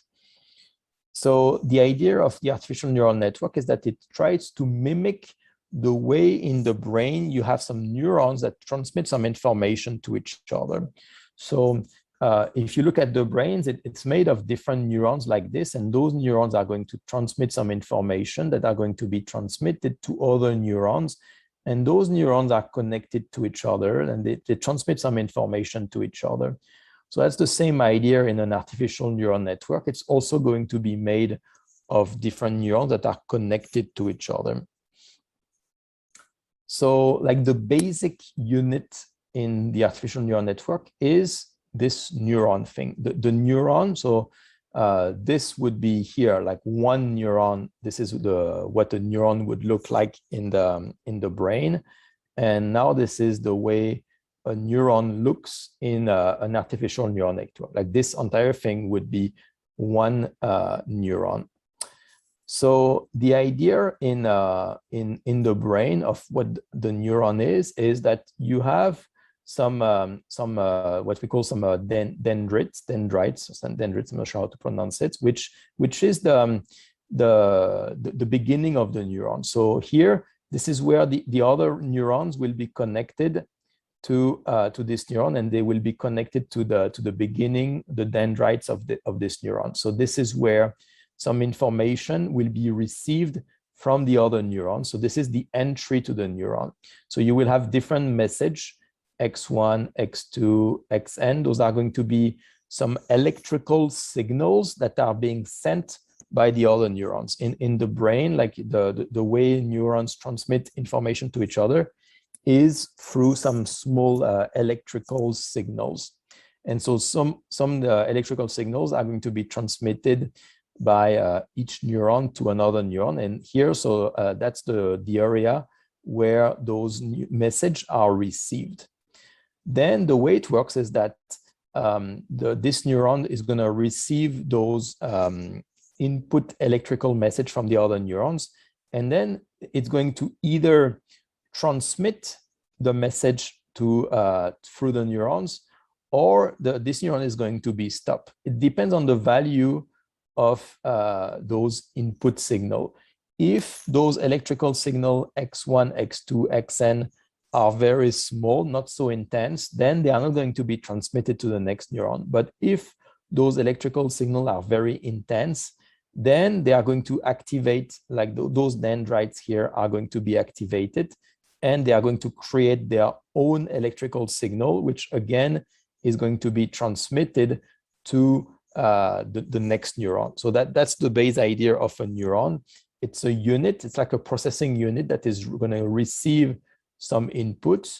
And if those inputs are intense enough, then an output is going to be generated. And this output is then going to be transmitted to the next neuron. So that's the basic idea of a neuron in a brain. Now, a neuron in an artificial neural network, it's fairly similar, not exactly the same, but still fairly similar. So the idea is still the same. You have different inputs. Those are going to be some inputs that are going to be transmitted by the previous neuron. So each, this is going to be a previous neuron here, is going to be transmitting different information. And so this neuron here is going to be receiving various information from several other neurons before it. Then what this neuron is going to do is that it's going to take the signal from each of the neurons. And the first thing is that it's going to attribute a weight to each neuron. So it's going to take the signal, it's going to take all the signal xi, where I is equal to 1, 2, 3, etc. It's going to multiply this by a given weight. So it's going to multiply this signal by a weight, where each input signal will have a different weight. Then it's going to take the sum of all those weighted signals. And then you take the sum of all those things, where you sum from I equal 1 to m, where m is the number of input neurons. So here it takes the sum of all the input neurons after they have been multiplied by the weight.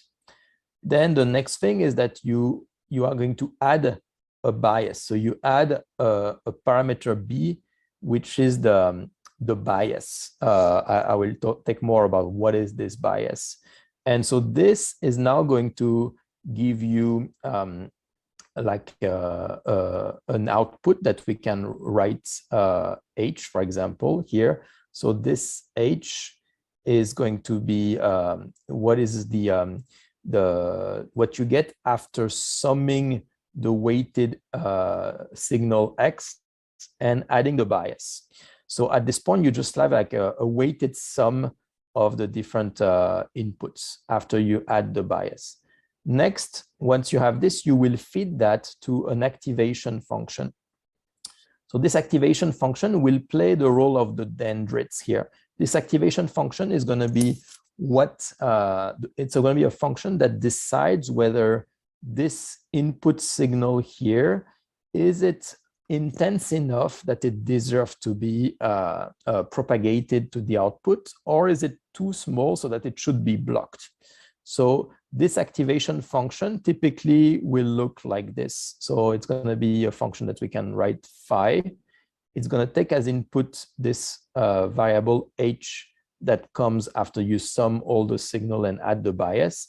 And then the activation function can be, for example, something like that, where if h is large enough, then this function is going to be activated and an output will be generated. But if h is too small, then phi is just going to be equal to 0. It means that this neuron is not going to transmit anything.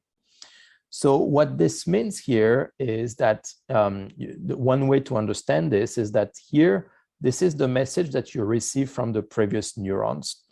And then you will add a bias to this. And then based on this bias, after you calculate the sum of all the weighted message from the previous neuron, and after you add the bias, then you will check, is this probability H going to be large enough to activate this neuron? If this neuron is activated, then it's going to generate an output, which this output is going to be the value of phi. It's going to be the value provided by the activation function. But if H is so small that the neuron is not activated, then phi is just going to be equal to 0 in this case. So this mimics the behavior of an actual neuron in the brain, where depending on the value of those electrical signal, either it's going to activate those dendrites, or it's not going to activate the neurons. And in that case, either it's going to transmit an output, either it's not going to transmit an output.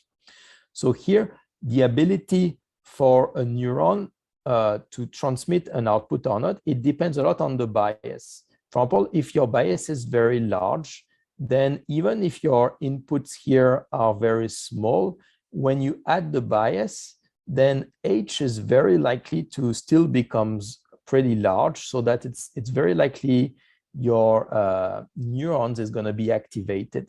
But if you have a bias that is very negative, then it's going to be very hard to activate these neurons. Even if the input signal are very large, then when you add the bias, if the bias is very negative, you're very likely that your probability H is still going to be negative, or it's going to be very small, so that it's not going to activate the neuron. So the bias here dictates how easy it is to activate this neuron, like how big, how intense this input message needs to be for these neurons to be activated. So this bias captures like how sensitive this neuron is going to be. Is it going to be activated even if the input message is very small, or is it going to really be a very non-sensitive neuron that really requires a very intense input message to be activated? So this neuron is the sensitivity of these neurons to the input message, whether it's going to be likely to block the message or whether it has a very high chance to transmit the message. This is going to be dictated by the bias.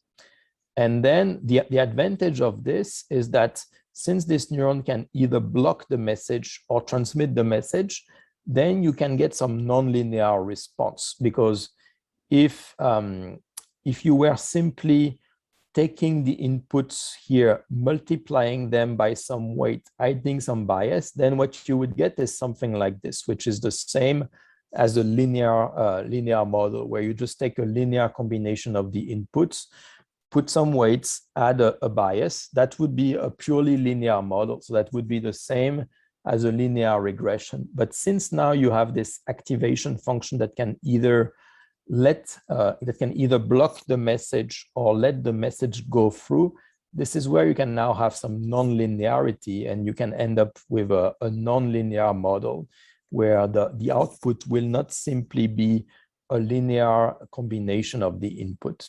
So altogether, like with this combination, like each neurons will be able to take some inputs, then analyze those inputs, combine them with each other with some weights, add the bias, then feed that to the activation function and check based on the activation function if this neuron is going to transmit another signal or if it's going to block this signal.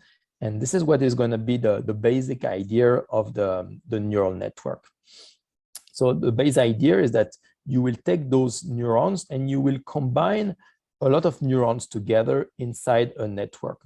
So now the base idea of a neural network is that you are going to use a large number of those neurons, where each neuron is going to behave slightly differently with different weights, different bias, etc. And you will have a combination of a network of all those neurons. And this is what is going to be used to transmit the input to the output. So here, so when you look at these types of network, there is it's organized within layer. So you have a first layer here, second layer here, third layer here. So the first layer is going to be what we call the input layer. So this is where you will have the value of the fingerprint. So if you have the fingerprint of your material, so you have the different features, this is what you will put here for each material. You will have the value of this material. You will have the value of the features for each material. So this is where you have the fingerprint. Then each of those input layer, they will be connected to some other neurons. So this is where you start to have some neurons here. So each of the neurons, it's connected to all the inputs of the fingerprints. And so each of those neurons here will attribute some weights to each of the inputs and will have a bias. And based on that, it will transmit a signal to the following neurons. Then this information is going to be transmitted to some other neurons here, neurons of the second layer. And so those neurons, again, they're going to receive the information from all the previous neurons. They are going to combine those information, add some weight, add the bias, and then themselves, they are going to decide if they are going to transmit the information to the next neuron. And then, so what you have altogether is a series of neurons like this, where each neuron can decide to either transmit the information or block the information. And at the end, what you get here is the output layer. So this is going to be the list of the properties that you want to predict. So that's going to be property number 1 or property number 2, property number 3, etc. So that's going to be the final layer that contains the property that you want to predict. So this is how it's going to work. You provide as input the value of the fingerprint for each material. This input is going to be transmitted neuron by neuron through layer 1, layer 2, etc., until eventually this gets converted into the final output, which is going to be the value of the property that are predicted for each material. So for each material, it has one value for the fingerprint. So it's going to give you one value of the predicted property. And every time you have a different material for which the value of the fingerprint changes, then it's going to change also the predicted property in return, since the signal goes from the left to the right here. So it goes, if you change the entry signal here, then it's going to change the output signal on the right. So that's the main idea of how a neural network works. Is just you start with the fingerprint on the left, then you connect that to a large number of neurons, just like you would have in the brain.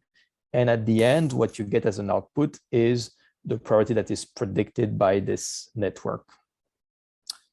Do you have any questions regarding that?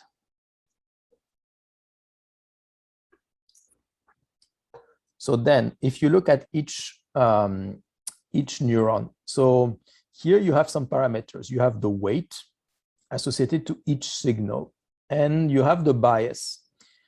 Those are going to be the parameter of the model, in the very same way that in a linear model, you need to adjust the slope and the intercept. You have two parameters that you need to adjust in a linear model. Here in a neuron, you have all of those parameters like W1, W2, Wn, and the bias.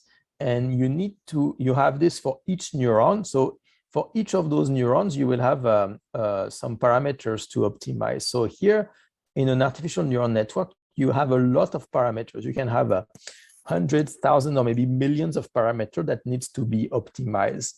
And that's the process of training a neural network. When your neural network is going to start learning how to transform the input fingerprint into the output property that it wants to predict, this process, you need to train the model. You need to adjust the parameters, the weights between the neurons, in order to teach this network how to convert the input fingerprint into the output property that you want to predict. So that's going to be step 5. Like once you have chosen your algorithm, then you need to train it. And training the model means that you need to adjust the value of the parameters of the model. So that's what it is. So the idea is that you have your data set where you have the material as input, and you want to predict the properties of those materials as output. So the way it works is that starting from the material, you determine what is the fingerprint. So this is the fingerprint that describes the material. And then you have your machine learning model that converts the fingerprint into the property. And this is what you need to train. You need to adjust this machine learning model so that it can successfully map the fingerprint into the property. So if your machine learning model is simply a linear regression, and it means that now you need to find what is the best value of the slope or what is the best value of the intercept that you need to use to convert the input fingerprint into the output properties. If you are using an artificial neural network, then it means that you have your features here, and you need to adjust the weight associated to each neuron, like every time you have some neurons that are connected to each other, and you need to adjust all those weights here so that the model gradually learns how to convert the input features into the output features. So that's the process. That's what a process is of training a neural network, is that you are going to gradually adjust all of those weights here, all of those parameters, in order to find an ideal network that can convert the input into the output. So that's the process of learning. And again, the way it's going to work is you're going to learn by example. It means that initially you will make some initial choice about those parameters, and then you are going to define a cost function, just like what we said before, like a cost function that describes how good your model is. And then you're going to start adjusting all of those parameters here in order to decrease your cost function. So you have your cost function that characterizes how close your model is to the actual data point that you have. And then each of those parameters here is going to be adjusted so that the prediction from your model is as close as possible to the actual data points that you have. So it means that based on the example of the material that you have their fingerprint. You also have the corresponding property for those materials. So then you are going to try to find what are the best value of the parameters that make it possible to convert the fingerprint into the property based on the data points that you already have. And so this process of adjusting the parameter, this is called the training of the model. So this is where you adjust all the parameters, and the way you would adjust those parameters is exactly what we described before using the conjugate gradient method. You calculate the cost function, that describe how good your model is, and then you are going to calculate the derivative of the cost function with respect to all of those parameters. And then you will start adjusting those parameters to decrease the cost function. So you will calculate the derivative of the cost function with respect to each coefficient, and then you gradually adjust those coefficients towards the negative gradient direction. You calculate the gradient, and then you adjust the parameters towards the negative gradient direction to try to decrease as much as possible the cost function, to decrease as much as possible the difference between the property that is predicted by the model and the property that are the real property that are in the data set that you are using to train this model. So this is the process of training a model. In every model, machine learning model, you have some parameters, and you just need to change those parameters in a way for your model to be as close as possible to the data points that you have in your data set. So that's what it takes to train a machine learning model. This is about adjusting parameters. Do you have any questions regarding this step 5, which is about training your machine learning model? Professor Mathieu? Yeah. What does the number of hidden layers depend on? So yeah, so this is going to be, I think, the next step. So let's I'll talk about this in a few slides. But basically here, like, there is two things that matters. There is how many layers are you going to choose, and then a second thing is how many neurons per layer are you going to choose. And this is something that needs to be optimized. Like when once you have chosen a given learning algorithm, like artificial neural network or random forest, then you will need to adjust some additional parameters. Those are what we call a hyperparameter. This is to differentiate the parameters from the model that are, for example, the weights, like the weights between the neurons. This is what we call the parameters. And then you have something else, which is the hyperparameter. The hyperparameter are not parameters that are going to be trained during the training of the model, but there are some parameters that dictates how complex your model is. For example, one hyperparameter would be how many layers do you have? Another parameter would be how many neurons per layer do you have? So those are some parameters that describe the complexity of your model, and they also need to be optimized. And so we're going to talk in a few slides on how you would do that. How do you select the best value for those hyperparameters? But the basic idea is that when you train these types of model, you want your model to be complex enough so that it can capture the relationship between the input and the output. But you don't want this model to be too complex. If you use too many layers here or too many neurons per layer, then your model will become too complicated, and that's going to be very hard to train such a complicated model. And a very complicated model is also going to be likely to give sometimes very crazy prediction. I'll talk about this and explain why in a few slides. But basically, when you come up with a new model, you will always try to find what is the right model complexity, to have a model that is not too simple, but also not too complex. And this is going to be about optimizing the hyperparameter, which is going to be an extra step after training the model. So let me know. I'm going to talk about this in a few slides. And if it did not answer your question, feel free to ask again, and we can talk more about this, okay? So yeah, so let's talk about this is the next step. So this is step 6. Now it's about optimizing the model complexity. Optimizing the model complexity can mean different things. For example, if you are using polynomial regression, you have to choose whether you want a linear model or a quadratic model or a cubic model. So this is different degree of complexity.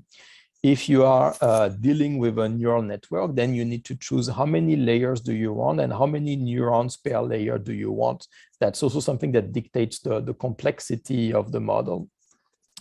So this step 6 is very important because it's about deciding what is the right degree of complexity that you need for your model. So let me show you an example to illustrate why the complexity of the model is important and how in practice we would determine the optimal complexity to use for a given model. So here what I'm representing is you have this green line here. This green line is the true function. By the true function, I mean that if you have some input X, so that's the fingerprint of your material, like its composition, then there is a true function that tells you how the composition of the material X is governing the property of this material. So there is a true function, which is the true physical or the true chemical law that relates the composition of a material to its property. The problem is that we don't know what this function is. So this green function, we never know what it is. That's what we want to find using machine learning. So this true function, we don't know what it is because we don't have any physical or chemical knowledge about the relationship between input and output. So this is what we want to find. Our goal is to find this green function. This is the true function. This is what we want to find, but we don't know what it is. All we know is we have some example. We have some data points here. Those are the blue data points. Those data points here, those are some measurements where, for example, materials with different composition or different process, different manufacturing method. What you did is that you took those materials with different composition and you measured their property Y. And so when you do a measurement, you will not get the true function because like every time you do an experiment, you get some, you will get necessarily some noise. So a measurement can never be 1% accurate. So you always get a little bit of noise every time you do a measurement. So what you get as information that you can use for machine learning is never the true function. You just get some samples, some experiments, some measurements that is an approximation of the true function. And so based on this, your goal is to find what is this green true function and how complex should it be? Do I need a very complex model or can I represent this with a very simple model? So for example, here, let's assume that we are going to use polynomial regression just because it's easier to understand. So initially, maybe you will think that a linear model with degree 1 is good enough to represent this, this information, to represent the relationship between input and output. So, or an equivalent for this would be to choose in your artificial neural network, you would choose maybe only one layer and you would choose a very small number of neurons in this layer. So that would be an example of a very simple model. A very simple model will typically look like this. It's just going to assume a linear relationship between the input and the output. So here, if you look at this model, it looks like it's too simple. It doesn't really capture the detail of how the property of material is changing as a function of the input. And I mean, it's not the same as the true green function here. But again, we have no way to know that because we don't know what the green function is. Like we don't know what the true relationship is. If we knew that, then we would not need machine learning. But still, like here, this is not going to be a very good model because it's too simple. On the other hand, you could also use a very complex model. Like if you use a very complex model, like here, that's an example of a polynomial regression with a degree 15, then this model is going to be like very accurate. Like it's going to be like really going through each of the data points very perfectly because it has a very high number of parameters. So you will adjust all of those parameters in order to really minimize the difference between your model and the experimental data points. And that's going to give you something like this, where your model goes very accurately through all of the data points, which is not surprising because, again, in machine learning, this is really what you're trying to do. You're trying to minimize the cost function. You are trying to minimize the distance between your model and the data point. So here, this is the function that really minimizes the distance between your model in blue and the experimental data point in blue here. So, but like if you look at this model, it looks like it's too complex, like it's fluctuating a lot. So it's not a good representation of the true green function. But again, we don't know that because this green function is hidden. Like we don't know what this green function is. So but the only thing that we can know is that if we look at this model, it looks too complex. So this is what you would get if you use polynomial regression with a degree that is too high, or this is what you would get if you use an artificial neural network with too many layers or too many neurons per layer. Then you will tend to have a very complex model like this. So what you want here is to try to find the optimal model that is not too simple, but not too complex. So for example, in this case, a good model would be this. That's a model that would be smoothly interpolating the data points, but without trying too hard to really go through each of the data points individually. Remember that those data points, they are noisy because like the experimental data, when you get them, any experiments comes with some noise. So it's we should not try to fit all the details of those points here, because at some point what you are doing is that you are fitting the noise of the data.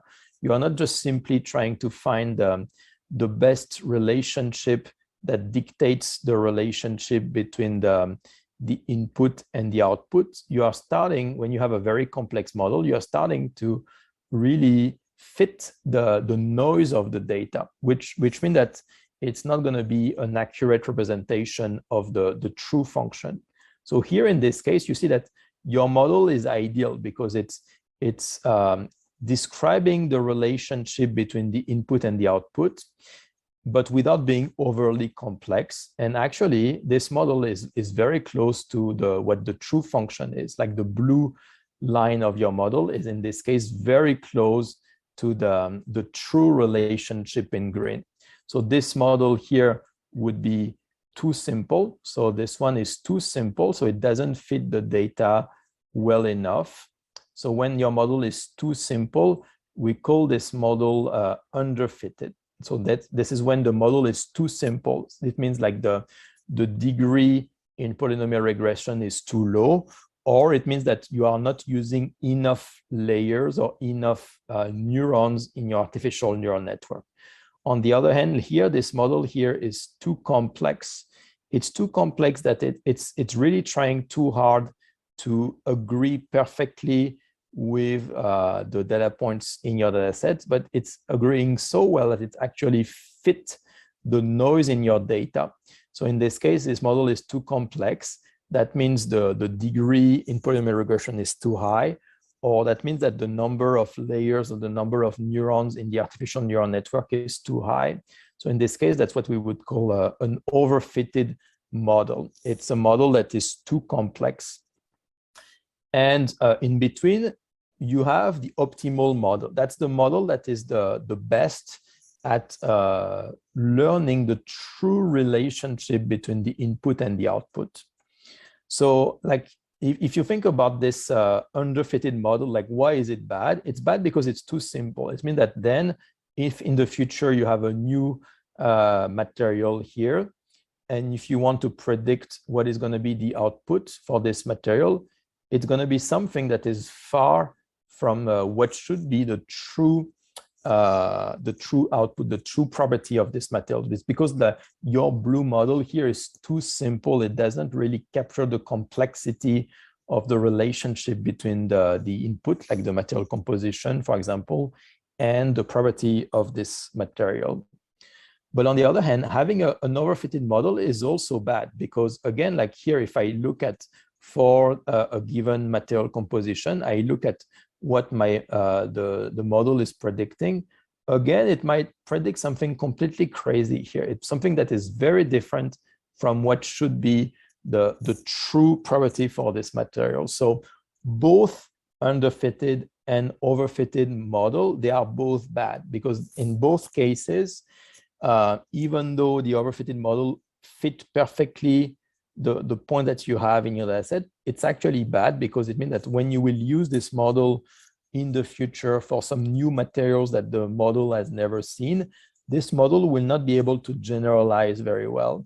It's going to be good at interpolating the points that were in the data set, but every time you will use this model to make a prediction for a new model, for a new material that the model has never seen before, you will have potentially this big difference here between the prediction and what should be the true property for this material. So both underfitted and overfitted, they are both bad when you want to build a machine learning model.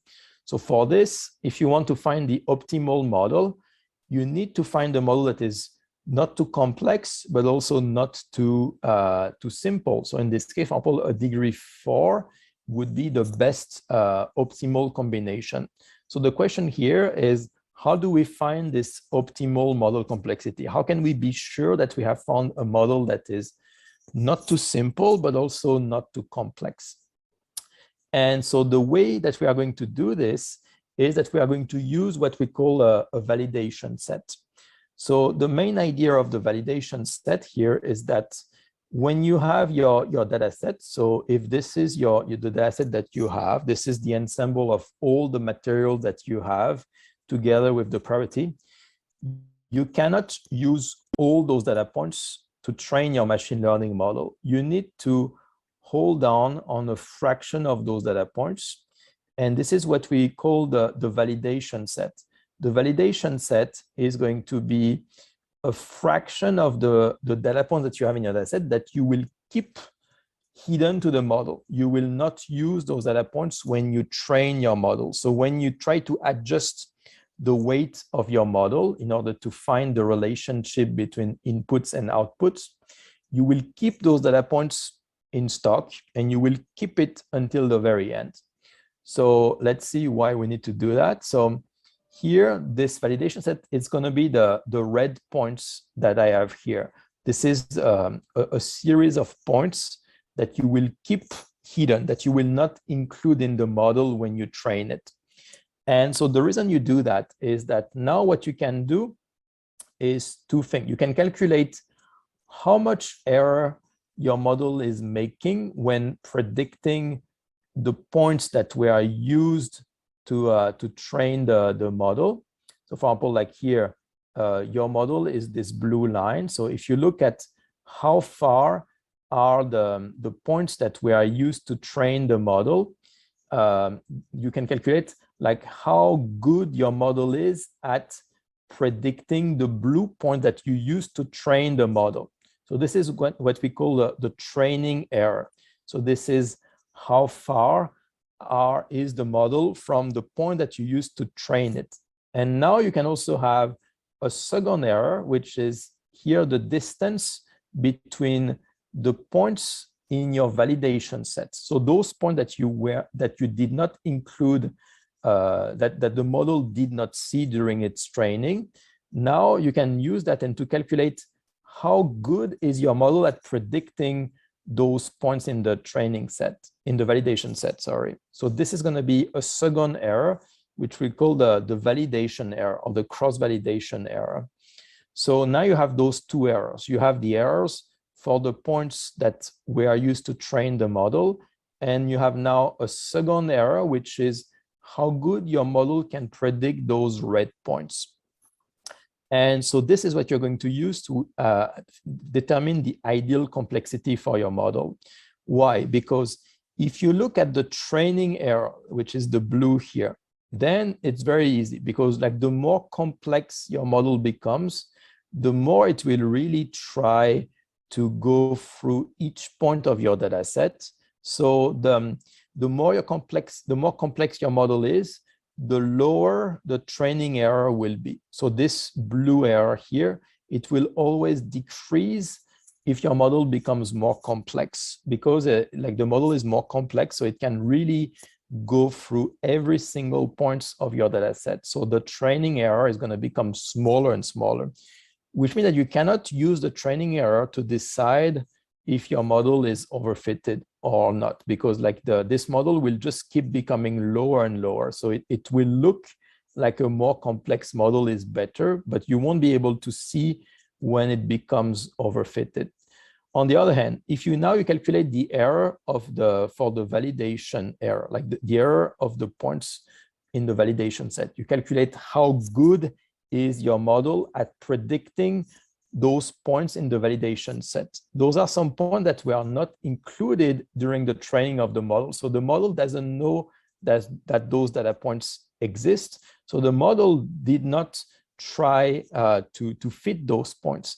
And now you can use those points to see how well your model generalize to material that it has never seen before. So for example, in this case, your model is too simple anyway. So it's pretty bad. It's making a bad error to predict the point that we are used in your training set, the point that we are used to train the model. They are associated with a high error, but it's also bad to predict the point that are used in the validation set. It's bad for both. So when your model is bad, both at predicting the points that we're used to train the model, that's the training set, and it's also bad to predict the points in the validation set, like to predict the property of the material that it has never seen before, then that's a sign that your model is underfitted. On the other hand, here, when you have a material that is overfitted, the model in this case is very good at predicting the points, the blue points. It's very good at predicting the properties for the material that it has seen during its training, but it becomes very bad at predicting the properties of the material that it has never seen before. So it's going to be very bad at predicting the properties for the materials that are in the validation set here, because it's trying so hard to go through each of the blue point that it starts to fluctuate a lot. And so you will get a big error between the points, the actual points in the training set, and you will get a big error for the red points that are in the validation set here. It's not going to be able to predict the validation set very well because it fluctuates too much. It's not able to really generalize well to new material that it has never seen before. So when you have an overfitted model, it means that in this case, the error associated to the training set, like the training material that you use to train the model, will become very low, but the error associated to the validation set will now start to increase again, because your model will not be able to really generalize well to material that it has never seen before. So this is going to be a sign now that you have an overfitted model. So that's why when you train a machine learning model, in order to check if your model is overfitted, you can never use all the points that you have to train your model, because if you do that, you have no way to detect if the model is overfitted or not. You always need to keep a fraction of the data points. So typically that can be about 20% that you keep until the end, and you keep those data points hidden to the model. You keep it as a validation set so that you can see how good your model is at predicting those points. And then based on that, you will what you will want is to select this ideal complexity here. Like if you select this level of complexity for which the error of the training error is low, but also the validation error is low, it means that your model is good not only at predicting the points that it was used during the training of the material, but even more importantly, this model is good at predicting properties for new material that it has never seen before. So in this case, this will be the sign when you see like there is this minimum of the validation error. This is going to be the sign that you have found like the best model with the ideal level of complexity, not too complex, not too simple. So this is how we would do in practice. For example, if you have a neural network, you will try to train your neural network with different number of layers or different number of neurons.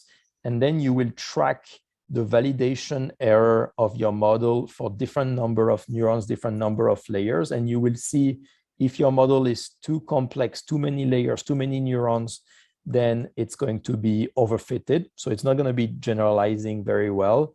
And on the other hand, if your model is too simple, then it's going to be underfitted and it's not going to be fitting your data points very well. And so whenever you have this minimum here in the validation set error, it means that you have found the ideal degree of complexity that is not overfitted and not underfitted. So this is what will give you the optimal model that is the most likely to really give you a good prediction of the true relationship between the input and the output. Does it make sense to everybody? Like, do you have any questions regarding this step 6 on how you would optimize the complexity of your model?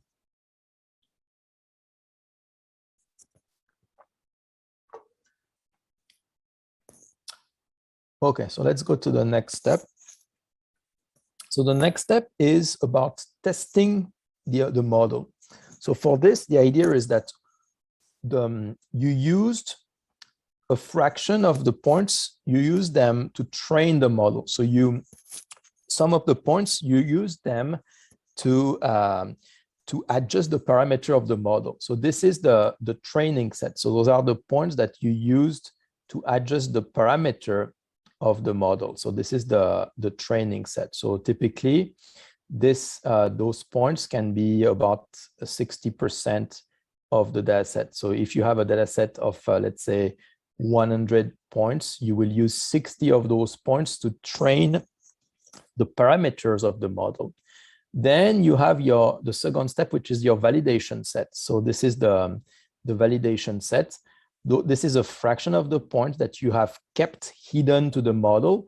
And now you will use those models to optimize the complexity of the model. So you will use this to decide how many layers should I use, how many neurons should I use, which degree should I use in polynomial regression, etc. This is going to be typically over 20% of the data set. But now, once you have this, you still need to have a final evaluation of not only how well the parameters have been trained, but also how well have you optimized the complexity of the model. So if you want a final evaluation of how good your model is, then you need to have another fraction of the data that we call the test set. So the test set is another, for example, 20% of the data that you will use to see how good your model is. You will train the model, and then you will use your model to predict some probability for the remaining 20% of the materials, and you will see how far is your model from the actual data points that you have in your test set here. You will see how good is your model at predicting the test set. The reason it's good to have not only a validation set, but also a test set is because like each of those data points, they have a specific purpose. The training set, this is to train the parameters. So this is to train the parameters of your model, like the weights in the neurons or the parameters of your polynomial regression. The validation set, this is to train what we call the hyperparameter. So this is to decide how many layers should you use, how many neurons should you use, which degree should you use in polynomial regression. So those are the hyperparameter. This is the parameter that dictate how complex the model is. And you use the point in the validation set to decide which hyperparameter to use. So then the last set of points, the test set, it has only one purpose, which is to test how accurate the model is. And ideally, you should not use the same point to both optimize the complexity of the model and also test the model, because that would not be, in that case, a fair assessment of the model.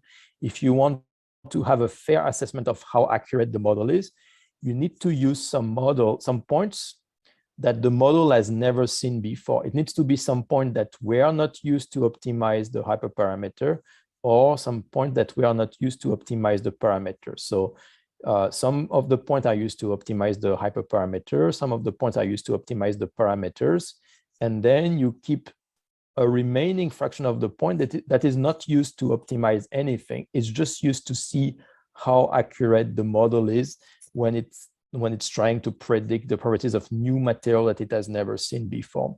So in practice, it's a good practice just to keep about 60% of the data set to train the model, 60%, another 20% of the data set to train the hyperparameter to optimize the complexity, and another 20% to just test how accurate the model is. So those are when you have a data set, you will need to randomly split this data set into 60% for the training, 20% for the validation, and another 20% for the test set. So that's typically a good practice when you train your model. And that's going to be one of the final step, which is like you test how accurate the model is. And based on that, you can see like, well, my model can predict the properties of this material with an accuracy of plus minus 10%, of plus minus 5%, or plus minus 20%. So based on that, by testing your model, you can determine how accurate the model is to see if it can be used in practice or if it doesn't have enough accuracy to be really useful in practice. Any questions about this step 7? Yes, Professor, I have a question. Mm-hmm. What if your train is not necessarily 60% in train? So I mean, yes. Yeah. So the numbers I'm saying, it's like those are some recommendation. Sometimes maybe you will want to use like 80% of the data for the training set and only 10% for the validation and 10% for the testing. I think it's also fine. Like there is no universal rule of how many points you should use for training, how many points you should use for validation. I think it also depends on the size of your data set. Like if you have a very small data set of just a few hundred points, then you will typically want to use a pretty large training set. Otherwise, you won't have enough points to really train your machine learning model. So in this case, it's better to use a smaller validation set and a smaller test set. But if you have a lot of points, then you can afford to have a larger validation set and a larger test set. So I think it really depends on how many data points do you have, but those numbers, those are recommendation letters. Like there is no really universal rule of that it should be 60% or 70% or 80%. So that depends on really the size of your data set. That depends on how strongly you want to test your model, or if you really have a very small data set, then you really need to use a large fraction from the training set. So there is no clear universal rule from that, but typically still it should be around like those numbers, like from 60 to 80% for the training set, and from 20 to 10% for the validation set, and 20 to 10% for the test set. Those are the typical orders of magnitude that you should use in practice. Does it answer your question? Okay, thank you. Any other questions regarding this step 7?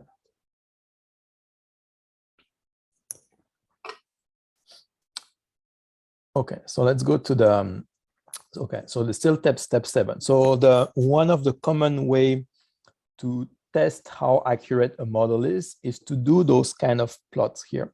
So what those plots show is you show on the x-axis the true value of the property that you are trying to predict. So for example, this is here some example of some machine learning model that we are used to predict various property of glasses. For example, the density, the glass transition temperature, the coefficient of thermal expansion, etc. So in that case, on the x-axis here, you would put the true value of the measured property. And on the y-axis, you will put the value that is predicted by your model. And then you can do that both for the point that you use to train your model, like the training set, and also for the point that are used to test the model, like the test set. So if your model was perfect, then you would get a perfect agreement between the measured property and the predicted property. So everything would be very close to this y equal x line. Like this y equal x line here is the line of equity. This is the line that corresponds to when the predicted property is exactly equal to the measured property. In practice, you can never have a perfect agreement between predicted and measured property because like there's always some noise in the measurement. So you cannot have a perfect prediction. Like the noise is always going to induce some small fluctuation.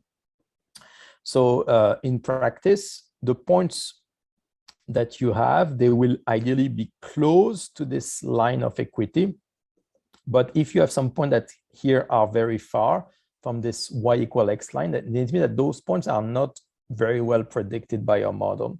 So then if you want to put a number to determine how good your model is, then you can use those plots and calculate either the coefficient of determination, R square, which is going to give you a score, and the closer R square is to 1, the more accurate your model is. Or you can use the MAP. MAP is the mean average percentage error. It's like you calculate for each point, you calculate the percentage error between the predicted and the true measured. Or you can use the RMSE. This is the root mean square error. So this is another metric that you can use to see on average how much error do you have, how much difference do you have between your predicted probability and the true probability. So in this case, R square ideally needs to be as close as possible to 1, where 1 would be a perfect model. For the MAP, the mean average percentage error, ideally you want this MAP to be as close as possible to 0%. Like in practice, you can never have 0%, but you want to be as close as possible to that. Like you want to have an error that is typically less than 10%, for example.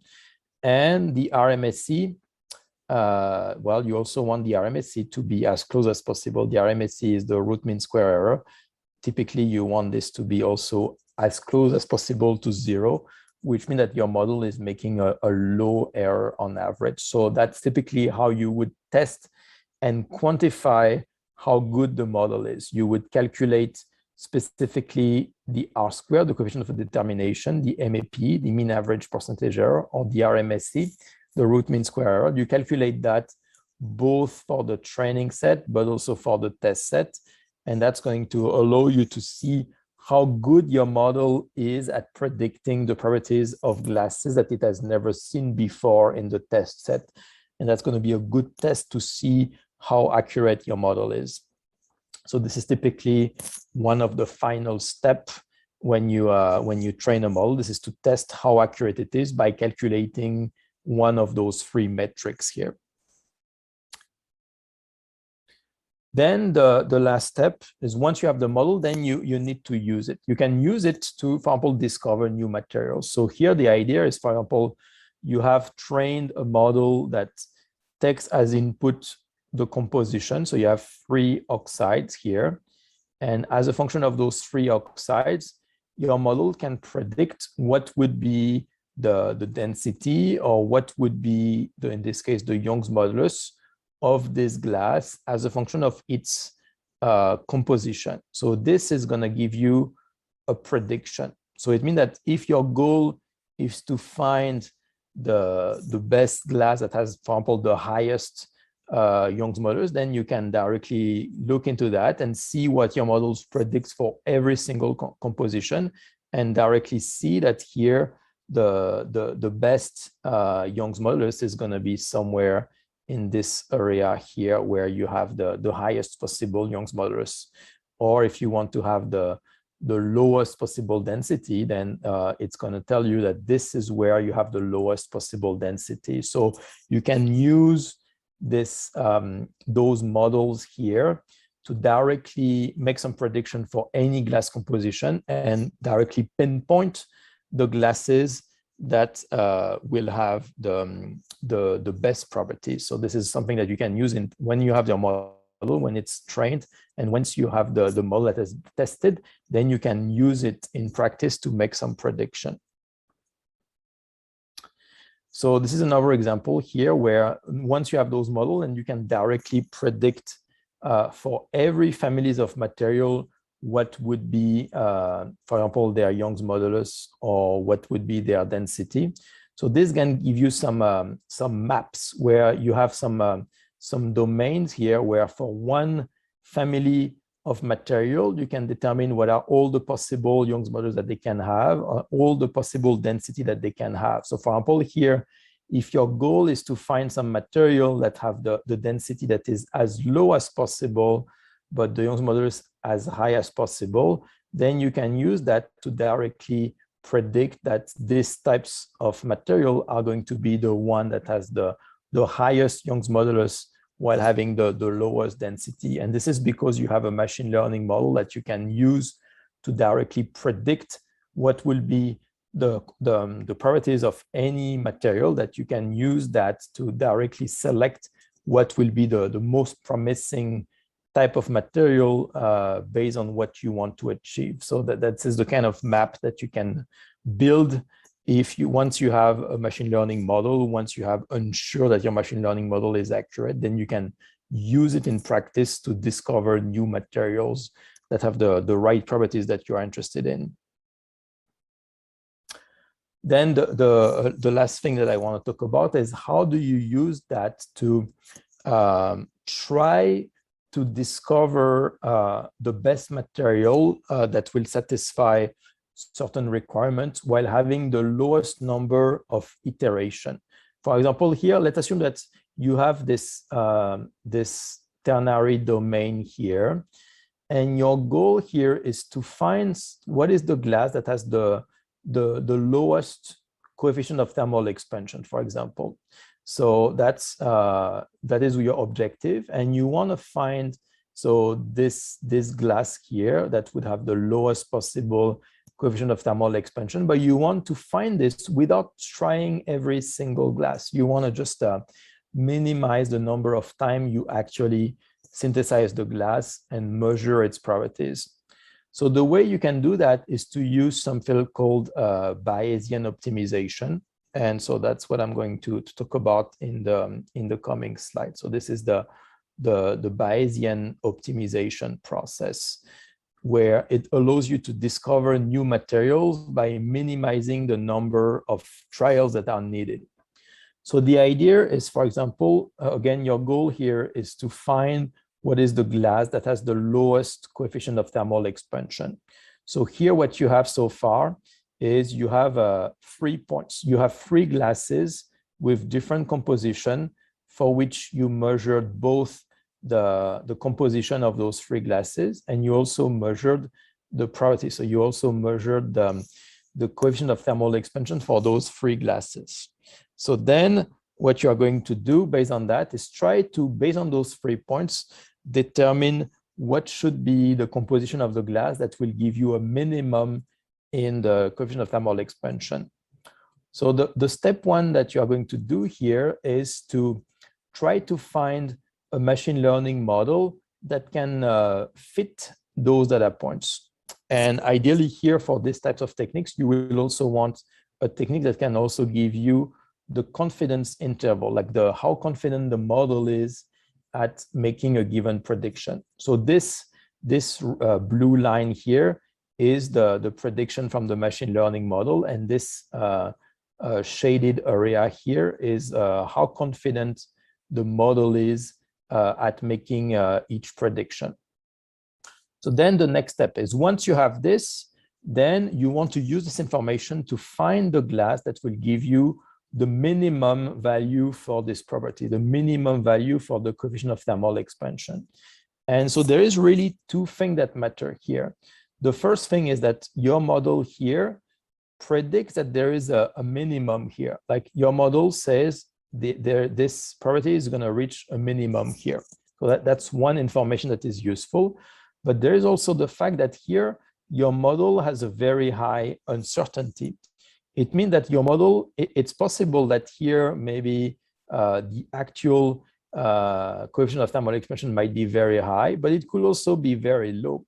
Here you have another area where you have a pretty high uncertainty, which means that potentially it's possible you could have a minimum here that you are missing because your model has such a low confidence. So when you want to determine what is the next glass that you should try, the next composition that you should try to find the minimum of coefficient of thermal expansion, you should try 2 things. First, you should try to explore the domain that your model is predicting a minimum. If your model is predicting a minimum here, then it's a good sign that you should go explore this area. But you should also explore the area that have a high uncertainty, because it's possible that in those domains that have a high uncertainty, it's possible that there might be a minimum there that you are missing because your model has a confidence that is too low. So the way you can find the best balance between trying to test the material that for which your model has the high uncertainty and where your model predicts a minimum, is that you can calculate a function which is called the expected improvement. The expected improvement function is a function that takes into account two things. It takes into account the prediction from the model, but it also takes into account the uncertainty. And it tries to find the best balance between exploiting the region that the model is predicting to give you a minimum coefficient of thermal expansion, but also exploring the region for which the uncertainty is pretty high. Like, for example, here, you have a very high value for this expected improvement function, because this region here, not only your model predicts a minimum, but it also has a pretty high uncertainty. So this is going to be what should be the next material that you should try. But like, for example, here, your model does not predict a minimum. It actually predicts a maximum here, but there is a pretty high uncertainty. So your model, the expected improvement function, also think that this area should be explored as well. But at least in this case, it's preferential to start with this data point first, because not only your model thinks there is a minimum, but it also corresponds to a very high area. So then what you're going to do is to take this composition, make a glass with this composition, and then measure the coefficient of thermal expansion for this glass. So that now that gives you a new point. Now you have a new point here, which is a new point that you can now add to your data set. So that's a new point that you can reuse to retrain your machine learning model. That's a new information that you have now. And so now that you have this new information, you can again try to optimize your machine learning model here. So now it will have changed, because now it is aware of a new point here. The uncertainty, the confidence interval is also going to change.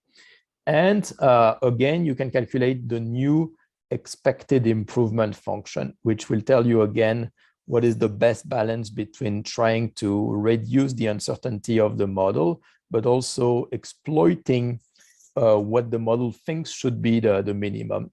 And so now what the model thinks, what the expected improvement function thinks, is that this point here should be the next composition that you try, because it's possible that your model continues to decrease here. So this composition could be the best choice to try next.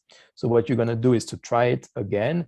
And again, you're going to you're going to synthesize this glass with this new composition and add it to your training set, retrain the model, etc. And you're going to continue this iteratively until you find that you have found the minimum possible value, right? So at this point, at some point, you will have found the glass that has the minimum value for the coefficient of thermal expansion. And at this point, you know that you have converged, you have discovered the new glasses, and you have been able to discover these glasses with a very limited number of trials, because you always try, the next glass that you always try is always the best possible glass. It's the glass that the machine learning model think is going to be the most promising to try next. So this allows you to discover new materials very efficiently without trying too many trial and error, by just always using the glass that is, or the material that is predicted by this expected improvement function to be the most promising, to be the next glass to try. That is to be the most promising based on the objective that you have. Okay, so that's pretty much all I wanted to talk about for this course. So sorry for being a little bit late.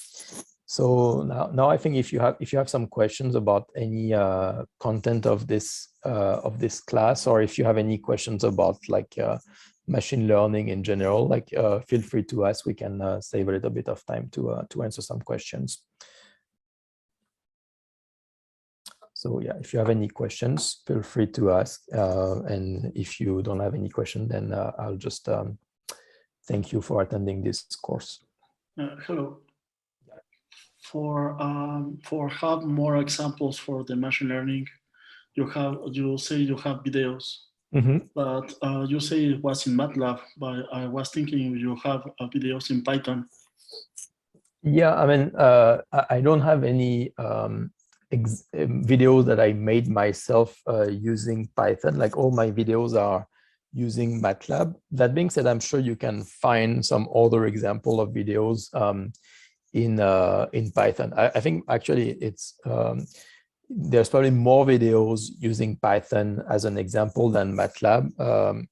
So because Python is really the most popular language when it comes to machine learning. So yeah, unfortunately, all the examples I have are all in MATLAB, but I think you should be able to find a lot of example in Python as well, either on YouTube, either by, for example, looking at some courses on Coursera or other websites that have some courses to teach machine learning.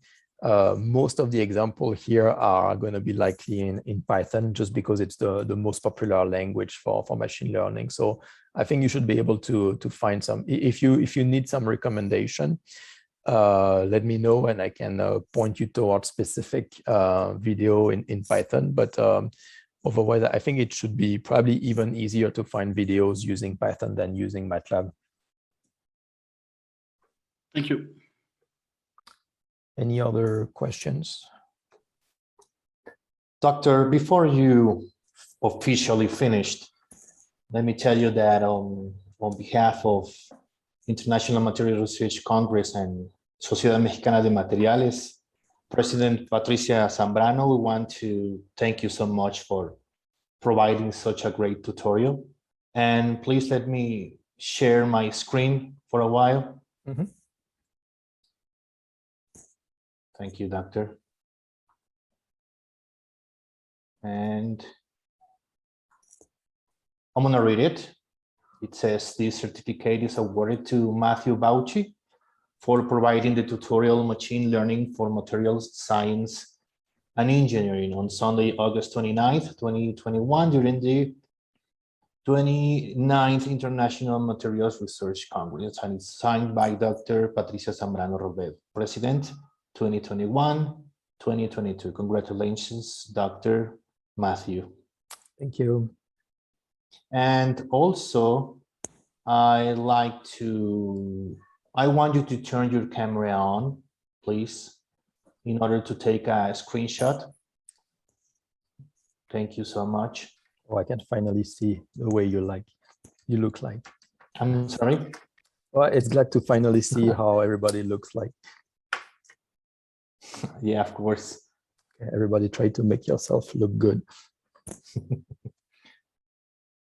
Thank you. So I'm going to take the screenshot. Thank you. Okay, Doctor. Once again, thank you so much, and we hope meeting you next year. And I'll let you finish the tutorial formally. Thank you. Well, hopefully in person next year. That would be better. Yes. Yeah, of course. Hopefully. Of course, in Cancun. Yeah, even better.